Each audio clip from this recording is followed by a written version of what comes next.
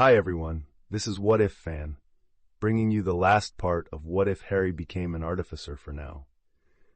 Please find fanfic name and author name in the description and please support the author. If you enjoyed the video, please like and subscribe. Also, this series, What If Harry Became an Artificer, is finished for now due to catching up with the current number of chapters, so I would like everyone's input for the next project on this channel. I'm currently debating between 3 fanfics. 1. What if copy system in Naruto? 2. What if ninja in Jujutsu Kaisen? 3. What if sign-in system in High School DxD? Please comment below on what fanfic you would like to see next on this channel. I will be choosing one of the 3 as a replacement in place of this series, if I have any responses. Along with that, I have decided that I would like to have 3 ongoing series on this channel. As such, tomorrow we will have a new series which will be added to the continuing list of series. As such, the new parts will now be every 3rd day. Let's start Chapter 71, Potter Home. It was well into December now as Harry continued to work on his artifact house. He'd finished the 1st floor and the 2nd floor now, ceilings, floors, walls, windows, and was currently finishing up the roof work. Given that he'd taken Tonks, Penny, and Fleur's ideas and thoughts into the design, the roof wasn't a single object, but one large roof and then smaller ones for the tower built into the home, and one for the room that led out onto the large balcony that is as an awning for the solid wood, double, front doors, and the stone front porch. Tile. Harry placed the next tile on the roof, using wandless magic to keep himself attached to the roof without falling. A second of focus, and the tile was not only attached to the roof, it fused with the rest of the home, becoming part of the singular artifact. Tile. Harry picked up the next tile from the large stack that he was levitating with barely a thought. Just a few more hours and he should be done with this, and the house, aside from the smithy and the pool that he wanted in the backyard, would be complete.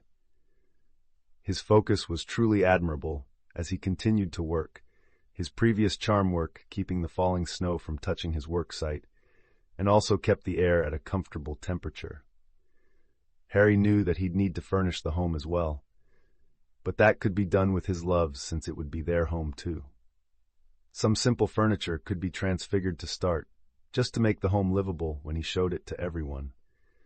Once they'd settled in, then he'd worry about showing it to fellow artificers for an official grading and another artifact on his record. Should I show them Doorfrost and its scabbard too?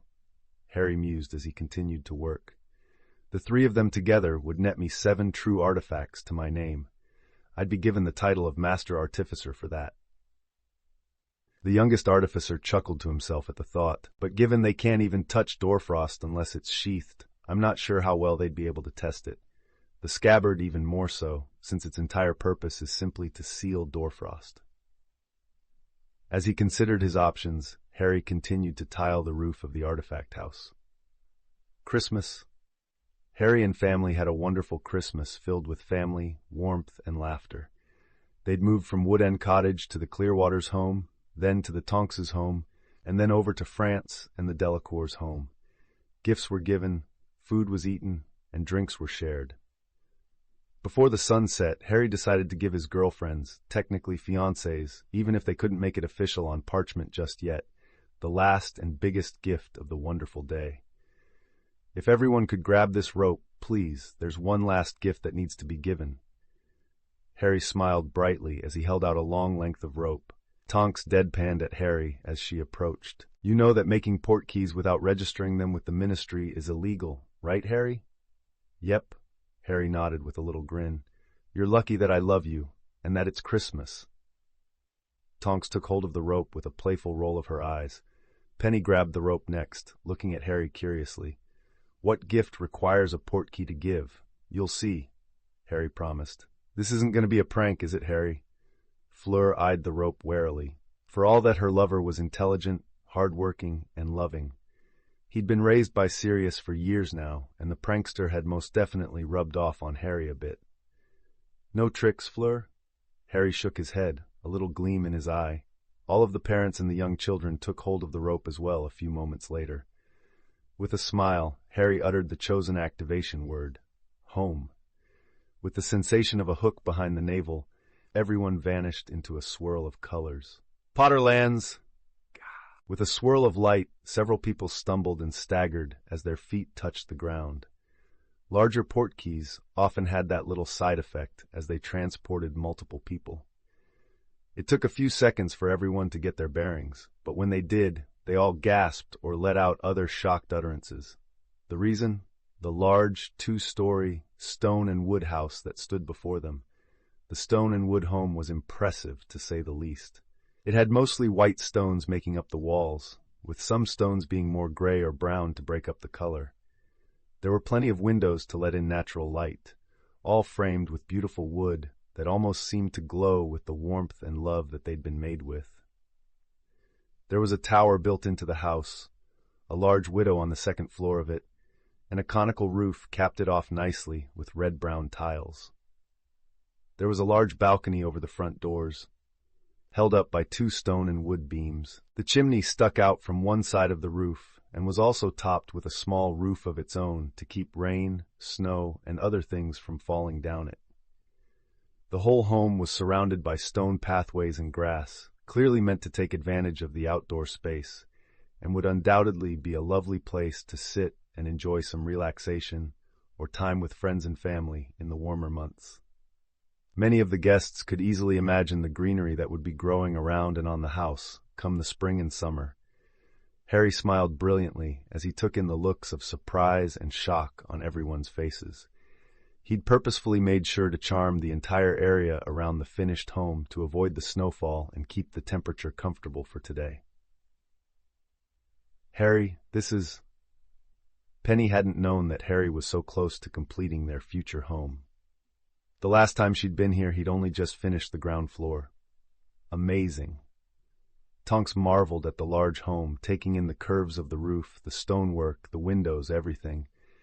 "It's wonderful, Harry," Fleur declared with a radiant smile for her beloved. Sirius could only laugh brightly as he got over his shock. "You work fast, Harry. You were still working on the walls of the second floor during my last visit." The exclamations of surprise and all of the praise for the finished home made Harry smile warmly at his family, both close and extended. "Would you all like a tour, maybe?" he joked, knowing that his loves would drag him into their soon-to-be home if he didn't start showing them around soon. "Come on, Harry, hurry up." Tonks was already walking up the stone steps that led onto the perfectly smooth stone porch. If they all hadn't known that Harry had built everything himself, the older witches and wizards would have sworn that this porch alone had to be the work of a master stonemason. "Coming, Nim?" Harry laughed at his eager metamorph magus girlfriend. His green eyes were bright with laughter as he saw Penny and Fleur on either side of Tonks, eagerly waiting to be let inside as well. The double front doors were opened as Harry placed his hand on the wood. The large group entered into a foyer with a high ceiling. The interior was lit by multiple lights from what appeared to be light bulbs. Closer inspection, however, revealed the truth. "Are those crystals?" Fleur's head whipped around to look at Harry for an answer. "Yep." Harry chuckled at the first question of the tour. "I created this particular method of using them myself. It's a quartz crystal shell with the runic sequence for a Lumos charm engraved inside. Put a little mana into them and they light up. Give them a constant source of mana and they'll stay lit indefinitely, or until the sequence degrades and burns out. Then, you have to fix it or replace it." "Harry, did you invent magical light bulbs and act like it's no big deal?" Ted asked his future son-in-law blankly. "I guess." Harry pretended to be stunned by the realization. "They'll be on sale at Potter and Erdun Creations in Diurne Alley after the holidays," he told everyone with a chuckle. "We're marketing them as lacrima lamps, and a way to have light without flames or the need to hold your own Lumos charm. We'll sell the lamp, which has a mana gathering and storage array inside, to customers. A buyer only has to press a button to turn the light on, or they can do it by pointing their wand at it from across the room. Do it again, and the light goes off." That had been the latest business venture for Harry and the Erdun dwarves. Aside from preparing for the coming conflict with the goblins, the dwarves had been mass-producing the new lacrima lamps for the shop. They'd even gone out of their way to make various sizes and configurations for the lamps. ones that sat on tables, flashlight-sized ones, ones that stuck to walls or ceilings too. Even magical flames needed oxygen and produced some byproducts, and most witches and wizards still used regular candles and wall sconces to light their homes at night. The lacrima lamps would revolutionize interior and exterior lighting for magicals. Left unsaid by Harry was that these first models that he'd personally made had been made part of the artifact house, just like everything else built within the home. They would never burn out and need to be replaced. Every part of the house was the same artifact.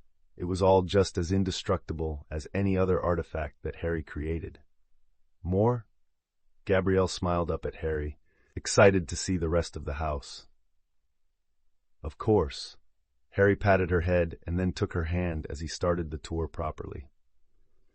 The group moved towards the doorway on the right, entering a sitting room with plenty of windows, meant for both the family and entertaining any guests. It was currently furnished with some simple couches, sofas, and chairs that Harry had transfigured. It had a fireplace that was crackling and providing warmth to the room as well, giving the entire room a warm glow. The next room was the kitchen. It was large enough for several people to cook in at the same time without getting in each other's way. A long, sturdy wooden table stood in the middle of the room. The counters were long and had multiple drawers beneath them to hold all manner of utensils and cooking implements. The cupboards above were filled with shelves just waiting to have flatware and glasses placed inside.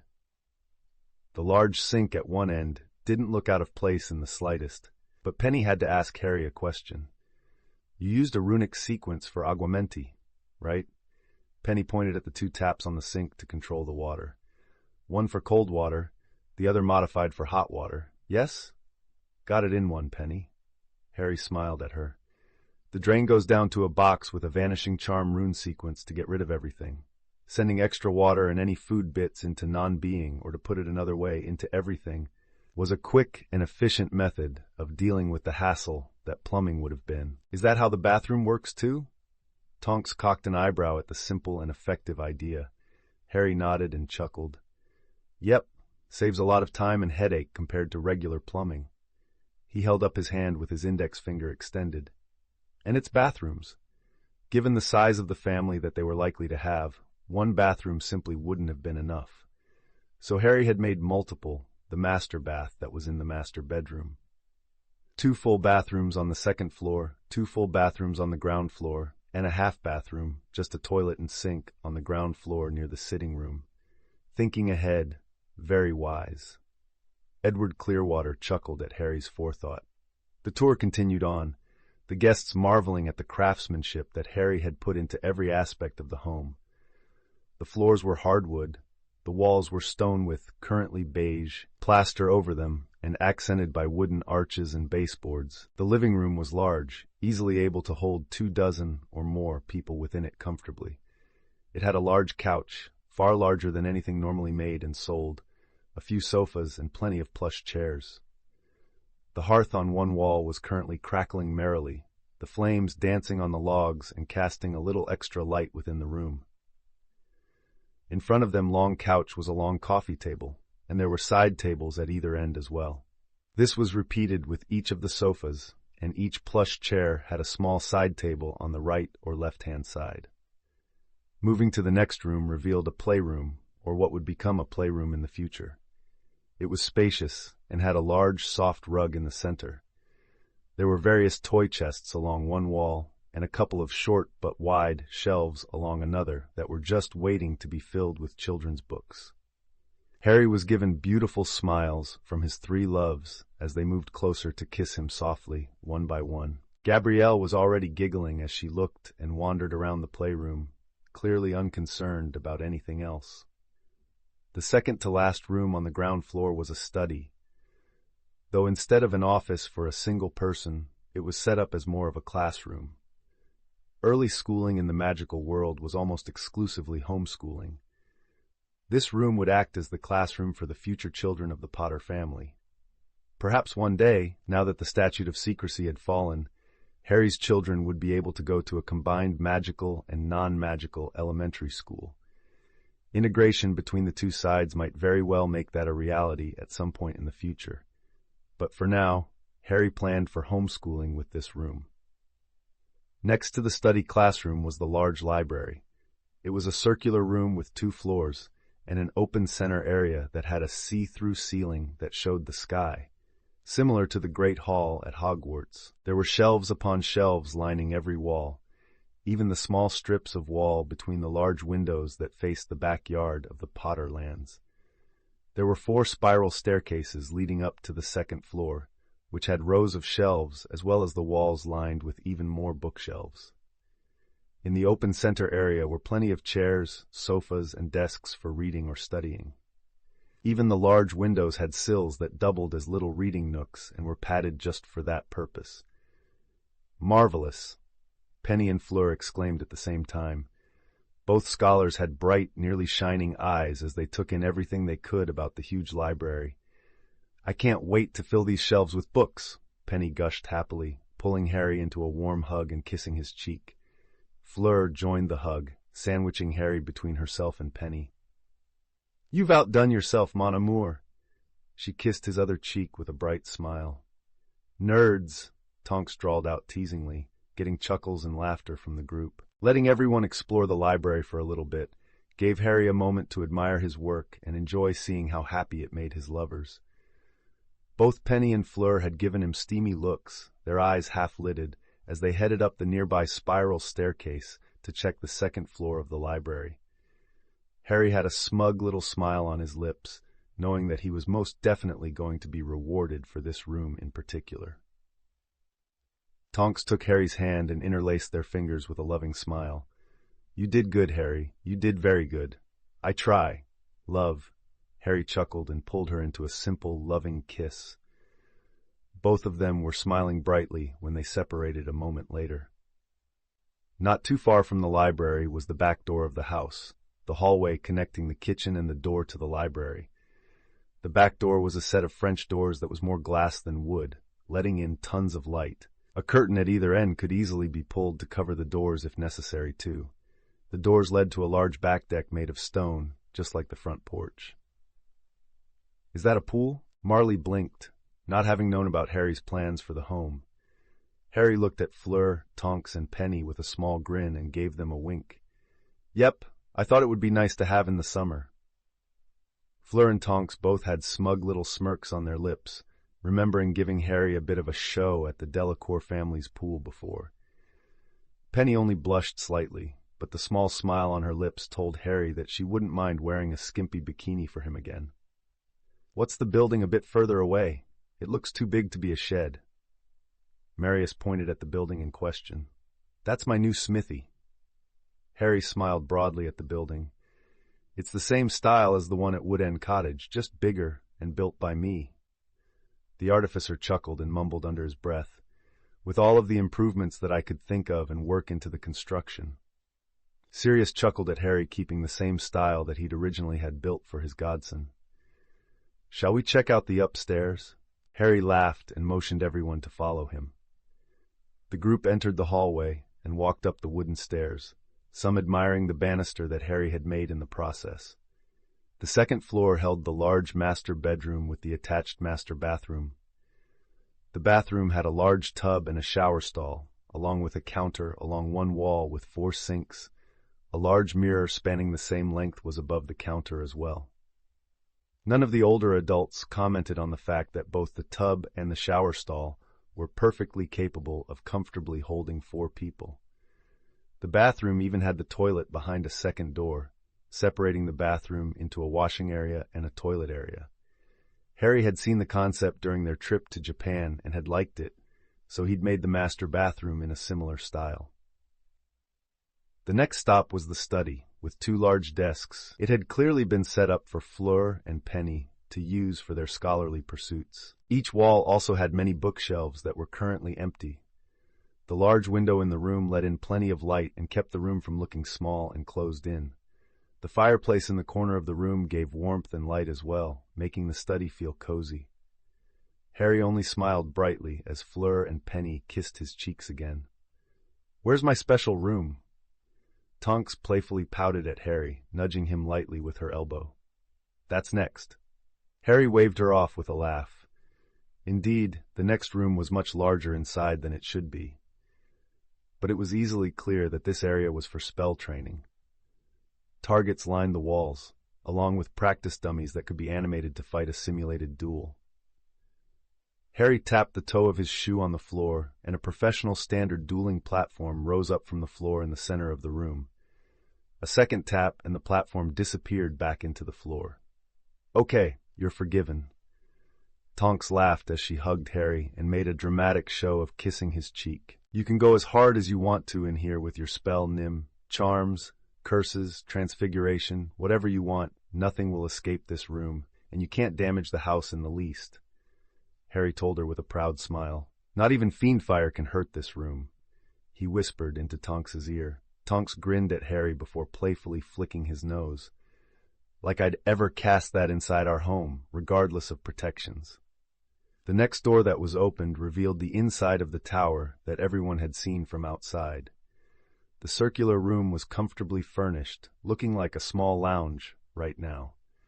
But Harry tapped the wall twice in quick succession to activate the special feature that he'd worked into this particular part of the home.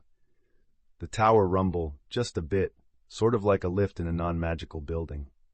The tower lengthened, growing taller and stretching higher and higher into the air without changing its diameter or circumference in the slightest. "What is going on?" Andromeda gasped in surprise. Apolline only took a second to realize that the view outside the window was changing as the tower grew taller. "Is the tower getting higher?" "Again!" Gabrielle laughed brightly, rushing over to the window to look at the ground below. "Harry, what did you make?" Marley asked her step-nephew-step-son, curious as to what the prodigious young man had come up with. Harry walked over to the large window and touched the wall next to it with a grin. "I think you'll understand once I do this." He swiped his fingers to the right, and the window, along with the room, rotated to face a different direction. Astronomy. Edward instantly realized that the taller tower was now able to see a different part of the sky. "It's an astronomer's tower." Harry pointed to his future father-in-law. "Got it." He spread his arms wide to indicate the entire room. "This tower room is for the likely chance that one of our children or future descendants will be an astronomy buff." Harry was also planning to build greenhouses out back as well, for any future herbologists in the family. "I'll have to leave magical creature dwellings or paddocks to a future child or descendant that's much more knowledgeable about the care that they'll need." He couldn't learn and understand everything, after all. "So, how do we get down?" Sirius questioned, not sure that the door would be viable with the tower currently so much taller than before. "Just a simple tap." Harry grinned and tapped the wall twice again. The tower not only started to return to its former height, but the room rotated back to its original position at the same time. Only a moment later, and the tower part of the house was back to normal, as if it had never changed at all. Everyone could tell that Harry was enjoying showing off his newest creation as he led them out of the tower room. The next few rooms were bedrooms, obviously for use by future children, and any guests that might stay over, but something caught Ted's attention as he saw how many doors were along the wall. "This is a lot of bedrooms, Harry," Ted mentioned, coughing into his hand a second later. "Are you planning for so many children?" He tried to ask as politely as he could. Harry chuckled, seeing Fleur, Penny, and Tonks looking at him, each cutely raising one eyebrow at him, as if questioning him on the number of children he wanted. "Our home will always have room for family and friends alike," Harry answered without answering, a little smile on his lips. Andromeda hummed before quickly counting the doors along the hall. "There's a door for each person. Well, except you four." She looked between her daughter, Harry, Fleur, and Penny. "Oh." Tonks, Penny, and Fleur all realized what Harry meant at the exact same time. "Harry, that's brilliant." Penny smiled beautifully at him. "How does the house know when to make more rooms?" "The house makes more rooms, the more people that are here." Tonks couldn't help but laugh a bit at the feature that Harry had built into their home. "Is there a limit?" Fleur's mind was clearly engaged. One could practically hear the gears turning in her head. Harry laughed at his two scholar lovers. "I'll give you all of the info later on, I promise." Both young women pouted at him for a moment before resolving themselves to wait until later. As for the basic operation, there will always be the master bedroom and 3 other bedrooms on the second floor. That's the minimum. As more people enter the house, more rooms are added. I had to make a limit based on the amount of material I used, but I highly doubt it'll ever be relevant unless we plan to host half the people in the local area all at once. He smiled at all of them again. But there will always be enough room for family and friends. Harry repeated, getting smiles from everyone in return. The last room on the second floor was a game room. Harry planned to have practically every game possible available here: billiards, darts, board games, card games, shuffleboard, bowling, etc., all made possible by the magic of his artifact house to provide himself, his family, and his guests with entertainment. You've really outdone yourself, Harry. Sirius clapped Harry on the shoulder, a proud smile on his face. It was a labor of love, so nothing was too far. Harry chuckled, though he was touched by the proud look that Sirius gave him. Harry, I can't cast the Tempest charm. Apolline spoke up, her wand in her right hand. Harry realized that he hadn't gone over the invisible features of his new artifact home and rubbed the back of his head for a second. Ah, right, sorry about that. He apologized to his future mother-in-law. No one but me can use magic right now. The house won't let you. Won't let us? Edward looked perplexed. Yeah, it's a protection feature. Harry smiled at everyone. No one can use any magic within the house or on the grounds. The area of effect of the house extends all the way to the border of the ancestral Potter lands. Can you designate people that are allowed to use magic? Penny asked with great interest. Is it a ward, or just a function of the artifact? Fleur was right beside Penny, eager to learn more about their future home. It seems to be based off of my anti-magic area, but it doesn't affect the magic of the house itself. Penny was already trying to formulate a hypothesis. Tonks wrapped both of them into a hug, using her Metamorph Magus ability to lengthen her arms significantly so that she could grab both of them easily. Down, girls. I'm sure he'll answer if you give him a second. She laughed brightly at her 2 sisters. Harry couldn't help but laugh at the eager looks on Fleur and Penny's faces. Its default state is to prevent anyone from using magic. However, once the house recognizes you as family, then you'll be free to use magic within its area of effect. For all others, they'll have to be temporarily allowed by me or one of the family members that live here. Anyone trying to sneak in with any ill intentions will find themselves stuck outside of the property line. The intent-based effect also works inside, in the unlikely event that someone allowed to use magic were to become violent. The instant the desire to harm someone with magic enters their mind, they won't be able to use it. If they try to resort to other methods, such as physical violence, enchanted objects, poison, or even non-magical weapons, they'll be disabled, sort of like being hit with a stunner but without any way to defend. Breathe, Harry. Marley and Sirius both said at the same time. The couple looked at each other and laughed a second later. Harry did so, only realizing that he'd pulled a Hermione now that he'd been called out. Ah, sorry about that. I just get a little carried away, since I was able to include everything that I wanted into the function of the house. It seems that you've thought of everything when it comes to safety. Edward chuckled at the total control that Harry and family would have within their home and the land surrounding it. Penny will be safer here than anywhere else in the world. The father smiled, knowing that his daughter would be happy, safe, and loved with Harry. I tried to be, Harry admitted with a nod. The house can snuff out fires that are trying to spread. Cushioning charms are worked into the floor when someone falls, especially in the playroom. The whole house being an artifact also makes it indestructible against basically everything. Destroying it would be a monumental task, even for me, and I created it. Nothing was too much when it came to protecting his family. Seeing the remains of the old ancestral Potter home when Sirius had first brought him to the Potter lands had drilled that into his head and engraved it into his brain. Harry, play with me. Gabrielle took Harry's hand and practically dragged him over to a table with a checkerboard set up on it. Harry laughed and scooped up the adorable Vila girl. He spun her around once, much to Gabrielle's giggling delight, before setting her into one of the chairs and then plopping down into the opposite one. All of the adults smiled at the cute scene as Gabrielle made the first move, pushing one of her pieces forward. Fleur, Tonks, and Penny all cooed at Harry playing with Gabrielle. "He's going to be such a good father." Fleur hummed happily, her left hand unconsciously resting on her flat tummy. Penny nodded in agreement, not taking her eyes off of the cute scene. "Yeah. Once everything settles down, maybe a couple more years." Tonks had a warm look in her eyes, her hair changing to a soft, warm brown color as she imagined this scene playing out between Harry and their children in the future. Hogwarts, headmaster's office. "Ha!" Dumbledore let out a sigh as he relaxed a little for the first time in far too long. The holidays are only a temporary break from the madness, but one that I'll most certainly take. Because of his various positions, Dumbledore had been run ragged the last few months since the collapse of the Statute of Secrecy. If he wasn't at the ICW, then he was at the Ministry, and if he wasn't at either location, he was visiting member nations that were suffering violence and pushback from the integration attempts. Already he'd seen far too much anger and violence between magical and muggle.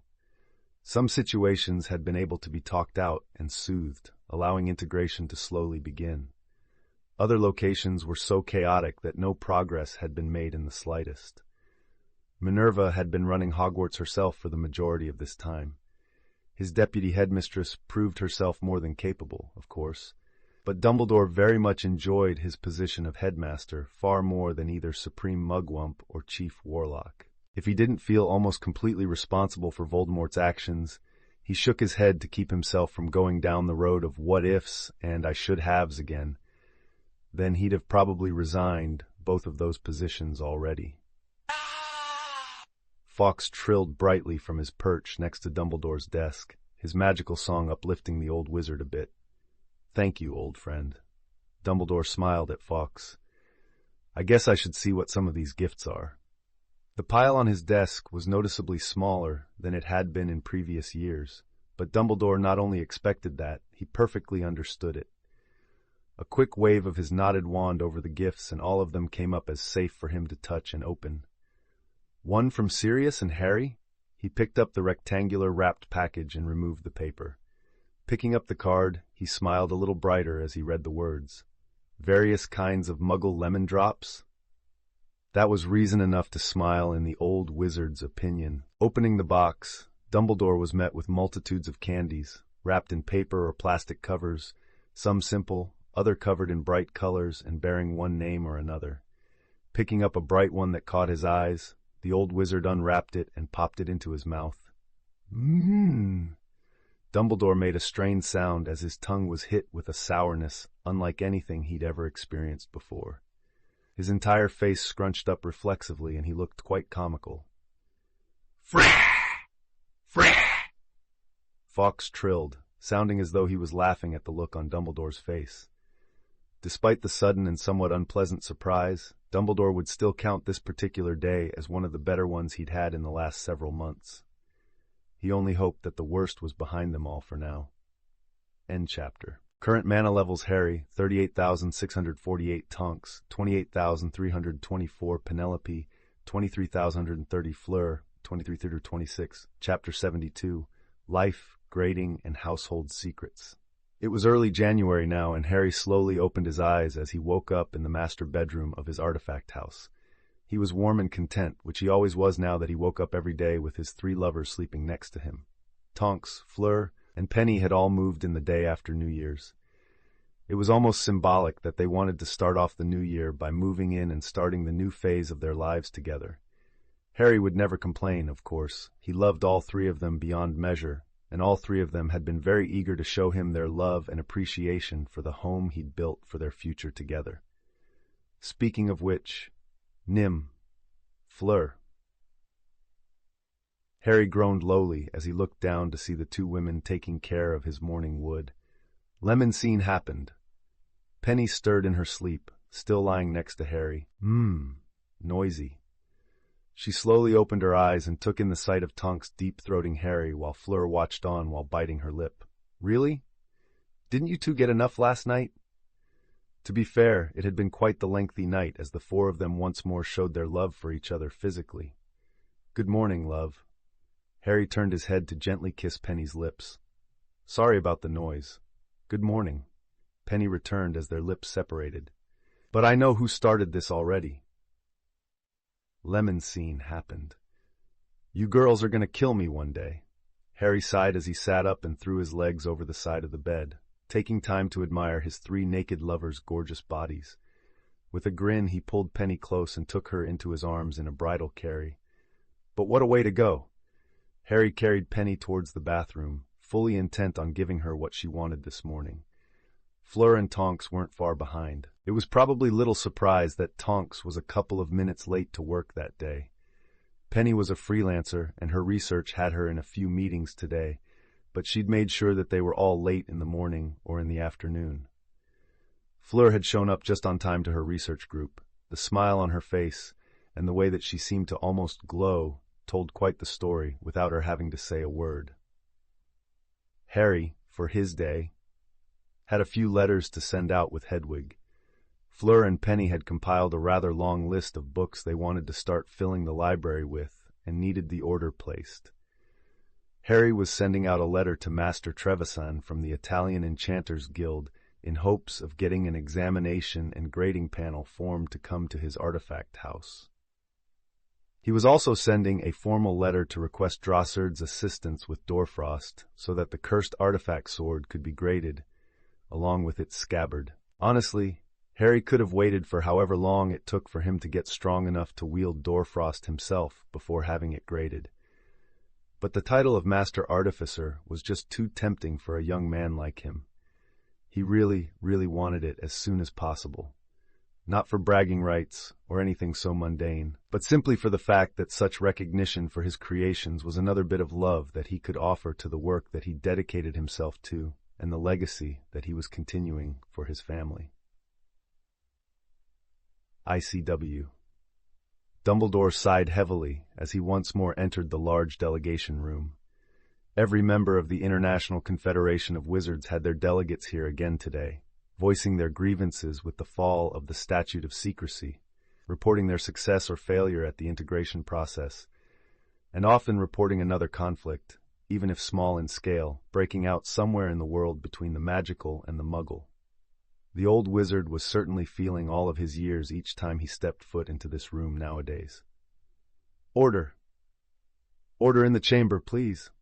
Dumbledore amplified his voice with the sonorous charm until all of the talking had stopped. "Thank you." He looked over the various gathered witches and wizards for a moment before continuing. As stated in today's itinerary, the Ministry for Magic of Japan has a new report that pertains to the fall of the Statute of Secrecy. Dumbledore looked over to the edge of the stage he stood upon, seeing a Japanese wizard and witch waiting. They will have the floor for the first portion of today's time. The two Japanese ministry works walked over to the podium as Dumbledore moved aside.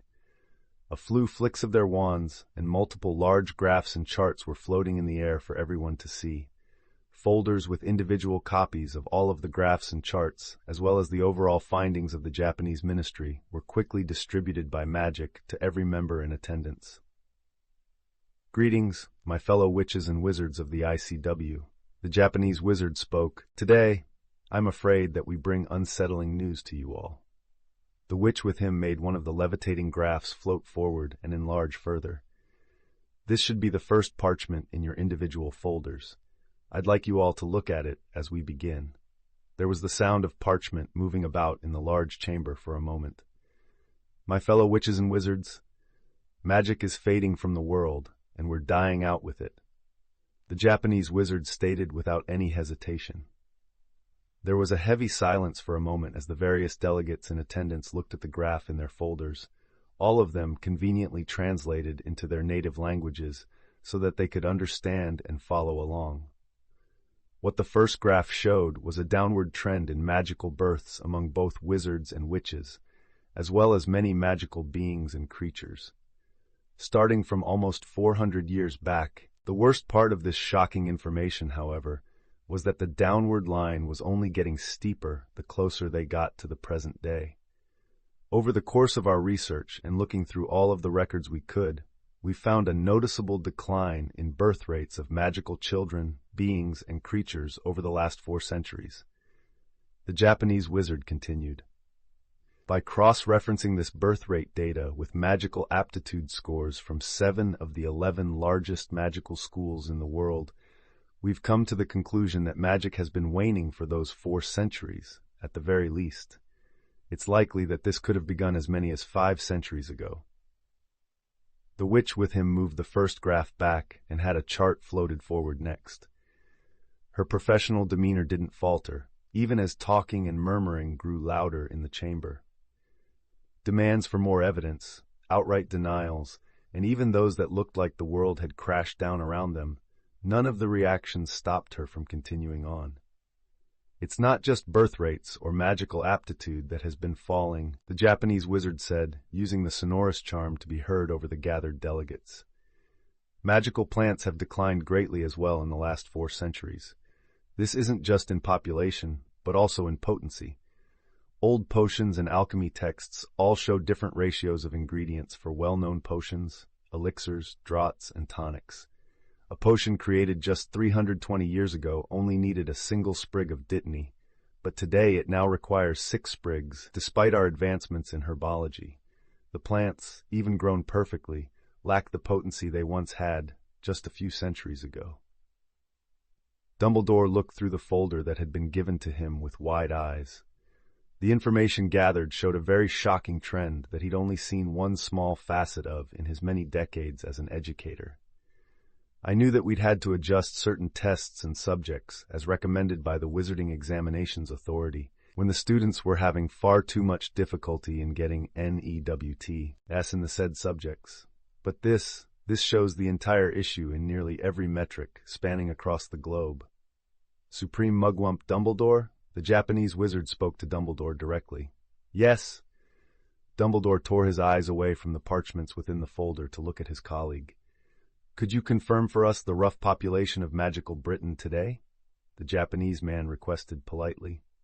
Dumbledore searched his memory for the number that had been reported in the Wizengamot early last year, right around 3,000 total, give or take a few.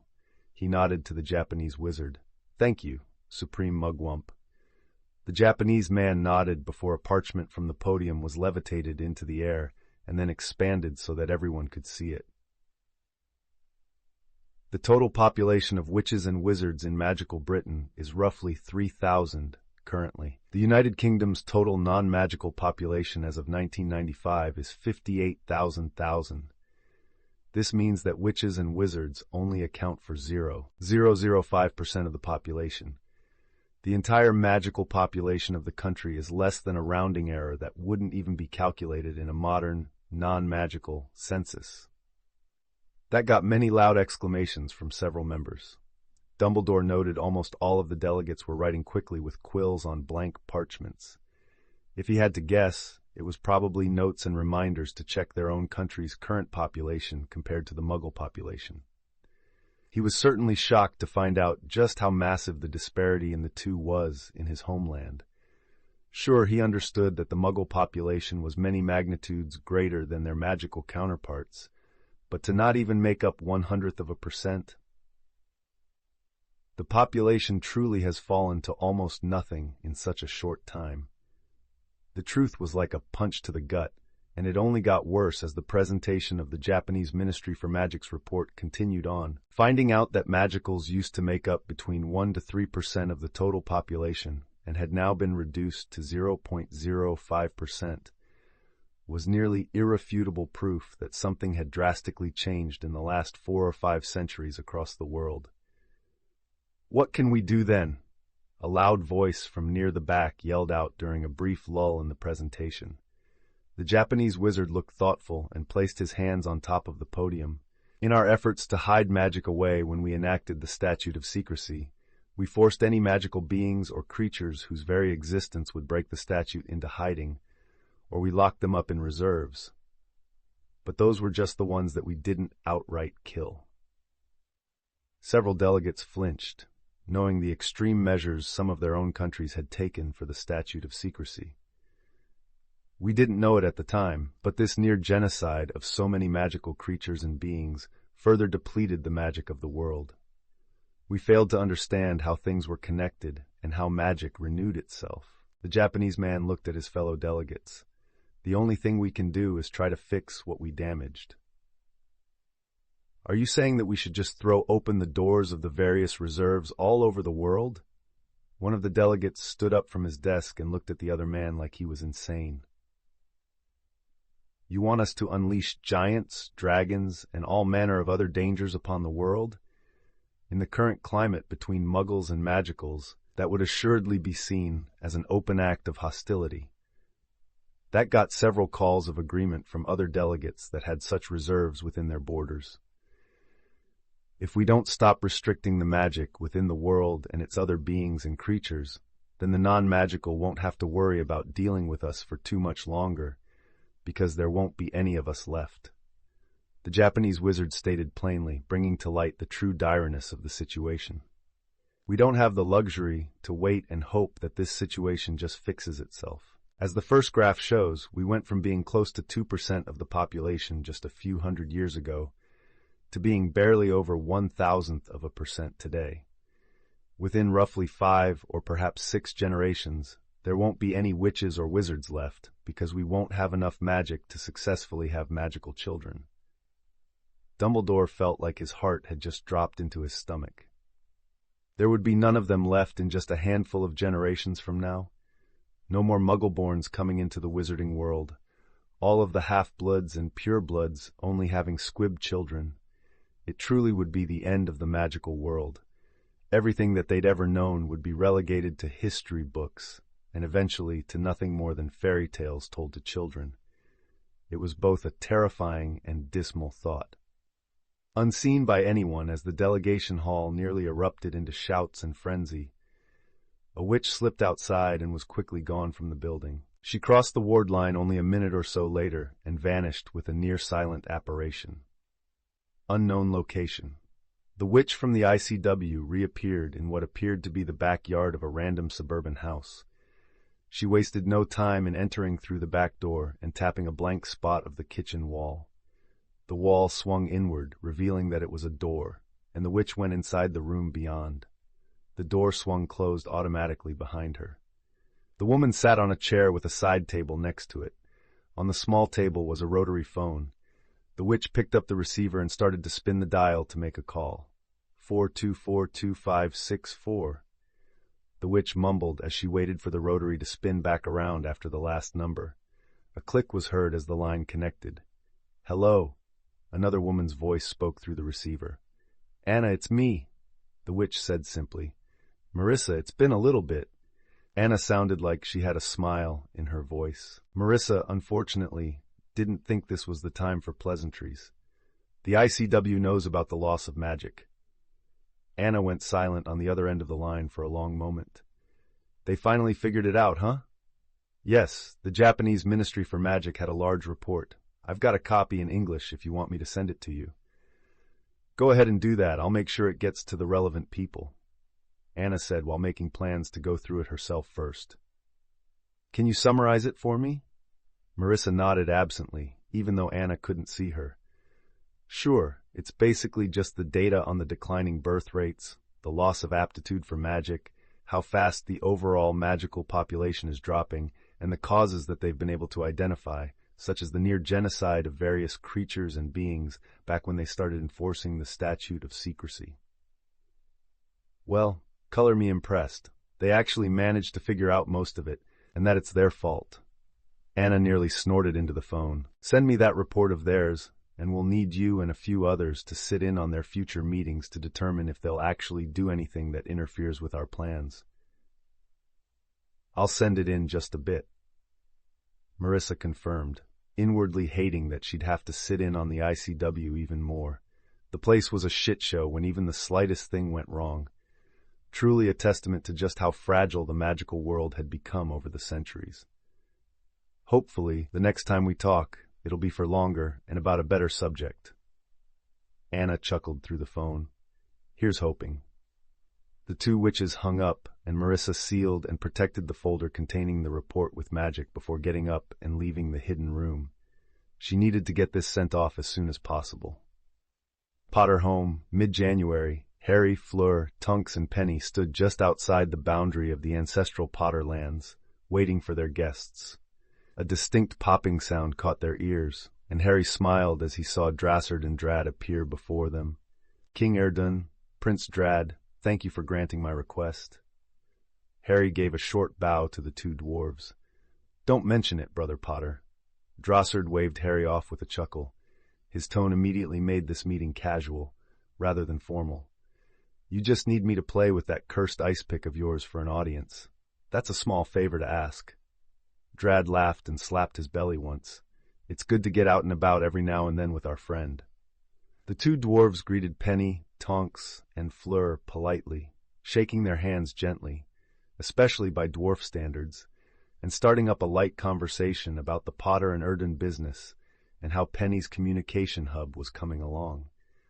The dwarves were eager to start selling the new communication mirrors, knowing just how much of a profit they stood to make from the revolutionary items. Neither the Potter family nor the Erdun dwarves would need to worry about money for the foreseeable future, that was for sure. Almost 30 minutes later, and the odd swirling light of a portkey appeared a safe distance from the edge of the Potter lands. A group of 5 people landed on the grass and took a moment to reorient themselves. Harry smiled as he recognized the oldest wizard among them. Master Trevisan, it's good to see you again. Lorenzo Trevisan, head of the Italian Enchanters Guild, looked at Harry with a bright grin on his old face. Artificer Potter, always a pleasure. He shook hands with Harry and politely greeted the women and then the two dwarves. I didn't expect to be seeing you again so soon, Artificer Potter. Simon Eder, from the Austrian Ministry for Magic, greeted the young man with a polite handshake. I've been rather busy, dealing with a Dark Lord and some other issues, Artificer Eder. Harry replied with a strained smile. I'm afraid the long-standing issues forced my hand into delving further into my artifice to deal with them. It's been a while, Artificer Potter. Rosa Moretti smiled brightly at Harry as she greeted him. The Italian artificer was a member of the country's Enchanters Guild and worked with Lorenzo quite often because of it. I can't wait to see what you've come up with this time. Harry couldn't help but like Rosa's bright personality. Thank you very much, Artificer Moretti. It's good to see you again. The next woman stepped forward with a smile and warm amber eyes. She was older, her brunette hair beginning to gray, but only a faint few wrinkles on her skin. I'm Gitta Matson. Do you remember me, Artificer Potter? Of course, Artificer Madsen. Harry smiled at the woman and politely shook her hand. You were on the panel to examine my last 2 artifacts. That seemed to please Giddy as she gave Harry a nod. The last artificer was also familiar to Harry, as he'd also been part of the panel that had examined and graded both Skyland Reed Nathair and Umvikeli Wempilo. Good to see you once again, Artificer Potter. The next man stepped forward to shake Harry's hand. He was fairly tall, with fair skin and light blonde hair. His blue eyes were alight with curiosity, glancing occasionally at both artifacts. I'm Mathis Kless from the Belgian Ministry, if you recall. Harry gave the man a firm handshake. Yes, Artificer Kless, I hope you haven't been having too many issues with all that's happened recently. We're certainly much more hectic than usual, but integration has been mostly smooth in Belgium. Mathis gave Harry a nod and a smaller smile. With greetings done, Harry smiled at the gathered panel of artificers. If you have any spells that you need to cast, please do so now. You won't be able to once you enter the ancestral Potterlands, as my newest artifact will not allow you to use magic. That got some raised eyebrows and interested murmurs going from the other artificers before they followed Harry beyond the boundary and into the area of effect of the artifact home. Oh, he's right! Rosa exclaimed with an amazed look on her face, her wand in hand. I can't cast any spells. She flicked her wand a few times, and even did a few much more complicated wand movements too. None of it had any effect whatsoever. This led to all of the artificers pulling out their wands and trying to cast multiple spells that they knew. Everything from Lumos to much more complex spells, several of which Harry had never heard of before, All failed to work in the slightest, now that they'd all crossed the boundary line. My word. Lorenzo marveled at the inability to use magic. And you say that we're still at the very edge of the artifact's effective range? Yes, Master Trevisan, Harry confirmed with a short laugh. Tonks snickered a bit at the stunned expressions on their visitors' faces. Shh! Penny lightly shushed the metamorph, not wanting to do anything that could interfere with the panel. Fleur just had a proud look in her eyes for Harry's accomplishments, a warm smile on her lips. From there, Harry led them through a cleared-out path through the snow that had fallen in the last couple of days. The entire area around the house was completely clear of snow, as Harry wanted to make sure that the panel wasn't hindered in their work. The temperature had even been raised and stabilized around the house for their guests' comfort. Well, let's look it over first. Lorenzo smiled as he saw the lovely house. This was met with agreement from all of the artificers, and Harry smiled as he got to lead another tour through his newest and greatest, so far, creation. Is he going to do this every time we have guests? Fleur asked with a soft laugh. Probably. Tonks and Penny said at the same time, both women cracking up a second later. Even Drazzard and Drad were taking the tour with Harry and the artificers. It was only when Harry led the group out into the backyard area that Penny, Tonks, and Fleur discovered something new about their new home, and if we want to go swimming in the winter months, or when the weather isn't cooperating. Harry tapped his foot on the ground next to the swimming pool. From the ground, a metal frame rose up, seemingly transfiguring itself directly from the dirt. The frame melded together seamlessly, and the spaces in the framework filled with glass. The previously warm air heated up quickly, becoming similar to a balmy summer day. Oh my, how lovely. Gitta smiled at the feature of the artifact house. And if we want a change of pace? Harry snapped his fingers, and the area around the pool was suddenly a near-perfect replica of a white sand beach, complete with a few palm trees. Impressive transfiguration abilities from this artifact. Simon noted as he watched Harry change the white sand beach into a black sand beach, then into a rocky area with a somewhat tall cliff that one could jump into the pool from, the frame surrounding the pool expanding or getting taller as needed, and even sinking back into the ground, leaving the beach features behind in the open air as Harry showed off the various settings for the pool. When were you going to tell us about this, Harry? Tonks questioned her lover as she threw her arm around his shoulders. Her eyes were a bright purple as she held his gaze. Whenever you three asked about going swimming. Harry smirked at her. Or now, I suppose. Cheeky. Tonks narrowed her eyes at him before rolling them and kissing his cheek. Is this one of the secrets you mentioned before? Fleur asked with a whisper, now curious about what else their home might be able to do. Harry nodded and failed to hold back a smile. You'll see everything soon enough after this grading is done, he whispered to the three quietly. Some things about his artifact house would be known only to family and no one else. Once the pool had been returned to its default setting, Harry looked at the panel for their thoughts so far. Well, this would normally be the time that we test for its durability. Mathis gave a small laugh. But it's kind of a moot point if we can't even cast spells. Indeed, makes it a bit difficult. Lorenzo grinned, his wrinkled face clearly fascinated by what they'd already seen. Harry spoke up, getting their attention. Lorenzo Trevisan, Simon Eder, Rosa Moretti, Gitta Madsen, and Mathis Clays are allowed to use magic. He then motioned toward the artifact house. Give it your best shot. Ha! Drad barked out a laugh as he and Dressard moved to the side with Harry and the girls. What followed was the artifact house being blasted with every spell the artificers could think to try. Fire, including fiend fire, lightning, water, ice, earth, bombarda, slashing curses, glass-shattering hexes, oil conjuration, which was then set on fire again, acid conjuration, specialized spells made for demolishing structures were even tried to no effect. The artifact house was truly as indestructible as Harry had told his family it was. Like I said, Harry murmured quietly to Tonks, Penny, and Fleur. Even I would have a hard time trying to destroy it, and I made it. The panel of artificers seemed to be done with their tests, a few of them clearly a bit winded from casting spell after spell with as much power behind each one as they could muster. The five of them gathered together to discuss while Harry levitated some glasses of water over to them to drink. It was quite a bit longer than Harry was used to, as the discussion seemed to be going back and forth a few times. But eventually, the panel came to a decision. "You never fail to impress, Artificer Potter." Lorenzo smiled brightly at the young man. "After much discussion, and taking into account all of your artifact's strengths and design, we've come to a rather surprising conclusion." Harry suppressed the urge to swallow nervously. "With the power and varied functions your artifact possesses, along with its durability resisting everything we could possibly throw at it, we've determined your artifact house to be a high-grade artifact," Lorenzo said, and the other four Artificer nodded in agreement. High grade. Harry's eyes widened in surprise. That was very rare for any Artificer to achieve.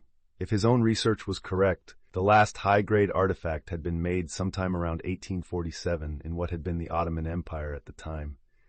Lorenzo chuckled at Harry's stunned look. "Yes, it's an astonishing accomplishment for any Artificer, much more from one so young." The old man nodded to Harry. "Did you have a name for your artifact house?" Harry held up his hand, silently asking for a moment, before he walked over to discuss a name for their home. "They're asking about a name." "Does our house really need a name?" Tonks cocked an eyebrow at the idea. "Couldn't we just call it Potter Manor and be done with it?" Penny didn't seem to think their home needed some extravagant name either. Fleur seemed to roll around an idea or two, but she ultimately shook her head. "I can't think of anything better than Potter Manor either." "Works for me." Harry smiled and kissed each of them briefly before heading back over to the waiting panel of Artificers. "Just Potter Manor will be fine for a name." "Noted." Rosa smiled, already writing it down. Simon looked at Harry with a smile grin. "I do believe you had 2 more artifacts you requested a grading for as well. Artificer Potter?" Harry nodded to the older man. "Yes, though I must caution all of you, this next one is a cursed artifact." All of the Artificers in the panel narrowed their eyes at the new information. Harry had to explain Doorfrost and its creation. After that was explained, he then went on to explain how he'd experienced its cursed nature himself, and then explained the death of Umbridge by the witch's foolish insistence on touching the sword. Drossard walked over when Harry politely asked Hy to bring Doorfrost to the panel. "Careful now. This ice pick is unfriendly, to say the least." The Dwarf King unsheathed Doorfrost, and the blade let off a steam-like mist as soon as it was fully free from its scabbard. "You can feel something off with it just from being close enough." Gitta rubbed her arms and took a step back from the sword. Mathis eyed Doorfrost warily as well. "Yeah, I don't think I'm going to be touching that if no one minds." Lorenzo, however, took a step forward and lightly touched Doorfrost's blade with the tip of his index finger. He pulled it away a second later and looked at the reddened skin curiously. "Vicious thing, aren't you?" Lorenzo spoke to the cursed artifact as he gently rubbed his fingertip to help it warm back up. The panel of Artificers spoke amongst themselves for a few moments before looking at Harry and Drossard. "If King Ardun would be so kind as to demonstrate Doorfrost's capabilities, we'll be happy to give it a durability test and then grade it."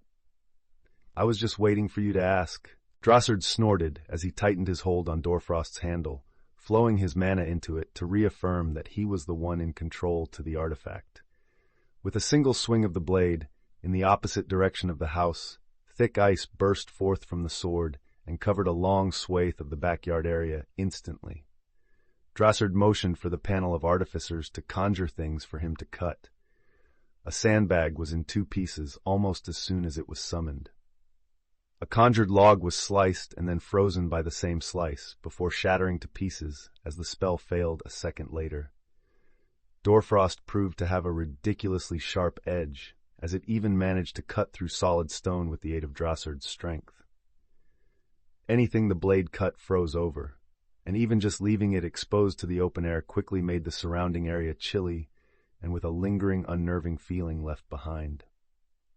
"Stand back for this one. I'm actually going to give it some instruction." Drossard walked a distance away before stabbing the tip of Doorfrost into the ground. A line of thick, jagged ice was released from the sword. Once it was a fair distance away from Drossard, it rapidly expanded to cover a huge portion of the snow-covered ground. Crack! That's... Rosa gaped at what she was seeing.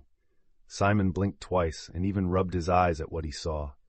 Both Mathis and Gita looked up, craning their necks to do so. Lorenzo eyed the miniature glacier that now existed in the far corner of the Potterlands. Just eyeballing it, the old Artificer estimated the immense block of ice to be at least close to 30 meters high and potentially double that in both width and length.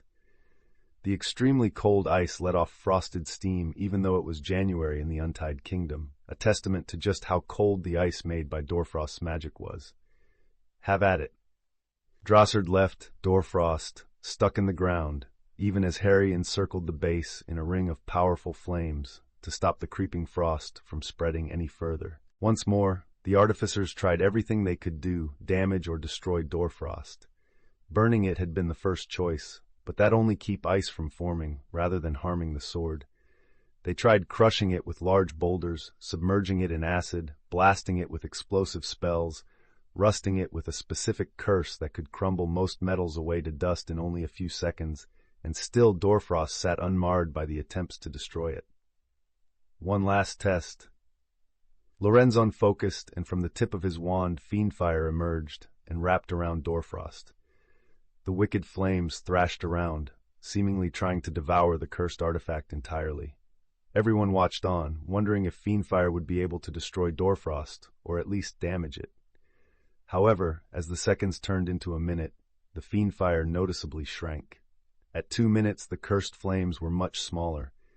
At the 2.5-minute mark, the fiendfire guttered out, leaving wispy black smoke rising off Dorfrost. The blade was barely marked, only a few small bits of soot from the torched grass clinging to the blade. The discussion for Dorfrost's grading was much shorter than it had been for the artifact house. The panel unanimously agrees that Dorfrost is a greater grade artifact. Lorenzo said with a short nod. We'll make sure that its information as a cursed artifact is added to its entry within the records. Thank you, Master Trevisan. Harry thanked the old artificer with a short bow. If it was known to be cursed, then most people, even ones up to no good, wouldn't be trying to come around looking for Dorfrost.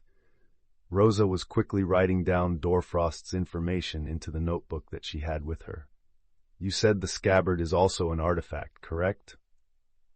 Gita looked over the scabbard, easily able to tell that it had a dragon hide as its outermost component. Yes, its sole purpose is to seal Dorfrost so that it doesn't spread its creeping frost or hurt anyone that might touch the sword by accident in some way. Harry handed the scabbard to Gita, while the rest of the panel crowded around the third artifact of the day, slowly going over it with their experienced eyes and hands. Harry watched the examination and the durability test of the scabbard while standing with his lovers. Drad and Drossard were standing next to them, also watching the test with sharp eyes. It was a much shorter test than Dorfrost or Potter Manor, given that there was only so much they could do with the scabbard. It didn't have some great power to display and test. It was just a powerful scabbard that could indefinitely detain and control Dorfrost while the blade rested within it. It's incredibly well made, Artificer Potter. Lorenzo handed the scabbard back to Harry. We can't destroy it through magic or physical means, and when Dorfrost is sheathed within it, we can all safely touch the handle without issue. It clearly does exactly what you made it to do. However, as it doesn't have anything in the way of a function outside of being a scabbard, the panel has agreed to grade it as a minor grade artifact. Thank you, sir. Harry had already been certain that the scabbard wouldn't be more than a minor grade artifact. Rosa looked up at Harry. Did you have a name for this one? Harry looked thoughtful for a moment. The dour frost is kept at bay by bright flame. With a grin, he looked at Rosa. I think I'll call it Bright Flame. Got it. Rosa smiled as she wrote the name down to complete her notes on the artifact scabbard. Harry flowed a large amount of his mana to his right hand and snatched Dorfrost off the ground, quickly sheathing it before the cursed sword could start trying to freeze him over. Once the blade was sheathed and safe, Harry stopped the mana flow to his hand and exhaled in relief. With these 3 artifacts to your name, that gives you 7 total, Mathis said. shooting a smile at Harry. Indeed it does. Simon also gave Harry a nod and a smile. We'll have to start calling you Master Artificer Potter now. Gidda laughed warmly at Harry's accomplishment at such a young age. Harry couldn't stop the smile that formed on his face. I guess so. We'll have the small ceremony at whatever location you'd like to host it for you, Master Artificer Potter. Lorenzo nodded to the youngest artificer with a jovial laugh. I can have the Italian Enchanters Guild Hall ready for you whenever, if you'd like. I'll have to think about it for a bit, Harry admitted, knowing that it probably wouldn't be something extravagant, considering most artificers were utilitarian in nature. I'm assuming it's mostly just for the papers to get their pictures and write some articles, and to share drinks with fellow artificers, chat a bit, have some food, pretty simple and straightforward. Rosa nodded to Harry with bright grin. Harry shrugged in acceptance of the simple celebration. I'll discuss it with my family and let you all know. With that, the panel of artificers all congratulated Harry on achieving the title of Master Artificer. The young man could only smile and thank all of them for their time and effort to grade his artifacts. Later, Harry was lying back on the large couch in the living room of Potter Manor. It had been an eventful day for him, and he'd actually ended up nodding off for a nap. Said nap was abruptly ended as Tonks kissed him awake. Harry made a noise as he opened his eyes to see Tonks, Fleur, and Penny standing over him. What's up? He yawned. Silly man, you said that you'd show us another secret of our home after everyone left. Fleur giggled at him, leaning down to kiss his lips as well. We're all very curious, Harry. Penny leaned down and kissed him this time. Make with the secrets, mister. Tonks laughed as she gently pulled him onto his feet. Harry shook himself a little and, with a thought, conjured a pair of slippers on his feet. Follow me then, lovers. He grinned at the three women and led them to the front door. Fleur, how do you usually get to your parents' house? I apparat from here and then either use the flue or apparat again. Though if I apparat, I usually break it up into at least a couple of smaller jumps. Fleur answered, curious about the question. That's inefficient. Harry drawled and put his finger on the front door. The girls looked up at the top of the double door and noticed that there was a small, circular decoration that had spun to the side a bit and changed color from the normal brass tone to a soft blue with a flower on it. You could just open the door. He opened the double front door and Fleur's eyes widened in shock. My parents' kitchen?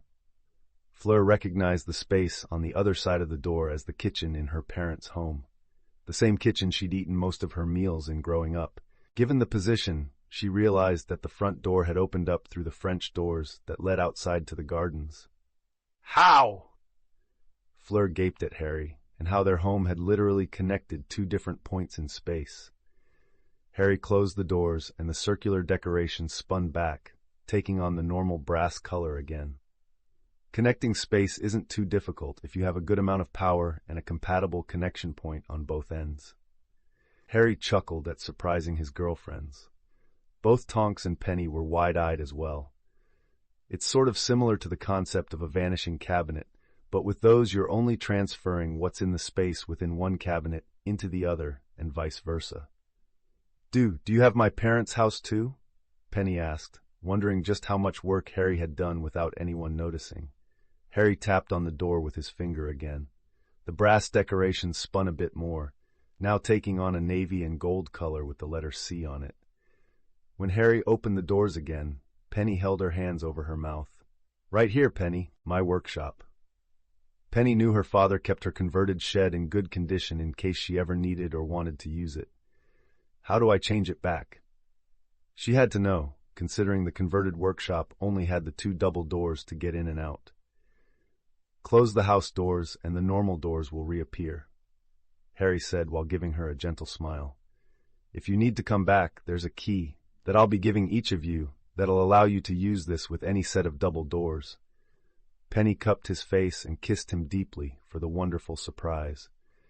Harry had a grin on his lips when they separated, only for his head to gently be turned and Fleur to capture his lips next. You've outdone yourself, mon amour. Fleur praised him as their foreheads gently touched and they looked into each other's eyes. I'm trying to figure out where this will open up at my parents' place. Tonks looked incredibly curious, since both the front and back doors at her parents' house were single doors. Care to surprise me, Harry? She gave him a smirk as her hair turned a dark purple, as did her eyes, becoming quite entrancing. Harry smirked right back at her and tapped on the front doors again. The brass decoration turned once more, a bit further this time, and took on a pink and purple coloration with the letter T on it. Want to say hi to your parents, Nim? Harry chuckled as he opened the front doors, only for a very familiar bedroom to appear on the other side. My old bedroom? Tonks blinked and suddenly realized that her old closet was a double door, even if the doors were a bit smaller than the front doors. With a sexy smirk, she sauntered up to Harry and wrapped her arms around his shoulders while pressing her body flush against his, her tits becoming larger as she worked her metamorph ability. So, Harry, are you saying you want to do it in my childhood bedroom? Don't threaten me with a good time. Harry shot back right before their lips met, and Tonks let out a happy hum of pleasure. When the two pulled away from each other, they shared a loving look. Harry. Both Penny and Fleur looked at Harry with their eyes filled with dozens of questions. Incoming nerdstorm, Tonks declared with a cute laugh. Harry squeezed Tonks's ass, making her let out a cute growl at him. Go ahead. He chuckled as Fleur and Penny began to ask questions. How many places are connected? Penny's first question was expected. Is there a limit to how far away the door can transport? Fleur's question was also something that Harry would ask first if he had been surprised with the complex magic of the front door. I love these three. Harry smiled as he squeezed Tonks into his side and looked at how excited and eager to learn Penny and Fleur were. End chapter. Current mana levels: Harry 40,326 Tonks, 30,248 Penelope, 24,152 Fleur, 24,414. Chapter 73, Master Artificer, Business Wedding. Harry, stop fidgeting, Penny said as she fixed up his dress robes. Harry went still but grumbled under his breath. He wasn't a fan of formal dress, but it was necessary in this case. You don't see us making a fuss, Harrikins. Tonks teased him with a smirk. She looked rather lovely in her black and purple robes that were modified from normal dress robes to be more form-hugging and flatter her natural curves. You look dashing, Harry. Fleur gave him a smile, filled with temptations of what she'd give him later. As always, Fleur looked spectacular in anything that she wore. For this celebratory gathering to mark Harry's new title of Master Artificer, the Vila wore a sky blue and silver-lined dress that wouldn't look out of place in either a magical or non-magical venue. It hugged her curves, and the dress showed off a tasteful amount of her cleavage without being too risque. Penny finished with his dress robes and pulled back with a smile. You do cut a handsome figure when you're all dressed up, Harry, she complimented with a cute giggle.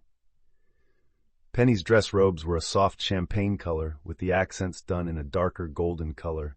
The robes were also cut in a similar style to Tonks's as the garment hugged Penny's figure and showed off her waist and hips. I'll take the compliment, even if I still don't like the dress robes, Harry conceded with a short sigh. His dress robes were slate gray in color, with the few accents on the robes being Prussian blue to stand out a bit without being bright. Tonks snorted out a laugh at Harry's distaste for formal dress, and Fleur just shook her head with an amused little grin on her lips. The four of them entered the hall of the Italian Enchanters Guild when prompted by one of the members. The main hall of the guild had high vaulted ceilings, columns of immaculately carved stone, a marble floor that was so perfectly polished it was almost reflective, and was lit by multiple crystal chandeliers. The man of the evening has arrived, Master Trevison announced with a sonorous charm, amplifying his voice so that everyone that had gathered for the celebration turned to look at Harry and the girls. Fellow enchanters and artificers, I present the first Master Artificer of the modern age, Harry James Potter. A loud applause rose up, along with a few cheers, as Harry gave a short bow to the gathered artificers and enchanters. The four of them walked across the marble floor to greet Lorenzo, and then began to mingle with the gathered witches and wizards. Tonks stuck close to Harry, only knowing a bit about enchanting and artifice from listening to Harry over the years. Harry loosened up a bit as he got involved in conversation with some of the other artificers about ideas and current projects. Fleur and Penny went off to mingle a bit and chat with some of the other enchanters and artificers in the hall, mostly to get ideas and thoughts on things they were either trying to work out, Penny, or to talk about magical power in relation to input and output through varied mediums and foci. It wasn't any surprise to Harry that both Fleur and Penny were very well received by the gathered artisans. "Master Artificer Potter, good to meet you." A man with dark graying hair and a few wrinkles on his face shook Harry's hand. His face was a bit square-shape, and his trimmed beard matched his hair in color, but it was his eyes, a deep blue that shone with wisdom, that caught Harry's attention the most. "Silas Blackthorne, Artificer with 3 true artifacts to my name." "Good to meet you, Artificer Blackthorne." Harry returned the greeting. He noted that the man's English was slightly accented, but couldn't tell where the older man might be from, because the accent was so slight. Silas gave Harry a nod and a polite smile. "I was hoping for just a few minutes of your time to talk about what you might be doing next, now that you've become a Master Artificer." Harry had already had this conversation twice now, but each time it was different, so he went along with it. "At the moment, I'm planning to get back into my enchanting business with my dwarven partners and my lovely Penelope." "Not trying for a legendary grade artifact now that you've made a high grade?" Silas asked with a faux shock in his voice and a grin on his face. Harry chuckled at the older wizard's joke. "I'm afraid not, Artificer Blackthorne. I've been away from the creation of new items for a bit too long already. Not to mention just figuring out an idea to surpass Potter Manor would be a long process in and of itself. Could I get a sneak peek of what new items may be available for purchase in the future?" Silas asked with a chuckle. "Your items have been world-changing before, after all." That was obviously in reference to the scouters and test frames. I suppose just an idea wouldn't hurt. Harry agreed with a shrug. Not like he'd explain any kind of inner workings for the things they were working on, and he'd keep some projects completely under wraps for now. Not mentioning them was the best way to keep anyone else from trying to get the jump on Potter and Erdun creations, after all. The rest of the evening was spent in pleasant conversation with good food and drinks shared by all. Near the end, Harry didn't even hate the dress robes as much anymore.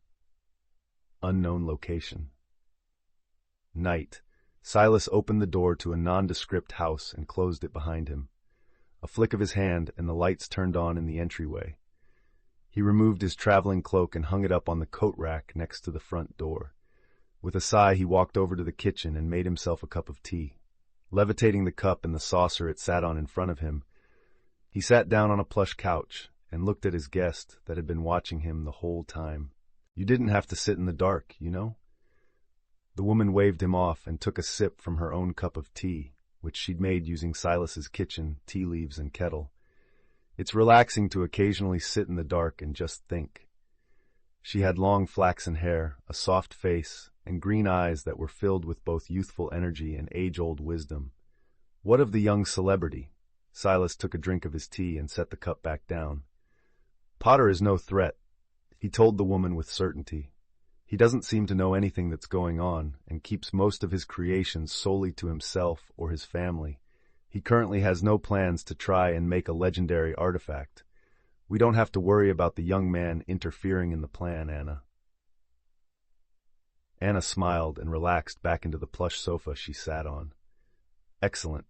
I didn't want a sudden new variable popping up when we're only a few months from enacting the plan. We'll have no issues from the Enchanters Guilds or any artificer of note." Silas picked up his cup of tea and took another drink. "What is the ICW up to?" "Still arguing about how to counteract the damage that has been done to the magic cycle and the withering away of magic. Useless bureaucrats, the lot of them." Anna rolled her eyes, which looked just a little silly given her poise and tone of voice. Silas hummed softly once. "Can't say that we expected anything different." "Thank you for the update, Silas. I'll make sure that the others know that we're safe on the Enchanters Guilds and the Artificers." Anna stood up to leave, a flick of her fingers cleaning her teacup and saucer completely. "Have a good night, Anna." Silas wished her well as the woman walked towards the door. Anna's simple black dress wouldn't make her stand out in a crowd in the slightest, if it wasn't for the fact that it was currently winter in the northern hemisphere, and the black sundress offered no protection from the cold by itself. When Anna got to the door, Silas pulled a familiar item from his pocket, a short metal bar that was covered on either side by thin wooden slats with a circular glass lens on one end at a 45-degree angle, and looked at Anna through the lens. 6-8. Silas let out a small exhale through his nose as he lowered the scouter from his eye. Still getting stronger. I suppose it does make sense, given just how much magical power she was born with. Anna closed the door behind her, seemingly unaware that Silas had just measured her mana level. Silas looked down at the scouter in his hand, marveling at how such a small thing had changed the magical world so much, and in such a short time. He'd been one of the very first to buy a scouter, back when Harry Potter had sold them through the Owl Order service. It had just been a novelty at the time, but he needed to look into it as the main artificer within their expansive group of cooperators. It was the first commercial success of an easy-to-understand way to fairly measure magical power. Sure, several groups over time had their own measurements, but no one had ever agreed on any of them universally. But by the scouter's measurement level, Anna was born with roughly 38,000 mana. It's no surprise that she's one of the higher-ups. The girl was considered blessed by magic from birth. The fact that Anna had only turned 39 this year, not even 1/3 of the way through an average witch or wizard's lifespan, was just further proof that the witch had spent her years studying and practicing well to reach such a colossal level of power.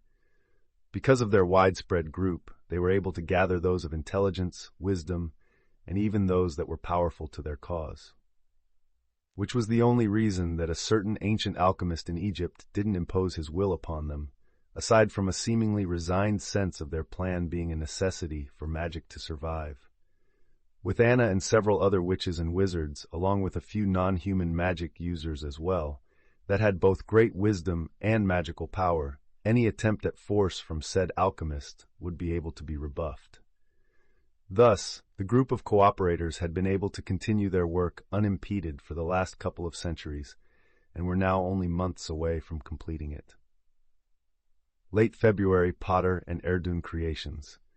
In the back room of the shop, on one of the large wooden tables, dozens of parchments were laid out. All of them showed various arithmancy equations, material lists, runic sequences and arrays, and more things that most people wouldn't be able to make heads or tails out of.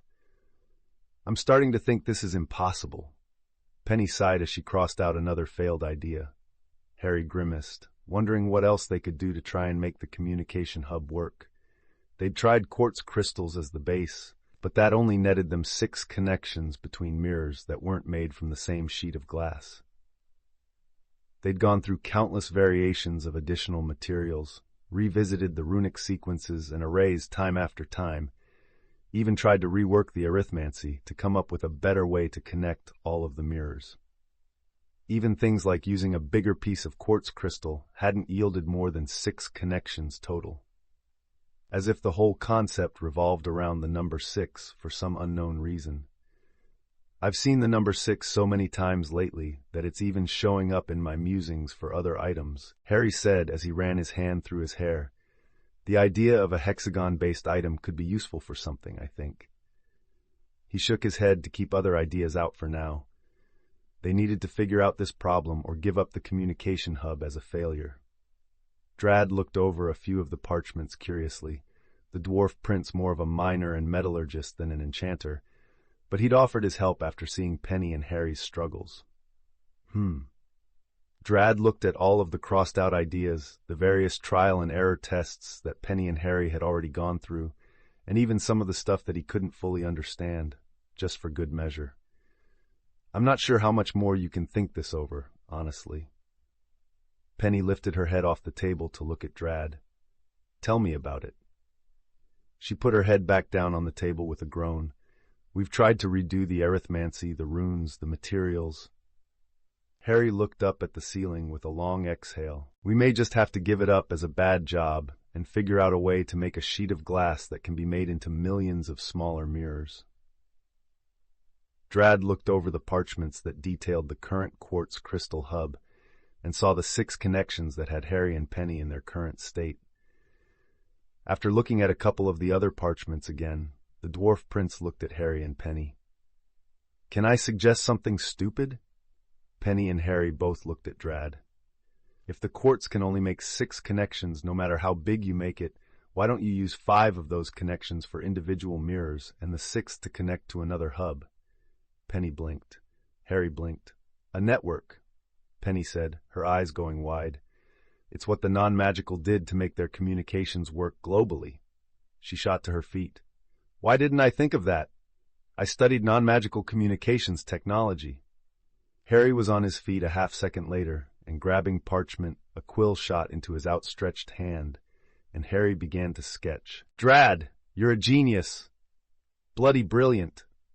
Drad chuckled at the sudden energy of the two. "Well, don't know about all that. I was just thinking of how the veins of ores and such naturally branch off underground. A lot of those branches come to an end and only lead to more rock, but some of them lead to another vein entirely. That's why I thought it was stupid to suggest." He ran his hand through his bushy beard with a laugh. "It's not stupid at all." Penny shook her head, her own quill moving across the large parchment that Harry was sketching on, adding words and labels to various points of the expanding sketch. "If anything, we're the dim ones for overthinking this so much and not seeing an obvious solution. So smart that we're stupid." Harry agreed, his sketching not slowing down in the slightest as he designed a rudimentary network for the quartz crystal hubs to link together in an infinitely expandable web. Early March, testing mirror number 1 of Hub 2, Penny picked up the mirror and tapped the wooden frame built around it. More specifically, she was tapping a keypad they'd made into the wooden frame now built around each mirror. Harry, sitting on the far side of the room, felt the mirror in his hand buzz. With a huge smile, he hit the top left button just above the keypad, and Penny's face came into view on the mirror. "Hello, love," Harry greeted her with a chuckle. Penny's smile was radiant through the mirror. "It works!" She cheered with a bright laugh of her own. "We can connect through the network and the individual mirror numbers work too. We still have to test them all and add another hub to the network before we can say that everything is working." Harry was just as excited as Penny, though, at the success of the test, proven by the fact that he run across the length of the room to wrap her in a hug and spin her around twice. Penny kissed Harry the instant he set her back on her feet. "You're brilliant, Harry." Harry gave her a smile. "You're brilliant, Penny." He then kissed her this time. Before they got carried away, the two refocused and separated to continue testing out the new mirrors. With any luck, by the end of the day, they'd have another hub or 2 added to the network and tested successfully. Late March, Potter and Erdun Creations. "So, these are the new communication mirrors, huh?" Tonks looked at the mirrors and the wooden frames around them. "They look kind of like Muggle phones now." Fleur looked over one of the mirrors with an interested gaze. "It's functional, and with this design, even the non-magical wouldn't have a problem understanding how to use them. They also don't require a power source like a wire or a battery." Harry grinned brightly at what magic let them get away with. "They've had the proper charms work done to them through the runic array, so they'll always work as long as they're connected to the network, which we can connect and disconnect at any time if the owner of the mirror doesn't pay their bill." Penny had a smirk on her lips that all 3 of her loves found adorably sexy. Drossard and Drad both held one of the new communication mirrors with great interest. The dwarves knew of the profits that they stood to make from this new invention. But they also understood the value of instant communication in the coming conflict that they knew the goblins were going to bring. "We'll need to keep these out of goblin hands," Drossard said plainly, looking between Harry and Penny. "I've already built every last one of them with a self-destruction sequence inside." Harry assured Drossard with a nod. If anyone tried to open the mirror up, it would instantly burn out all of the runes used to make it work. All they would have left was a random mirror without magical communication abilities. like the rest of your enchanted items that we make and sell. Drad chortled at how protected everything that Harry made was. The lacrima lamps are selling well too, but this is going to be wholly and completely different in scale. Drossard agreed with a nod as he looked at the communication mirror in his hand. These don't connect to the one that you gave us previously, correct? Harry nodded to the Dwarf King. They can't. The first set are made and connected by virtue of all being one piece of glass originally. They have no numbers, nor any connection to the network. They're basically a secret line of communication between all of us as we speak the name of the one that we want to contact. Excellent. Drossard was glad for the ability to communicate in secret with their sworn brother and his family. Given that, I'm sold on these new mirrors. The king laughed brightly. How long before we can start selling them? Penny laid out some parchment work with a grin. I thought you'd ask. Nerd, Tonks teased, only to get a nudge from Fleur. The Vila scholar was very interested in the nitty-gritty of how everything worked and wanted to hear Penny's explanation. We'll need to create a legally protected branch of the main Potter and Erden Creations company first and foremost. Penny began explaining. It'll need a name, of course, but once it has its own identity as part of the company, it can gain its own legal protections that are separate from the main company. This double layering will keep one branch of the company from harming the other in case of things like lawsuits in the future. Penny flipped to another parchment, but this one was clearly a form to be filled out and filed with the ministry. Beside the parchment was a paper form that was the non-magical equivalent. Does anyone have an idea for a name for this new communications branch of the company? Surprisingly, both Tonks and Fleur raised their hands at the same time. Can it just be Potter and Erden Communications? Tonks asked the simple question. Fleur lowered her hand halfway, Tonks having asked what she was going to. It could, but that doesn't have as much of a ring to it. Harry chuckled and pulled Tonks into a hug. We want it to be distinct, after all. P&E Communications? Drad offered after a moment to think. P&E. Drossard rolled the name around in his head. Fleur perked up a little as an idea came to her. What about this? She borrowed a quill and wrote on a blank parchment. She showed everyone her creation a few moments later. P&E Communications, or Peony for short. The name even had a simple sketch of the named flower at the end of it, almost like a logo. Has anyone ever told you that you're brilliant? Harry asked as he kissed Fleur's cheek. Yes, but I do love hearing it. Fleur beamed at Harry and pulled his lips to hers for a proper kiss. Peony, huh? Drad rubbed his chin through his thick beard. Drossard was doing the same. Legally, it would be P&E Communications, but the average person would know the company as P&E. That's simple and easy to remember. Customers like that. The king nodded as the name was quickly growing on him. Where's my kiss? Tonks pretended to pout. I got the ball rolling on this name. Harry swept her off her feet, dipping her as he kissed her deep and long. Tonks had a wide smile on her lips when she was back on her feet and their lips separated. Better, Nim? Harry smirked at her. Not yet. Tonks denied before pulling Penny into a kiss next. Mmph! Penny let out a muffled exclamation before getting into the kiss. Tonks pulled back with a salacious smile on her lips. Now I'm almost better. Her, currently orange, eyes locked onto Fleur. Don't keep me waiting, lover. Fleur stepped into Tonks's personal space and licked her lips. Ahem.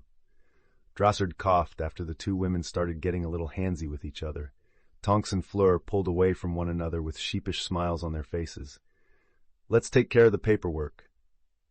Penny steered everyone back on track. We'll need signatures from everyone as part owners, just like with the main Potter and Erden Creations business.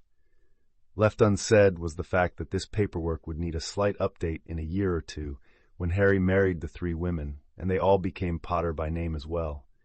Legal paperwork was finicky like that, and none of them were going to risk this new family business ever being bought out, taken over, or lost. Mid-April, Wood End Cottage. Everything was set up on the grass as the warmer spring weather graced the area with a fresh and gentle breeze. Sirius was with Remus, getting last-minute things ready. Marley was with her bridesmaids and her mother, not to be seen until Marley's father walked her down the aisle.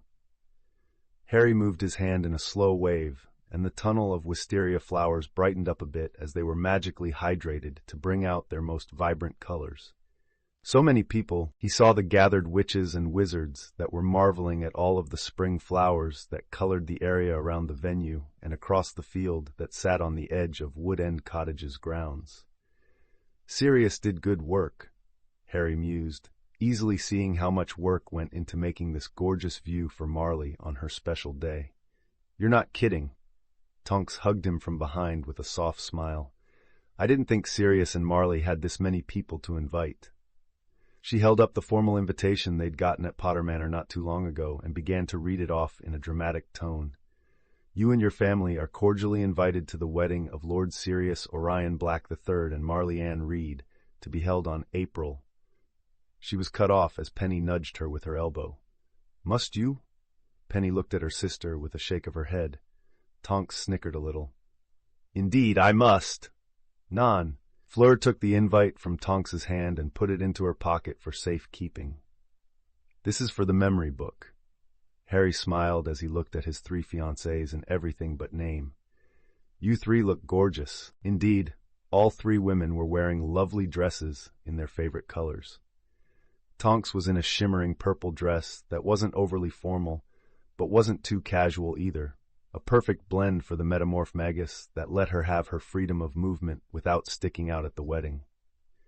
She'd shortened her hair and turned it a soft pink. It naturally stayed in a freshly styled look, thanks to Tonks's ability.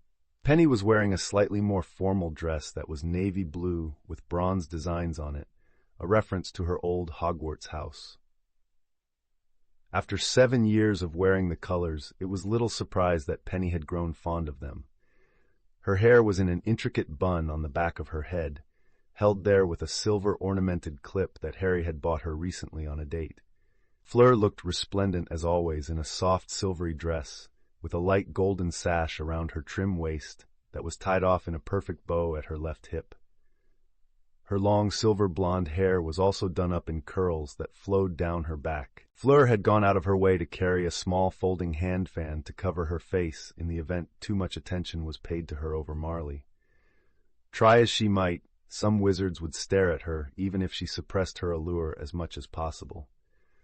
Fleur would not allow such things on Marley's wedding day. It was the bride's special day, and Fleur wouldn't let anyone ruin it. You look nice yourself, Harry. Tonks grinned, pecking his lips as she looked over his charcoal-gray dress robes. They were tailored to fit more comfortably, so Harry didn't mind these as much, and he'd do a lot for Sirius and Marley's wedding. Wearing dress robes wasn't even an issue for him. A short time later, and everyone began to gather at the chairs set up on either side of the aisle. Many people of note were in attendance today. Dumbledore was here, thankful for the invitation from Sirius and Marley, thrilled that love was being celebrated, and more than happy to have any reason to escape the ICW and the Ministry for even a day, though that part was left unsaid. Amelia Bones, Kingsley Shacklebolt, every member of the Order of the Phoenix, Apolline, Marius, and Gabrielle, Edward and Diane Clearwater, even several of Harry's friends from Hogwarts, Luna, Hermione, Mandy, Padma, Neville, and all of their parents or guardians, given that the ceremony was taking place during the 2-week Easter break. Marley's entire extended family had come, including her non-magical relatives, now that the statute of secrecy was no more. For a moment, Harry wondered if they would have enough seats. Yes, Mum. Right. Yes. A wizard that Harry took a second to identify as Damocles Belby, the inventor of the Wolfsbane potion for werewolves, was talking to who was apparently his mother on a peony communication mirror. Damocles had been invited by Sirius, since it was the man's creation of the Wolfsbane potion that allowed Remus a better life, and he wanted the two to meet each other. Remus had been surprised, to say the least, and Harry had gotten a chuckle out of the harmless prank that Sirius had played on his best friend. "I'll be coming over tomorrow, Mum. No worries there," Damocles assured his mother. "I need to go now, Mum. The ceremony is about to start. Yes, tomorrow for tea, of course." With the conversation over, Damocles hung up and put the mirror into the inner pocket of his dress robe before heading towards his seat. "So soon after we started selling them, yet they're already starting to become common." Penny smiled at their latest creation doing so well. Harry agreed with a smile. I'm glad people took to them so well. You need to be up at the altar, Harry, Tonks reminded him with a gentle push. Harry was one of Sirius's groomsmen and had been honored when his godfather had asked him to fill the role. I'm going. Harry laughed and kissed each of them on the lips one more time before heading towards the front of the venue. Several minutes later, Sirius was standing at the altar with Remus, his best man, Harry, Hagrid, and Arthur Weasley, his groomsmen, waiting for Marley to be walked down the aisle by her father. Harry noticed that Apolline, Fleur, and Gabrielle were already using their folding hand fans to cover the lower half of their faces. He internally grimaced at the lack of control that some people had when it came to Vila. He knew that both Apolline and Fleur could near fully suppress their allure, and that Gabrielle's was still in the stage of making people think she was adorable and should be protected, but that apparently hadn't been enough as the three Vila women sat together. The music began, and everyone turned to look down the aisle. Marley was gorgeous in her white wedding dress, the fabric looking like freshly fallen snow, yet twinkled like stars in the night sky, thanks to the embroidery here and there that was further enhanced by magic. The veil over her face also glimmered softly, and she held her father's arm as the man, non-magical, walked his daughter down the aisle at a traditional magical wedding.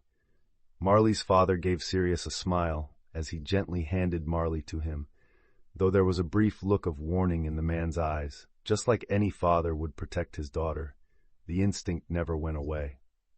Sirius gave the man a short nod, as if to confirm that Marley would experience nothing but joy, love, and happiness for the rest of her life. Harry had a warm smile on his face during the ceremony as Sirius and Marley exchanged vows. He and Arthur both rubbed Hagrid's back as the large man wiped at the happy tears in his eyes. Remus looked happier than Harry could ever remember seeing the man as Marley and Sirius put rings on each other's hands and then kissed each other. I know present Lord Sirius Orion Black and Lady Marley Ann Black. The officiant smiled brightly as the gathered people all clapped, and some even let out happy cheers for the couple. Sirius and Marley walked down the aisle arm in arm, under the vibrant tunnel of wisteria flowers, to the applause and well wishes of their friends and family. The reception was more casual as everyone enjoyed food and drinks. Sirius and Marley cut the cake together, and it was the old marauder that was surprised as Marley smooshed a piece of cake into his face.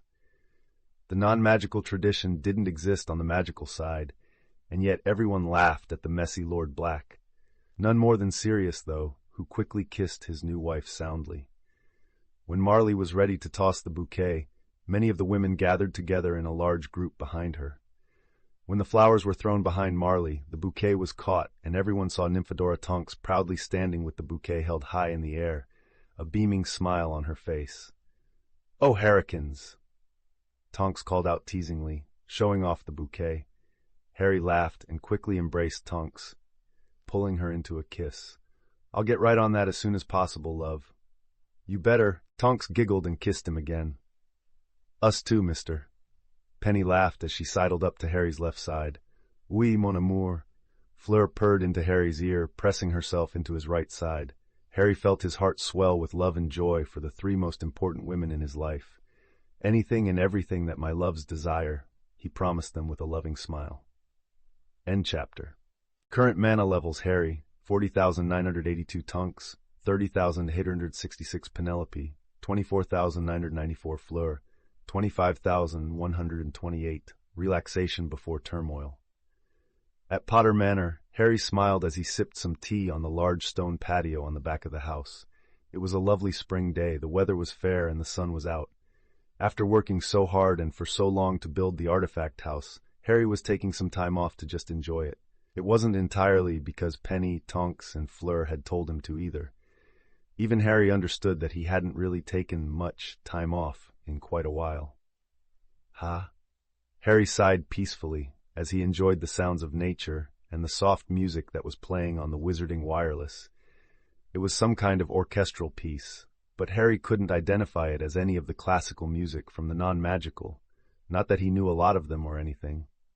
So he assumed it was probably magical in origin, a soft melody that fit the remote Potterlands quite well. in Harry's opinion. That, or perhaps the Shire from the Lord of the Rings. He chuckled to himself as he knew that Potter Manor would most certainly look out of place in the fantastical homeland of the hobbits of Middle-earth. Harry looked back down at the book he had opened with a grin as he continued reading. The book in question? The Fellowship of the Ring, by J.R.R. Tolkien. The Master Artificer relaxed as a gentle breeze blew through the Potter lands, and he read while enjoying a nice cup of tea. Evening. Did you enjoy your day off, Harry? Penny asked as she gently hugged him from behind and kissed his cheek. Very much so, love. Harry smiled and turned to kiss her lips. It was nice to just have some quiet time to myself.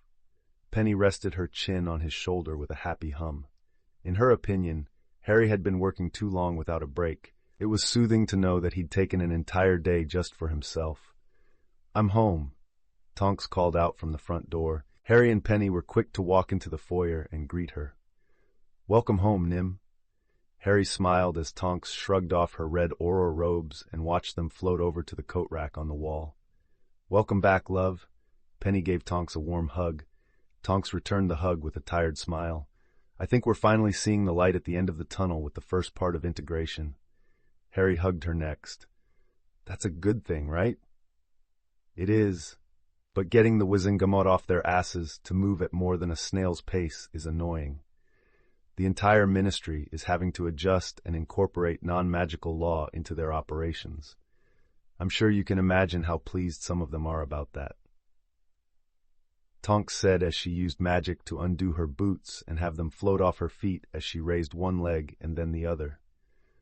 The non-magical are doing the same, but they're mostly learning how to spot magical influence in crimes, and will call the DMLE in to deal with it once magic is proven or heavily suspected. It's still a transition and new set of SOP to integrate, but they seem to understand the importance of knowing all of this and having it on the books. Figures. Harry and Penny both said at the same time. The two looked at each other before laughing at the unintentional overlap. Tonks pulled off her basilisk leather vest and hung it up next to her Auror robes. She never went to work without the nearly spell-proof vest on beneath her Auror robes, just in case. Without any concern, Tonks pulled up her t-shirt and tossed it aside.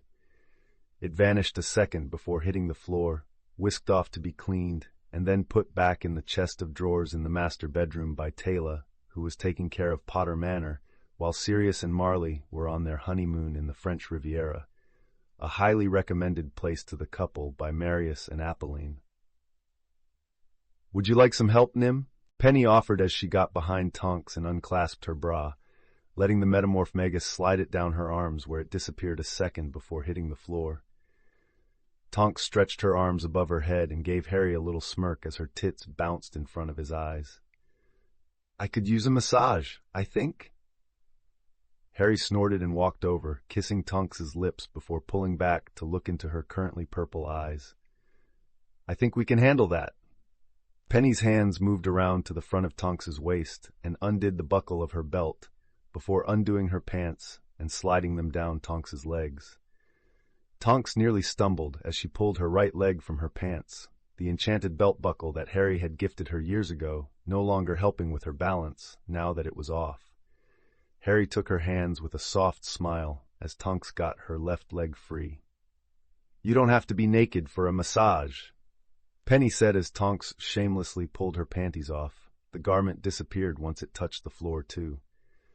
But I don't have to not be naked either. Tonks grinned salaciously at her lovers. The three moved to the living room and Tonks nearly flopped down onto the large couch. With a pleased groan from her lips as Harry and Penny's hands began to massage her body, Tonks relaxed under the ministrations of her loves. Penny hummed softly as she worked some of the tension out of Tonks's shoulders. You're really tight here. Tonks agreed with a hum, her eyes closed. My feet. She sighed as Harry's hands worked on the slight soreness that came with being on her feet nearly all day today.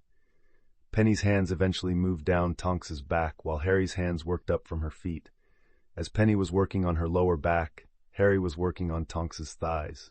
Ooh, Tonks moaned softly. Lower, Penny. All right. Penny agreed and moved her hands to Tonks's ass.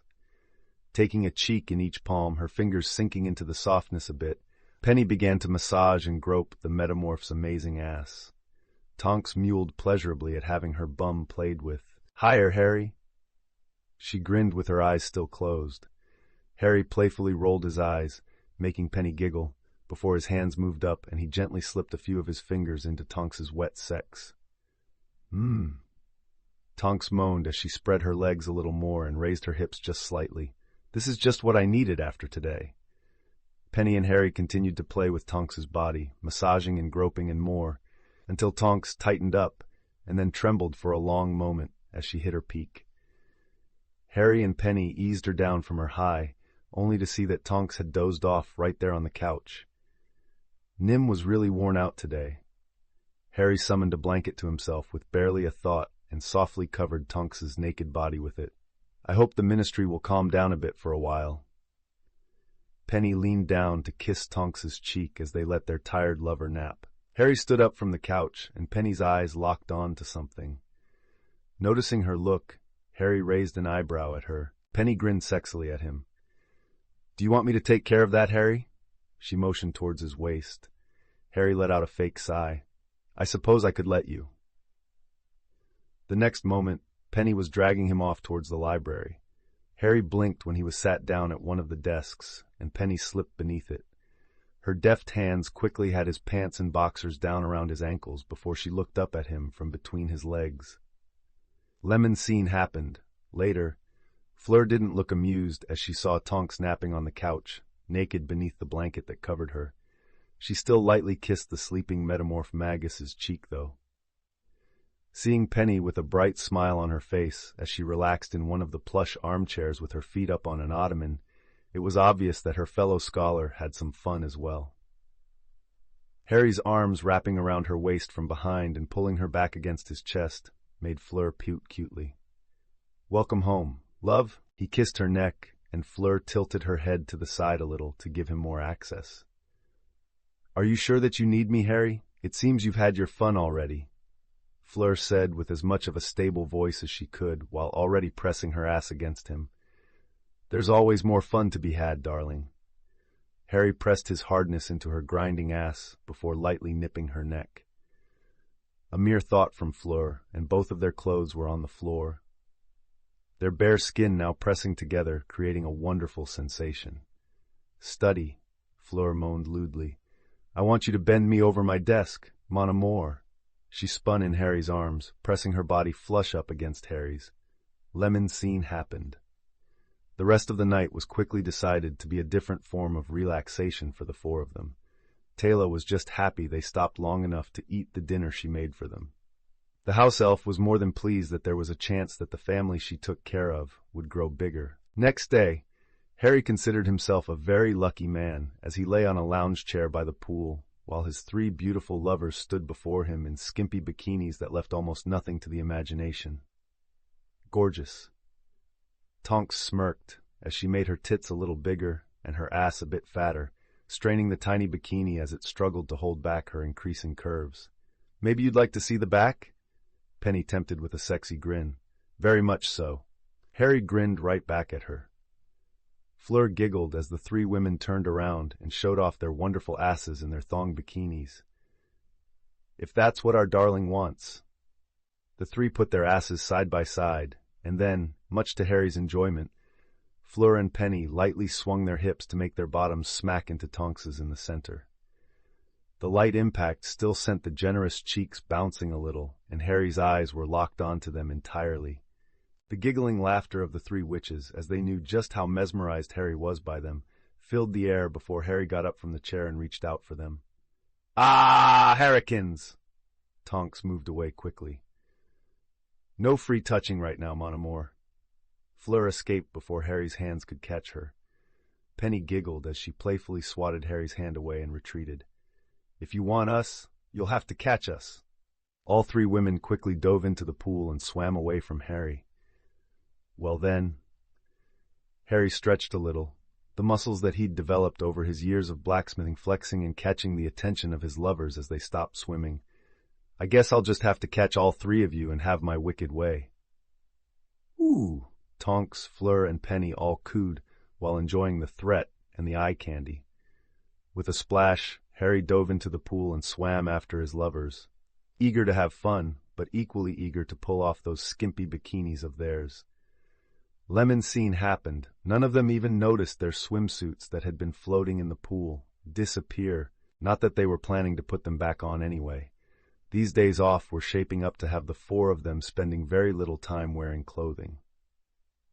London Underground. May 1st. Jacob Walker was a rather ordinary man in London. He'd lived there most of his life, had gone to school there, met his wife there, and they had lived together and had 2 kids there. Now, as he was pushing retirement age, he was almost glad that he'd only need to ride the tube another year at most before he could enjoy his golden years. Jacob blinked and looked up from the folded newspaper he was reading. He'd heard an odd sound. He would swear he did, but looking around, nothing seemed to be out of the ordinary. Is someone doing something odd? He tried to see through the crowd, but no one else seemed to have heard what he did. Crack. Jacob knew he'd heard it for sure this time. Looking around, he noticed that others had heard the odd cracking sound too. His eyes stopped as he saw part of the wall behind him, opposite of the side of where the train line was, develop a huge crack that spanned from floor to ceiling. Is the tube falling apart? He knew there had been talk of certain areas not being maintained as well as they should be, but for a wall to develop a crack like that all at once? Boom! The crack in the wall bowed outwards for a split second before it burst apart into brick and masonry shrapnel and debris that flew into the crowd waiting for their train. Gah! What the fuck? Bloody hell! Ow! Shite! The cries of people hit by the debris were loud, but Jacob had been outside of the area of damage, if not by a lot. Mother of God, the older man said as terror began to fill him. From the large hole in the wall of the underground emerged what could only be called goblins. They were wearing armor, and each of them carried a weapon as well. Swords, axes, daggers, and some even had shields. All of the metal gleamed, but in a way that was wrong given the now flickering on and off lights above. The goblin at the front, a bit larger than the others and with better armor, said something in a language that Jacob had never heard before. Before the rest of the goblins bellowed out a war cry and raised their weapons high. Not even a second later, and one of the people staggering to their feet from the blast was cut down, an axe buried into his back. The people screamed and tried to stampede away. A huge mob was created instantly as all of the commuters fled for their lives. Jacob didn't think at all, even as he saw 3 more people get brutally killed. Come on! He grabbed the young woman nearest him, a young mother that was cradling her child to her chest, and a boy that couldn't be older than his grandson. With strength he hadn't had in years, he pulled both of them to their feet and nearly dragged them towards the stairs leading up to the surface. Stop! Stop! Oh my God! No, please! The screams of the fleeing and the dying blended together in the underground, but Jacob didn't pay any attention to that. He just pulled the 2 others with him as he charged up the stairs, putting in more power and speed than he'd had since his days in university. When they got to the surface, it was a seemingly normal morning in London, as if what was below ground was a lie. Police! Help! The fleeing commuters began to scream for police as soon as they were out on the surface. Jacob ran with the 2 he still had a grip on, not knowing their names and not needing to. They'd run at least a full block before his old body, even with adrenaline, couldn't keep going at the pace he'd set. Thanks, sir, the teenager uttered out, clearly stunned by what had happened. His eyes were wide as the sound of police sirens filled the air. Bless you, sir. Bless you. The young mother thanked Jacob for pulling her and her baby out of the underground. The little baby was crying loudly, but the young mother couldn't get the infant to calm down with the loud noises going on around them. Jacob waved off their thanks as he tried to catch his breath. His heart was hammering in his chest like it hadn't done in decades. He took long, slow breaths to try and steady his breathing. He didn't have a heart condition, thankfully, but he wasn't exactly in shape at all. We need to keep running, I think. The sound of police sirens in the air made the older man's statement seem like a very good idea, because the sirens were coming from every direction. The platform that they'd been on wasn't the only one experiencing this attack. With how the underground spread beneath and throughout London, those goblins were probably all over the city already. DML. The new communications mirror that Amelia Bones had on her desk buzzed, almost startling the woman. With a second to compose herself, she accepted the incoming call only to see a vaguely familiar face on the other end. "Madam Bones? Auror Department, right?" The man, clearly frazzled and looking a little crazy-eyed, asked loudly. "Captain Baker, correct?" Amelia was fairly certain that was the man's name, but she'd met quite a few police officers over this first period of integration. "Yes," Baker nodded quickly, clearly not in the mood for formalities. "We need your Aurors in London now." Amelia was on her feet already. "What's the situation?" "Goblins. I think they're goblins. They broke through the walls of the underground all over the city and started slaughtering people." Baker almost shouted. "What?" Amelia nearly bellowed in her shock.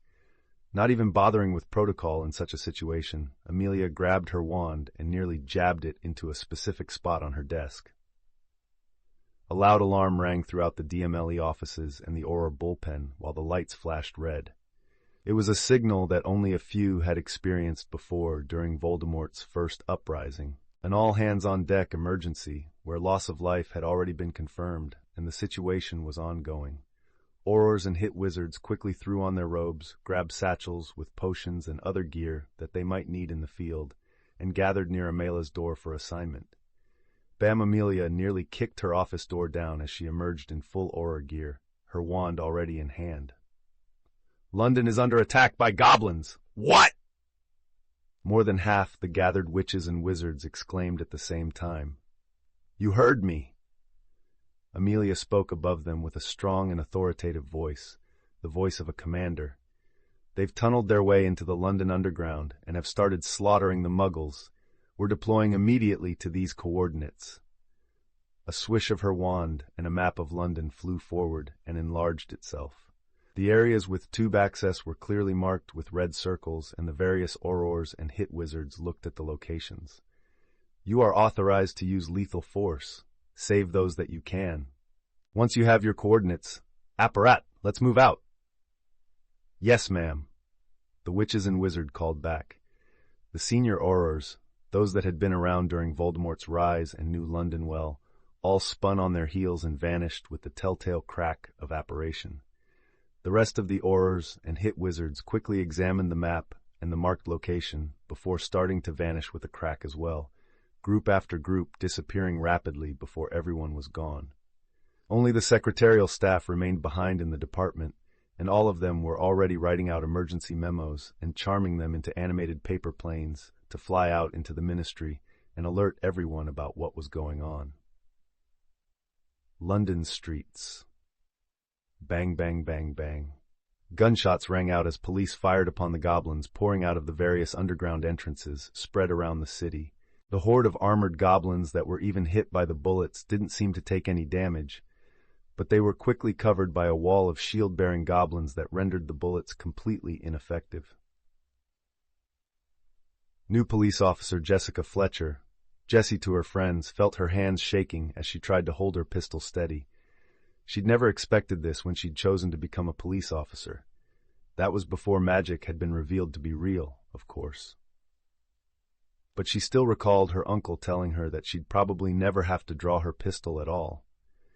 He hadn't had to draw his sidearm with intention to use it until his 3rd year on the force, but he'd certainly never had to deal with something like this. "Calm down, Jessie," George, her partner and senior on the force, said to her with a strong and clear voice.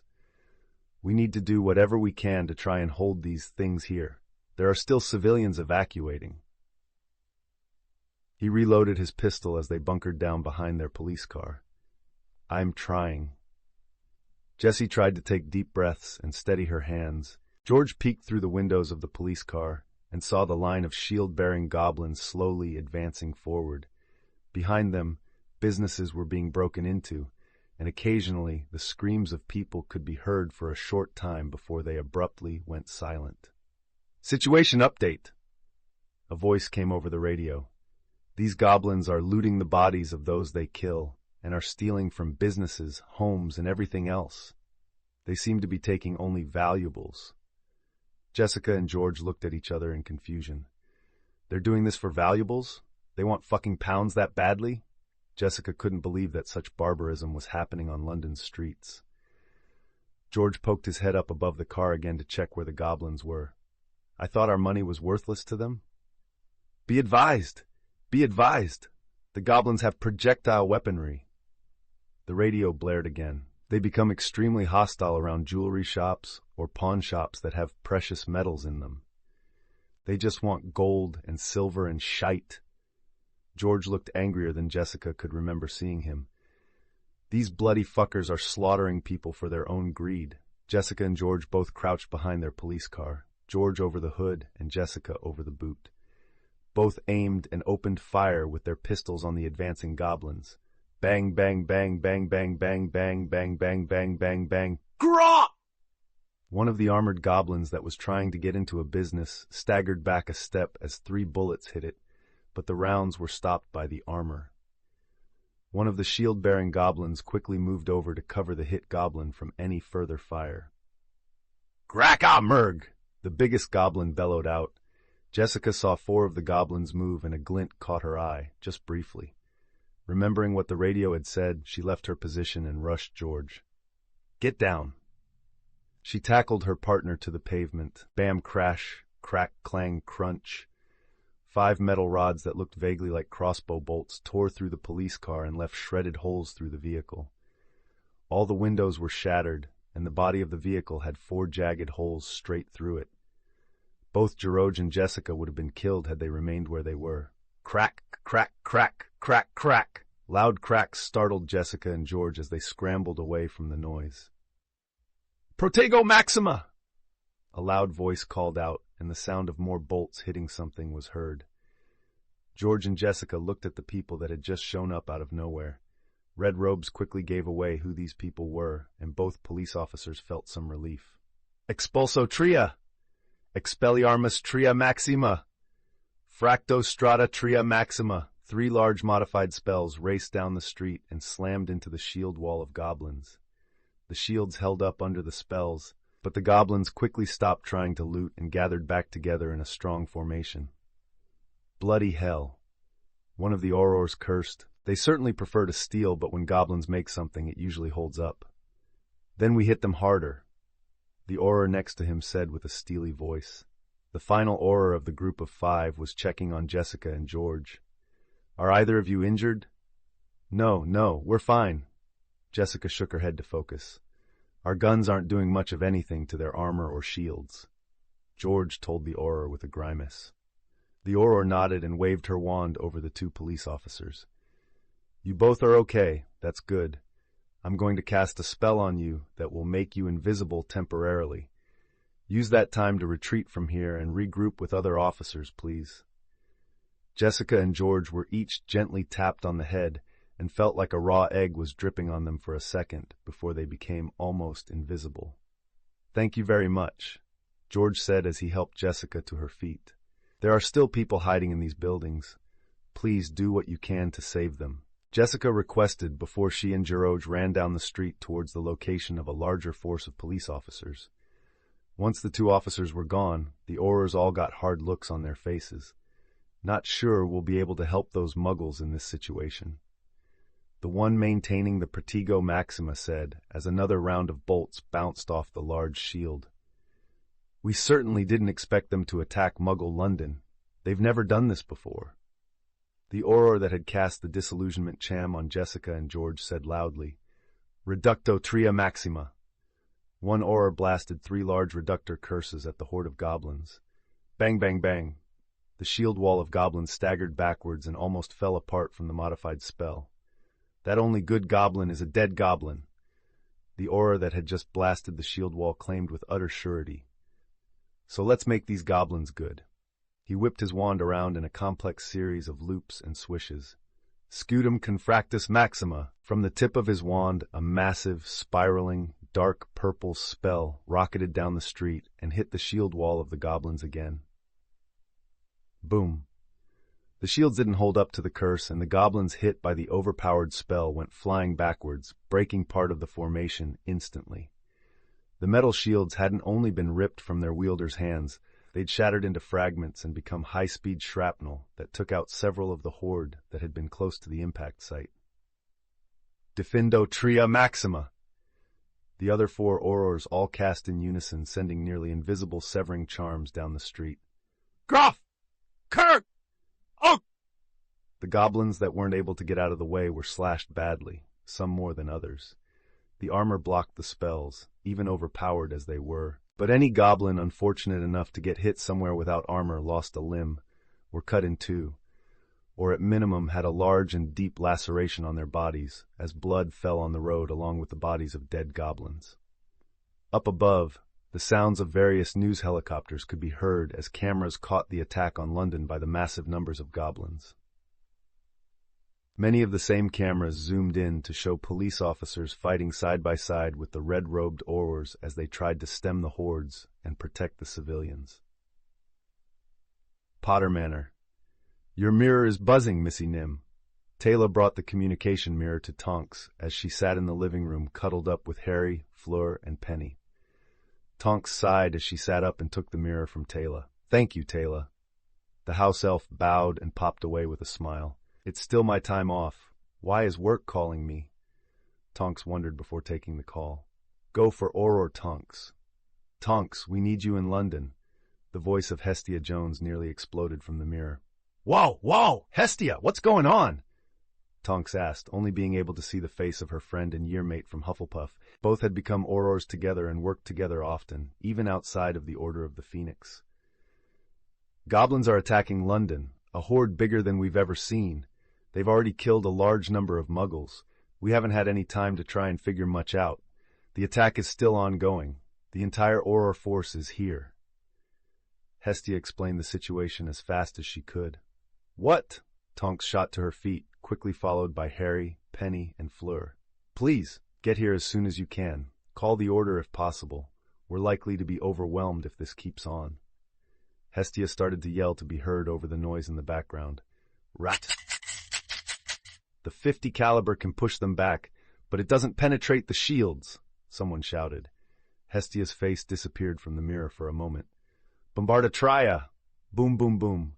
Get here as soon as you can, please, Tonks! Hestia practically begged as her face came into view again. We'll be there shortly, Tonks promised, and the mirror stopped showing Hestia's face. Shite! Tonks cursed while rapidly punching in the number that would get the order moving the fastest. Get on all of your armor and the shield cloaks. I'll get my regalia, Harry shouted as he dashed up the stairs towards their bedroom. Fleur, Penny, and Tonks were almost right behind him on the stairs. Miss Tonks? Dumbledore's voice came from the communication mirror. Albus, goblins are attacking London and killing the non-magical en masse. We need all the backup we can get. Hestia says that the Aurors and police are likely to be overrun at this rate. Dumbledore's face briefly went white as blood drained from it, before his expression became one of a cool and controlled anger. I will gather the order immediately to assist. His face vanished from the mirror as the call was ended. Harry already had his basilisk scale mail on when the call ended. Fleur and Penny had gotten their basilisk hide vests on and were picking up their armor as well. Tonks quickly followed suit as she put the communication mirror into her pocket. Once more, the Potter family would be going into battle. But this time, they wouldn't be going in alone. King Drassard! Harry spoke powerfully to the old communication mirror that he'd made. Drassard's face appeared in the mirror only a few seconds later. Harry! The genial greeting died instantly when Drassard saw Harry's face. What's happened? The goblins have made the first strike. King Drassard, they've attacked London as you feared they might, Harry informed the Dwarf King. Drassard's expression turned to stone, but the fury blazing in his eyes was impossible to miss. Erden shall march shortly. We will put down this ancient enemy with our allies. Thank you, King Drassard, Harry thanked as he put his invisibility cloak around his shoulders. The mirror cleared up, and Harry quickly had his Sorcerer's Path mantle over the invisibility cloak. He was vaguely aware that the Dwarven King could use magic that would allow his army to get to a location much faster than one would expect, but he wasn't sure as to just how fast the Erden army would arrive in London. We'll do what we can until then.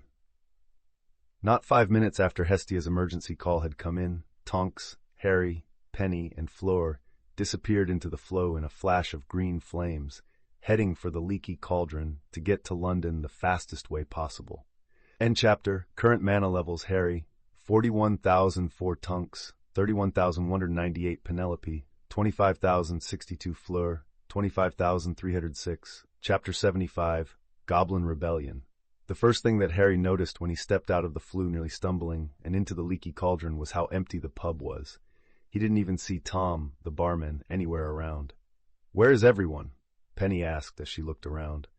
Fleur was equally confused. "This is a normally busy time for people passing through to get to Diagon Alley, non? They probably fled when the goblin horde started attacking London," Tonks said with a slight grimace.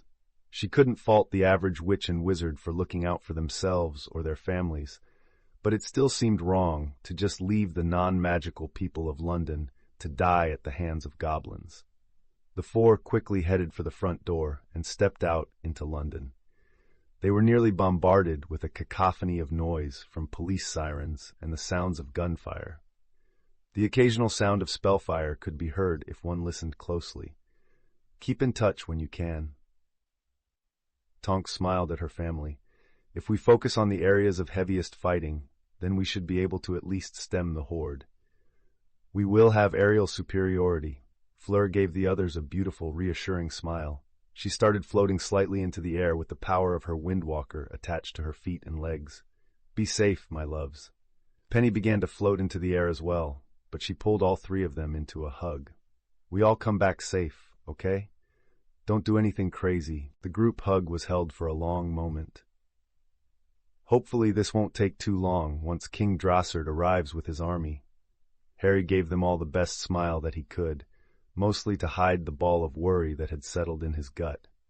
Bam!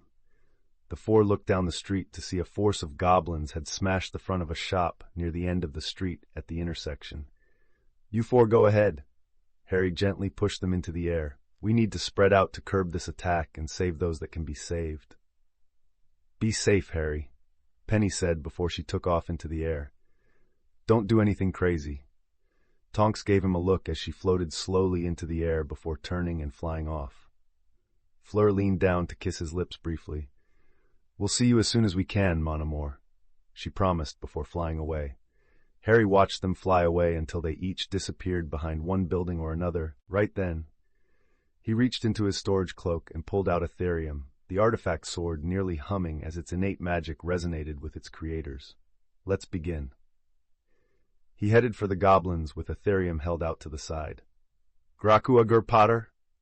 The largest goblin bellowed out after seeing Harry approaching.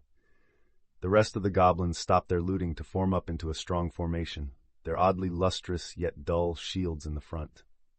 Harry didn't say anything. He merely swiped Ethereum upwards at a 45-degree angle. A wave of pure force went blitzing down the street and blasted apart the formation instantly.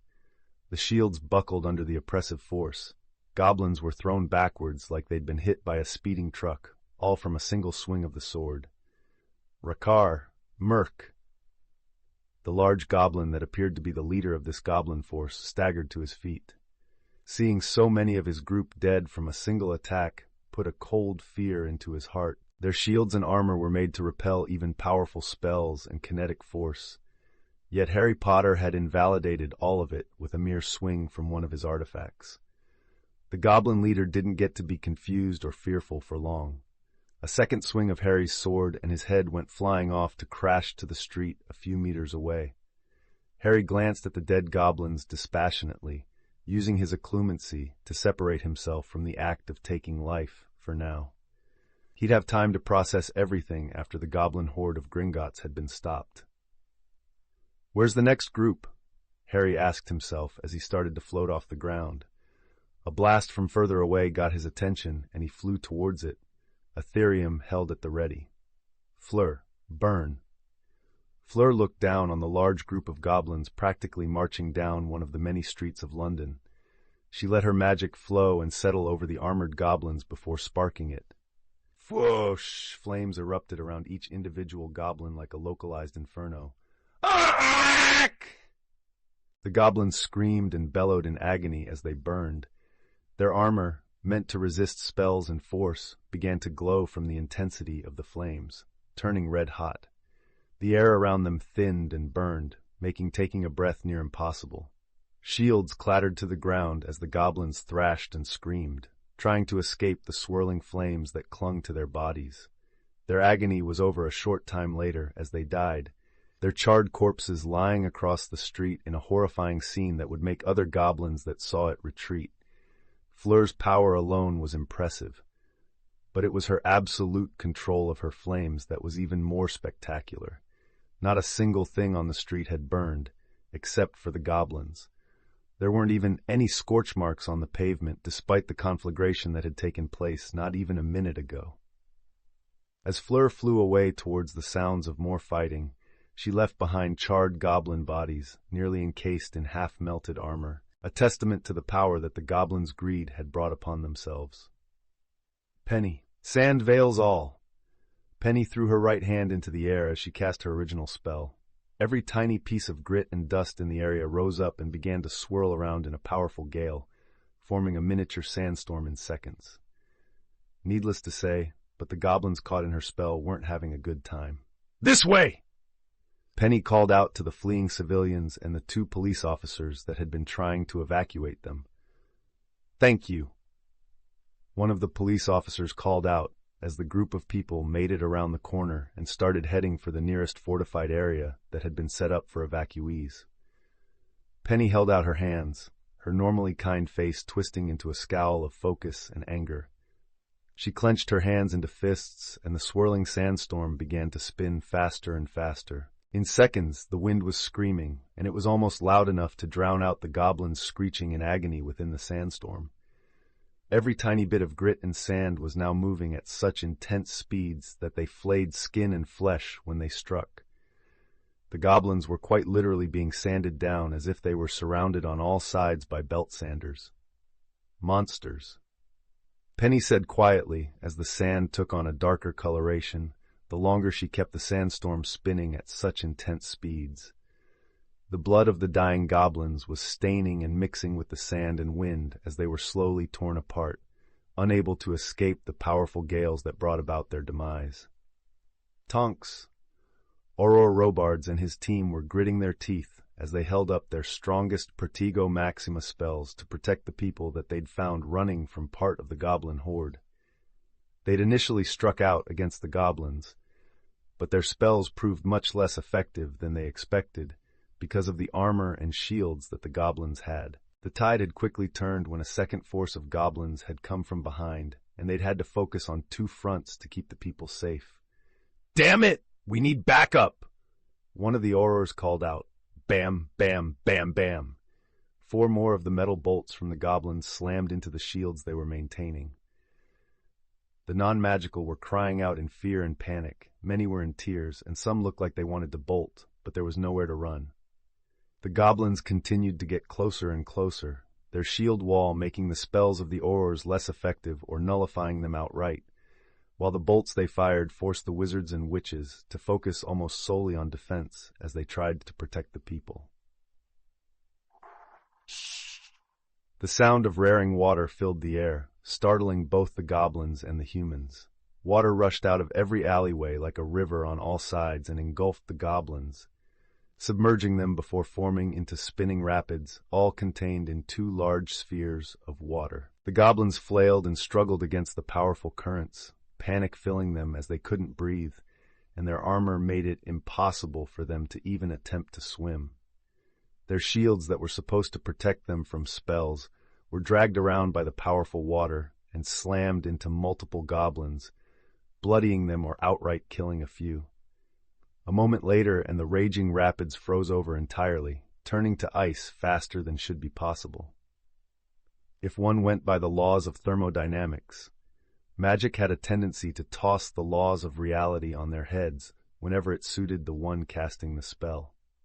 All that remained of the once strong goblin forces that had been trying to kill the people were 2 massive spheres of ice sitting on the road. If one looked closely, they could even see goblins frozen within through the semi-opaqueness of the ice.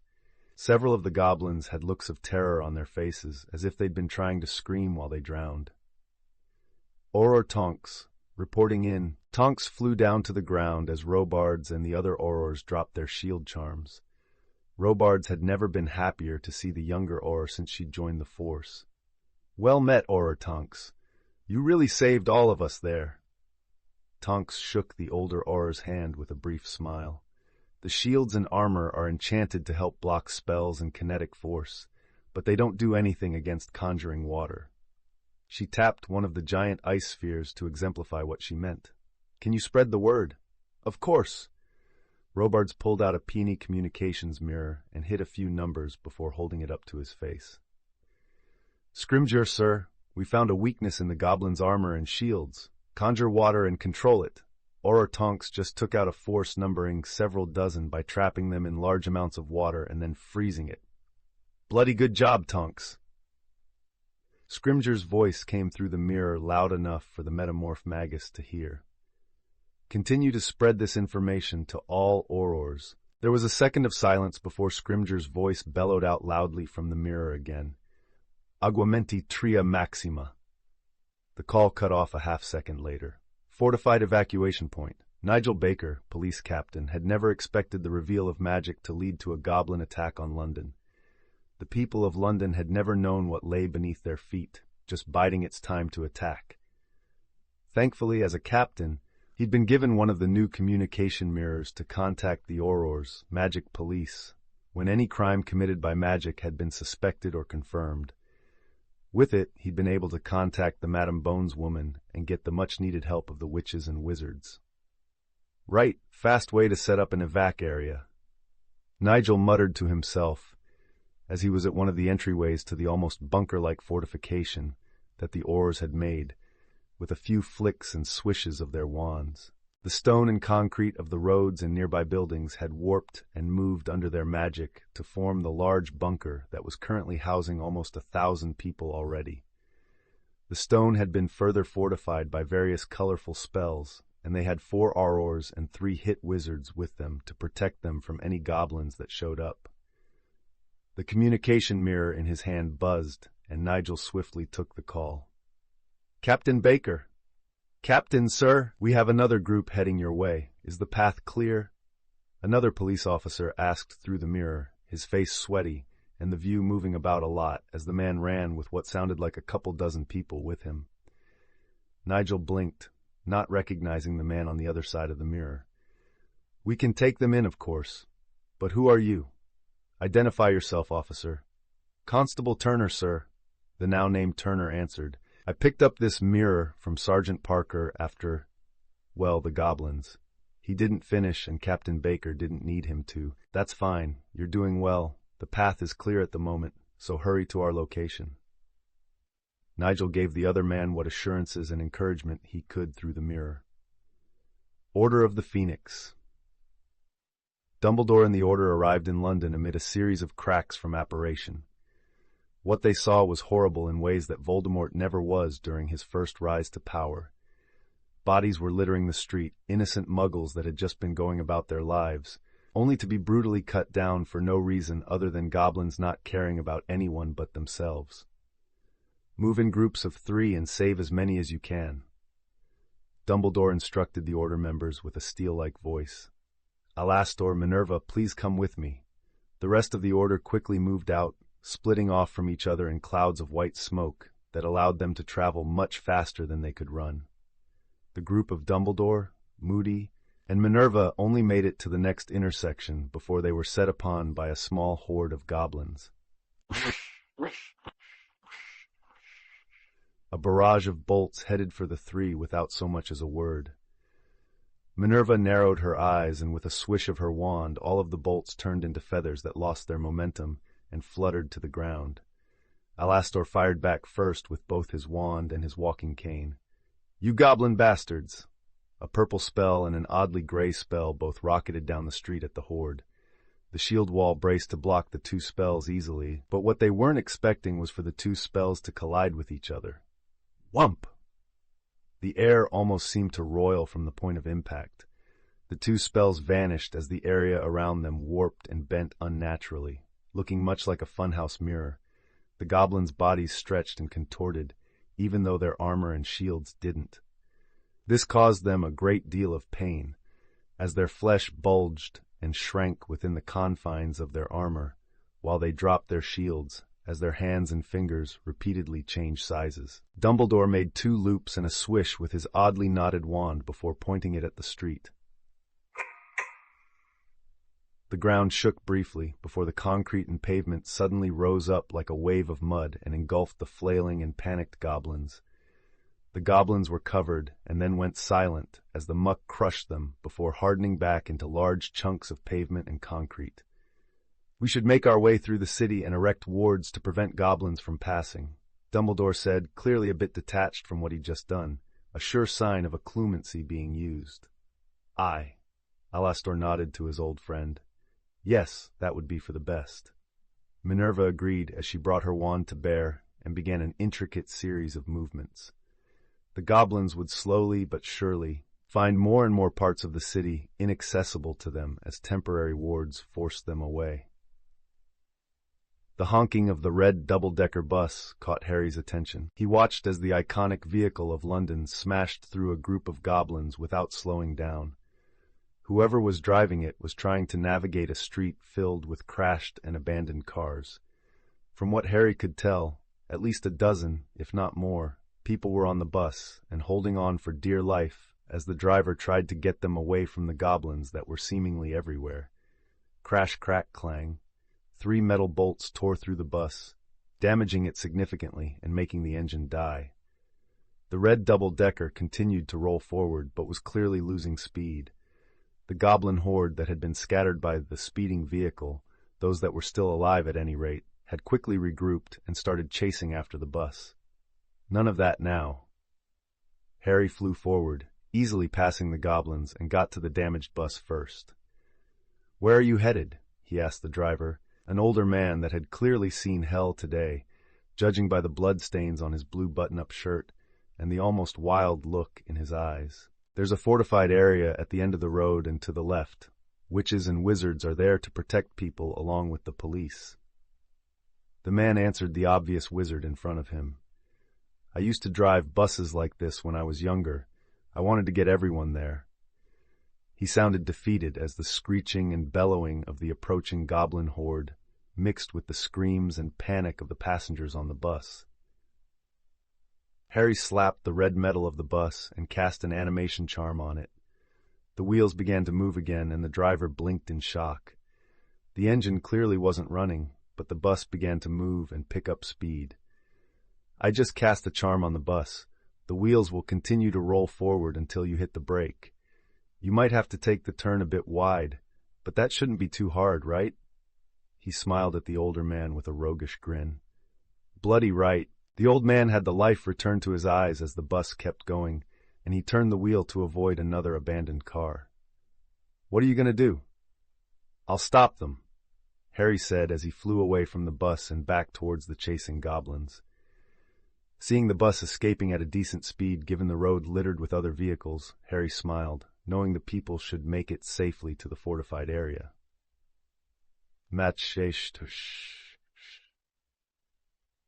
More bolts were fired at the retreating double-decker bus, but they stopped dead as they slammed into a massive protego that crossed the entire street. "Who wants Daddy's belt?" Harry turned to look at the goblin horde with a cold anger in his eyes. He swung Ethereum and unleashed another massive wave of force that blasted the entire horde backwards and through the air. Several came down hard and didn't move again. Other goblins quickly scrambled back to their feet as fast as they could. "Kruchmokervarl Potter!" One of the goblins snarled at Harry. Harry didn't know gobbledygook, nor did he care to learn, so he didn't worry about what the goblin had just said. Electricity arced along the length of Ethereum's blade before Harry stabbed the sword forward in a textbook thrust. Crack boom. A bolt of lightning blasted across the length of the street, frying every goblin it passed with the intensity of its power. Their armor simply couldn't hold back such a powerful spell. The goblins fell dead, their corpses smoking as their insides were cooked by the residual heat from the massively overpowered Fulman curse. Harry wasn't even breathing hard. That was almost entirely Ethereum's innate power. He had only had to use a small fraction of his total reserves so far. Now, how do we stem the horde coming up from the underground? He flew towards one of the nearest underground entrances and swiped Ethereum again as he saw more goblins emerging from below. Bam! The entrance to the underground was torn asunder, and the goblins along with it. Harry swiped his hand to the side, throwing the rubble away, and flew down into the underground a second later. It didn't take him more than a handful of seconds to spot the massive hole in the wall that the goblins had tunneled through to make this attack. Revelio. Harry pointed Ethereum at the hole, and a pulse raced down it, lighting up whenever it encountered anything. 1, 2, 3, 5, 10, 20, 30. Harry counted off as more and more pings were sent by the spell as it passed through the length of the tunnel. How large was Gringotts' horde? Given that over 50 more goblins were apparently coming through the tunnel, Harry decided to close this avenue of attack with his own attack. Flames snapped to life and roared around Ethereum's blade. Harry began to sweat from his proximity to the fire as it went from red-orange to yellow-orange to yellow-white, into dazzling white, and then into blue like the center of a flame, the hottest part in excess of 3,000 degrees. With another textbook perfect thrust of the artifact sword, a screaming hellfire of blue flames rocketed down the goblin-made tunnel. If the goblins had any time to scream before they died, Harry wouldn't have been able to hear it anyway over the roar of the flames he was unleashing. He kept the massively overpowered spell going for a solid minute before the flames guttered out and Ethereum's blade let off smoke. The tunnel was completely glowing, molten rock now.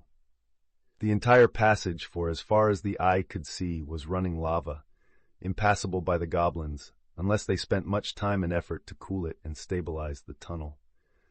With the way the molten ceiling was dripping slowly onto the equally molten floor, it was unlikely the goblins would try to continue using this particular tunnel. How many underground entrances are there in London? Harry wondered as he flew out from below ground. Depending on the number, it may or may not be feasible for him to try and close off every one of them the same way. Fortified area. A red double-decker bus rolled into the area under the astonished gazes of 4 police officers. The reason for their astonishment was obvious, as the bus was a wreck and there was a large hole straight through where the engine resided. The brake was applied and the bus stopped. The doors opened and people began to exit quickly. Hominum Revelio, one of the hit wizards, cast and the pulse spread throughout the area. They're all human. He confirmed for the police officers as they allowed the people into the transfigured bunker-like fortification. The last person off was the driver, an older man in a blood-stained blue button-up shirt. He approached the officers and was asked about the bus. "How did I drive it here?" The young man wizard with the sword said he cast a charm on it. Wizard with a sword? The hit wizard looked confused before he thought about it for a moment. "Harry Potter is here? Who?" The 4 police officers asked at the same time. The hit wizard reminded himself that they were non-magical and wouldn't have known about Harry Potter since Halloween of '81, like Magical Britain had. Youngest artificer in history, first master artificer in centuries, and easily one of the most powerful wizards in Britain despite his young age. The wizard explained to the police officers, "If that sword is the one I heard about, a single swing of it could decimate a group of these goblins easily." "That sounds reassuring, at least," one of the police officers said with a small grin. "I hope he hurries up with it then." Another officer said, grimacing at the damage already done to London and the ongoing attack. A loud horn sounded throughout all of London, nothing like an air raid siren or the like. No, this one sounded like a horn of old, one used to signal armies in the distant past. Shortly after the horn sounded, there came a sound, steady, strong, and getting louder. Only after the sound had gone on for a bit did people start to realize that it was the sound of numerous footsteps, all marching in step with each other. Tonks. Well, that didn't take as long as we thought. Tonks grinned at hearing the horn and the slow but rhythmic marching of heavy feet. "What the hell was that?" Robards called up to her. Tonks looked down with a laugh. "Reinforcements! This way! Please follow me!" Penny had an ever-shifting wall of sand surrounding the group of roughly 30 people she was guiding to the nearest fortified area. Outside of the slow-moving wall of sand were the broken and dead forms of dozens of goblins. Any that tried to attack were grabbed by the sand and crushed, or blasted by sandstone chunks the size of cinder blocks, or even just buried alive until they suffocated under a massive pile of sand. The loud horn resounding throughout the air startled the people with Penny. "What was that? Fucking hell! Are we gonna die?" Penny flew upwards until she made it above the rooftops of the nearby buildings. What she saw in the distance made her smile brightly before she floated back down into the center of her sand spell. That was the horn of dwarven reinforcements coming to London's aid. "Huh?" a chunk of the people said at the same time. "Fleur, it seems you all know what that sound means as well." Fleur grinned at the still-living goblins before her. The entire area was littered with dead goblins. Some were burned black, armor and all. Others looked to have been crushed by incredibly heavy objects, though said objects were nowhere in sight. Others still had no marks on them, but their faces showed strain and had a blue or purple tint to them with prominent tear stains tracking down their faces from their nearly bulging eyes. It was obvious they'd all somehow suffocated to death. "Garlk ad Kremna!" One of the goblins hollered loudly as the remaining goblins started backing away from Fleur, before turning and running. If I remember correctly. Fleur recalled her time learning some of the goblin language back when she considered being a cursebreaker for a career. Oh, they want to fall back and regroup. She reached out with her magic and raised both of her hands. Shh! A massive wall of flames rose up from seemingly nothing and cut off the goblins' retreat. There will be none of that. Fleur stated with finality as she pulled her arms inward, and the roaring wall of flames engulfed the goblins before they could even scream. "Dumbledore, Minerva, Alastor. Am I seeing things correctly?" Minerva asked as a large force of fully armored and armed dwarves marched down the streets of London, stomping over goblin corpses in the process. Alastor's magical false eye spun around in his socket a few times. "Aye, unless both my eyes are seeing things that aren't here." The large goblin horde that the three of them had been about to engage with all started snarling and screeching at the dwarves that were marching forward. The horde quickly grouped up and made their own formation to stand against the dwarves. "Baruch Kazad! Kazad I Menu!" The dwarves roared out their battle cry, their footsteps like thunder as they marched, only to come to a stop a distance away from the goblin formation. King Drossard stepped out front, in his hands the gleaming sword of Erdun. With 2 hands he held the sword, raising it above his head. A powerful swing, like lightning striking from the heavens onto a mountain, was unleashed. A wave of force shook the air and the ground alike from the swing. The goblins lost their footing as the ground shook beneath them, their weakened shield wall unable to stop the force that crashed into it a second later. Goblins went flying, the formation scattered and failing. Several goblins lay on the ground unmoving, while others scrambled to their feet and picked up their weapons again. They were clearly trying to recover their formation, but were having a difficult time because of the sudden loss of many of their kin. "Baruch Kazad! Kazad Aimenu!" Drossard roared loudly, raising the sword of Erdun high. "Baruch Kazad! Kazad Aimenu!" His army roared back, the air and the ground seeming to rumble at their great war cry. The dwarves marched forward, meeting the still unprepared goblins, those that weren't already trying to flee, and speared them down from behind their moving shield wall. Goblins that tried to attack by slipping between the spears were met with an axe to the skull for their trouble by the shield bearers. The corpses of the goblins that were on the ground were stomped beneath heavy iron and leather boots as the dwarves advanced forward, killing every goblin that was in their sight. "Buo, buo!" A different horn rang out and was repeated further away and then further still as the signal traveled across the battlefield that London had become. "He's here?" Ragnok shot to his feet with a snarl, his fangs gnashing together in rage. "With my sword?" The fact that he'd been tricked by a human child years ago still burned to this day, and now, with physical proof that the sword had made it back into the hands of the dwarves, that burning humiliation was once more pressed into his mind and heart. I'll kill the Dwarf King myself." He hefted his wicked and jagged black sword and marched out of his mobile throne with purpose, his putrid dark green magic seeping off his form and surrounding the wicked sword. "Nuhara or Kulkur! Rah!" The armored goblins around him screeched back, a force numbering almost 2,000 strong.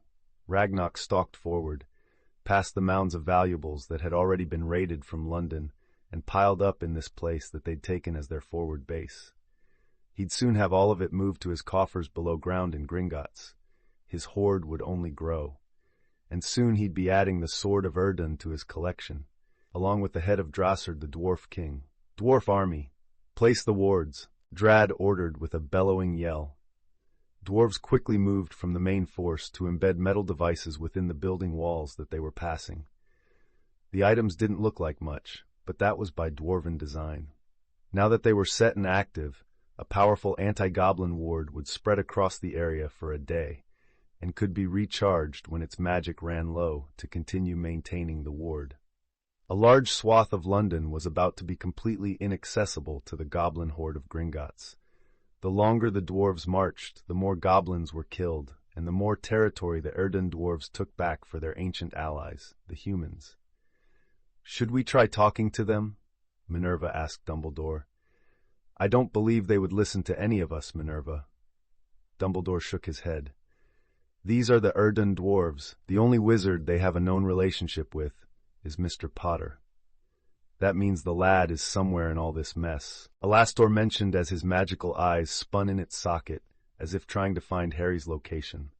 Dumbledore nodded in agreement. "I believe that is the case as well, Alastor." He moved forward, following a parallel path to the dwarf armies. "If we want to find Mr. Potter, I believe all we need to do is follow his dwarven allies. Harry, they got here faster than I thought." Harry smiled after hearing the loud horn. "I should keep doing my part." He transfigured dozens of slides out of destroyed cars and placed the various lengths of metal at multiple windows along a damaged and partially ransacked building. "Please slide down so that you can get to safety. The goblins in this area have been dealt with." People that had been watching the flying wizard with the sword from the windows began to open them and get onto the slides. After having watched the young man slay the horde of goblins besieging their building, none of them were planning on questioning him for saving their lives. As the people slid down to ground level, Harry surrounded them with a massive Pertigo Maxima with a wave of Ethereum. "We'll be heading west from here to a large fortified area. It's a bit of a walk, but nothing will harm you while I'm here," Harry promised the terrified people with all of the confidence that he could project. Once the dwarven army helped them push back the goblins, then the next phase of this goblin rebellion could begin. Pushing into Gringotts and finally exterminating the lot of the greedy monsters. "I'm sure the dwarves are eager to get back the tunnels that used to be theirs before they were taken and given to the goblins," Harry thought to himself, still wondering why the witches and wizards of the bygone age had trusted goblins over dwarves. Goblins had always been a nuisance at best and a hostile enemy at worst. Dwarves had been allies with humans for ages and had never once waged war against the armies of man. "Well, it's about time to correct that age-old mistake," Harry said to himself quietly as he waited for the rest of the people in the building to reach the street so that he could guide them to safety. It had only been a few hours since the beginning of the goblin attack on London, but already the news had spread across the world. Several other countries, and their magical governments, all began making preparations for a potential attack from the goblins on their own soil. In his endless, reckless greed, Ragnak had no idea of the position he'd placed goblins all around the world in. Those that were quietly biding their time for their own next rebellion would soon be cursing his name as their plans were ruined or set back for who knew how long. The goblins would curse Ragnak's name for his impetuousness until their last breaths. Current mana levels: Harry 41,004, Tonks 31,198, Penelope 25,062, Fleur 25,306, Dumbledore 43,010, Minerva 10,784, Alastor 3,246. Chapter 76. reckless greed, and the power of artifacts. Get out of my way. Harry swung Ethereum casually to send a small force of goblins flying through the air. They slammed down into the ground hard a couple of seconds later and didn't move again. "This'll be tunnel number 117, he murmured to himself as he headed down into the underground station and quickly found the large hole in the wall. Flames alighted along Ethereum's blade and quickly turned blue as the heat skyrocketed. With a thrust of his artifact sword, a hell storm was unleashed down the tunnel. Harry held it about 30 seconds before stopping, leaving the goblin tunnel nothing more than molten rock that glowed a bright yellow-orange color. This strategy of closing off as many of the goblin tunnels into the underground as possible wouldn't have been feasible for even a fairly powerful wizard like Harry if he was using his own magic to do it. But the power of artifacts, especially those of greater grade and higher, with their own innate power, meant that Harry barely had to expend any of his own strength to get the results that he wanted. That was how he'd already closed off just over 40% of all the underground tunnels made by the goblins so far. Between fighting and killing every force of goblins he came across between underground stations, Harry had spent over an hour of the Goblin Rebellion just sealing off the tunnels one after another, preventing more goblins from coming into London, and cutting off retreat for the goblins already here. Without Ethereum, he'd have been exhausted long before now. Maybe I should contact the others and get a quick update on the situation. Harry flew up out of the underground station and then went high into the air to get a look at London from above. Bloody hell. There was smoke rising from all over the city, and the sounds of gunfire and spellfire could be heard with frequency. No one in magical Britain, not even the Ministry's Goblin Liaison Office, knew just how many goblins resided in Gringotts.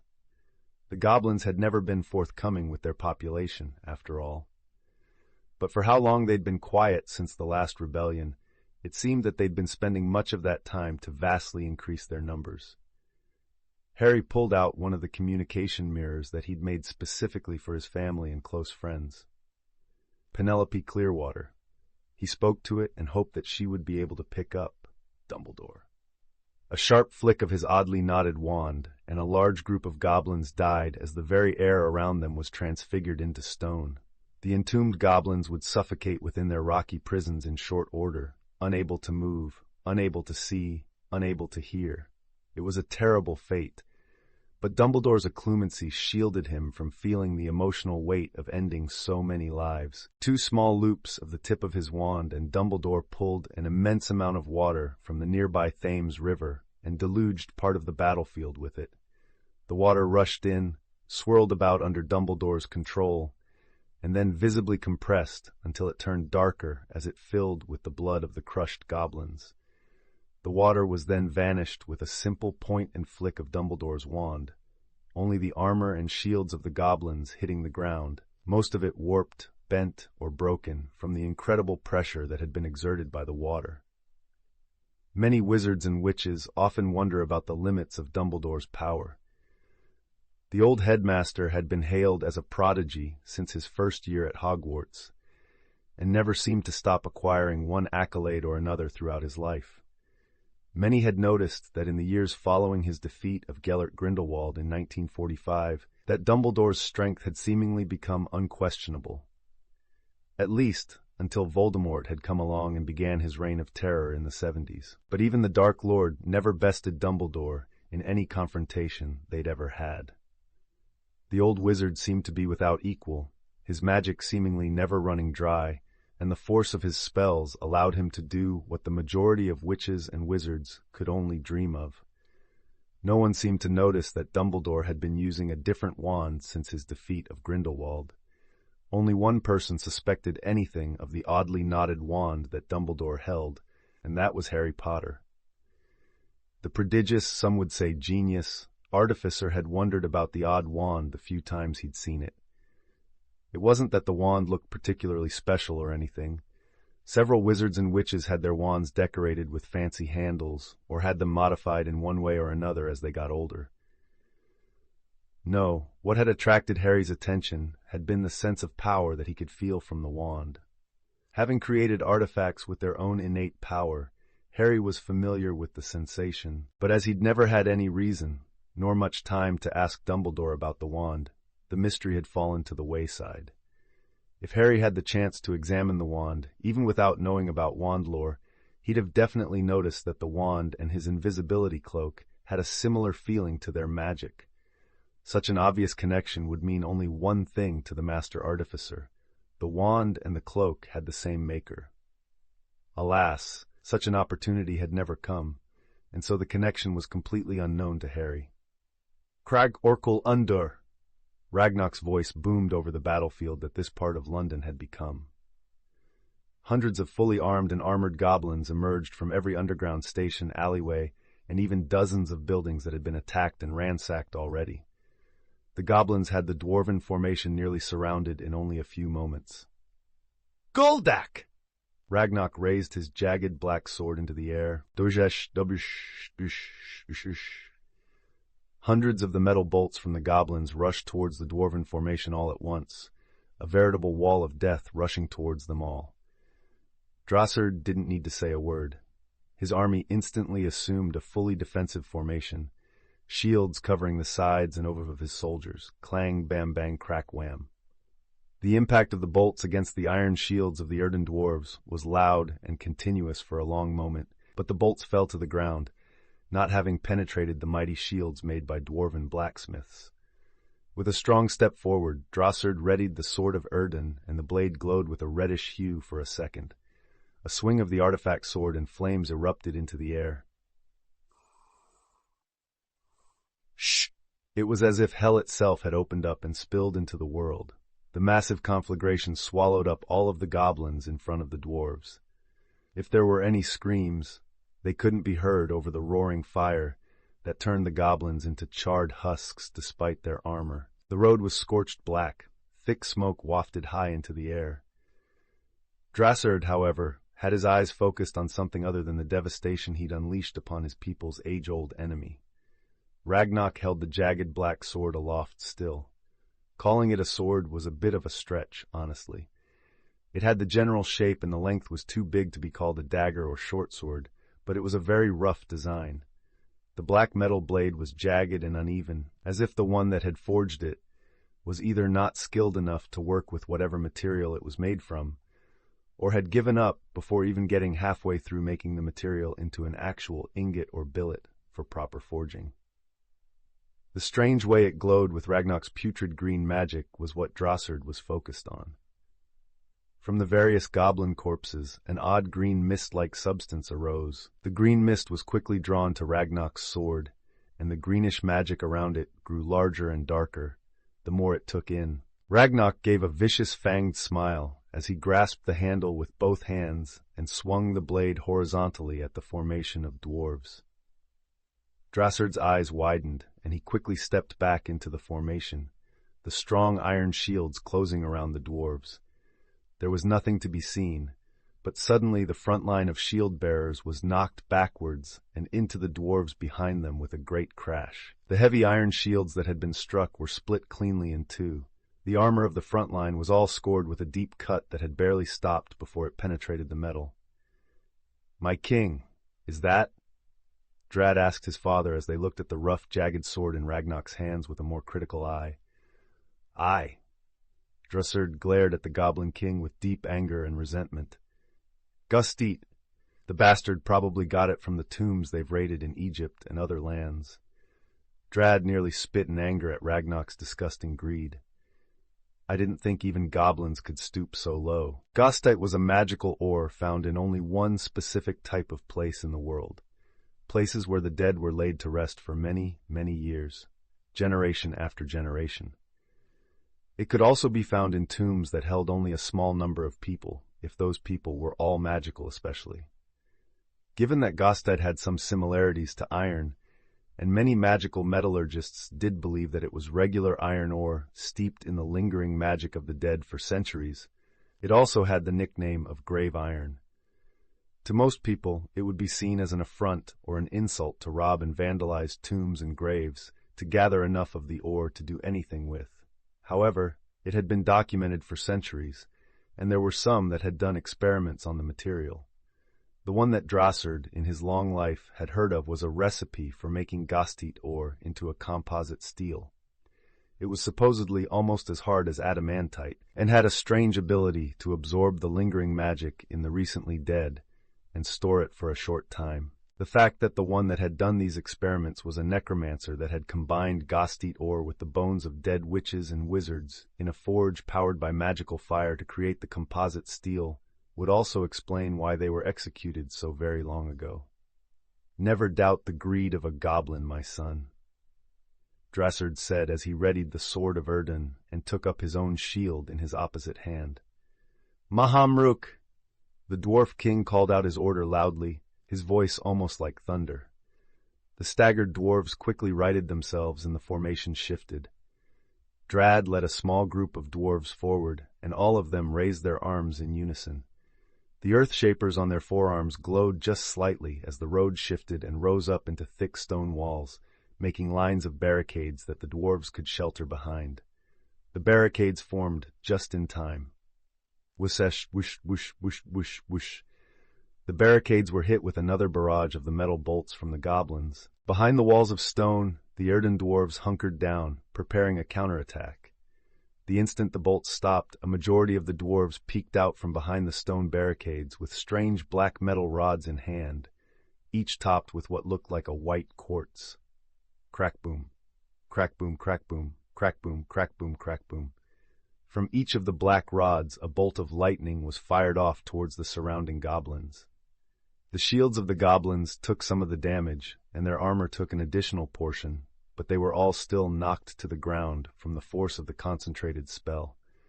No fatalities, but the goblin encirclement was now broken up and thrown into disarray.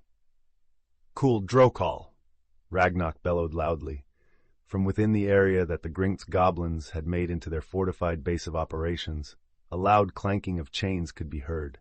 A heavy thump sound followed, the thump repeated again and then again, before the front wall of the hastily thrown-together fortification nearly exploded outwards.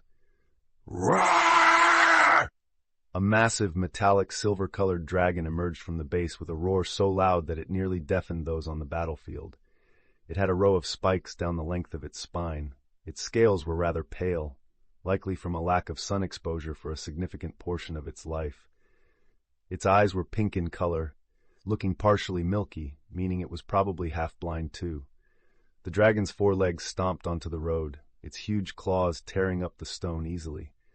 The long tail lashed behind it, shattering part of a building as if it was made of sand. It unfurled its immense wings and flapped them twice, kicking up a strong gust of wind. It was clear to several people on the battlefield what Ragnarok had just unleashed.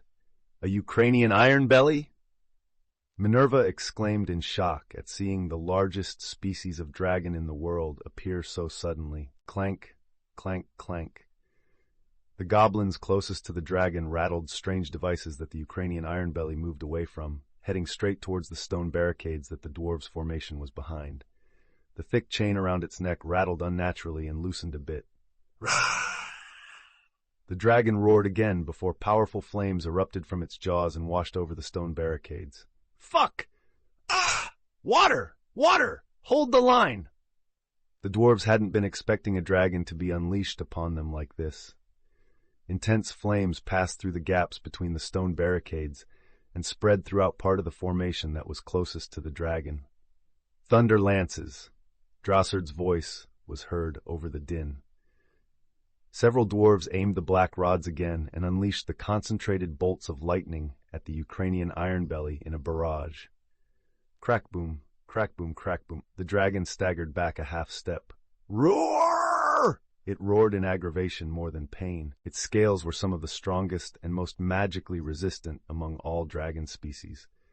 The Ukrainian iron belly threw its head forward and unleashed its fire breath again. "Aguamenti tria maxima!"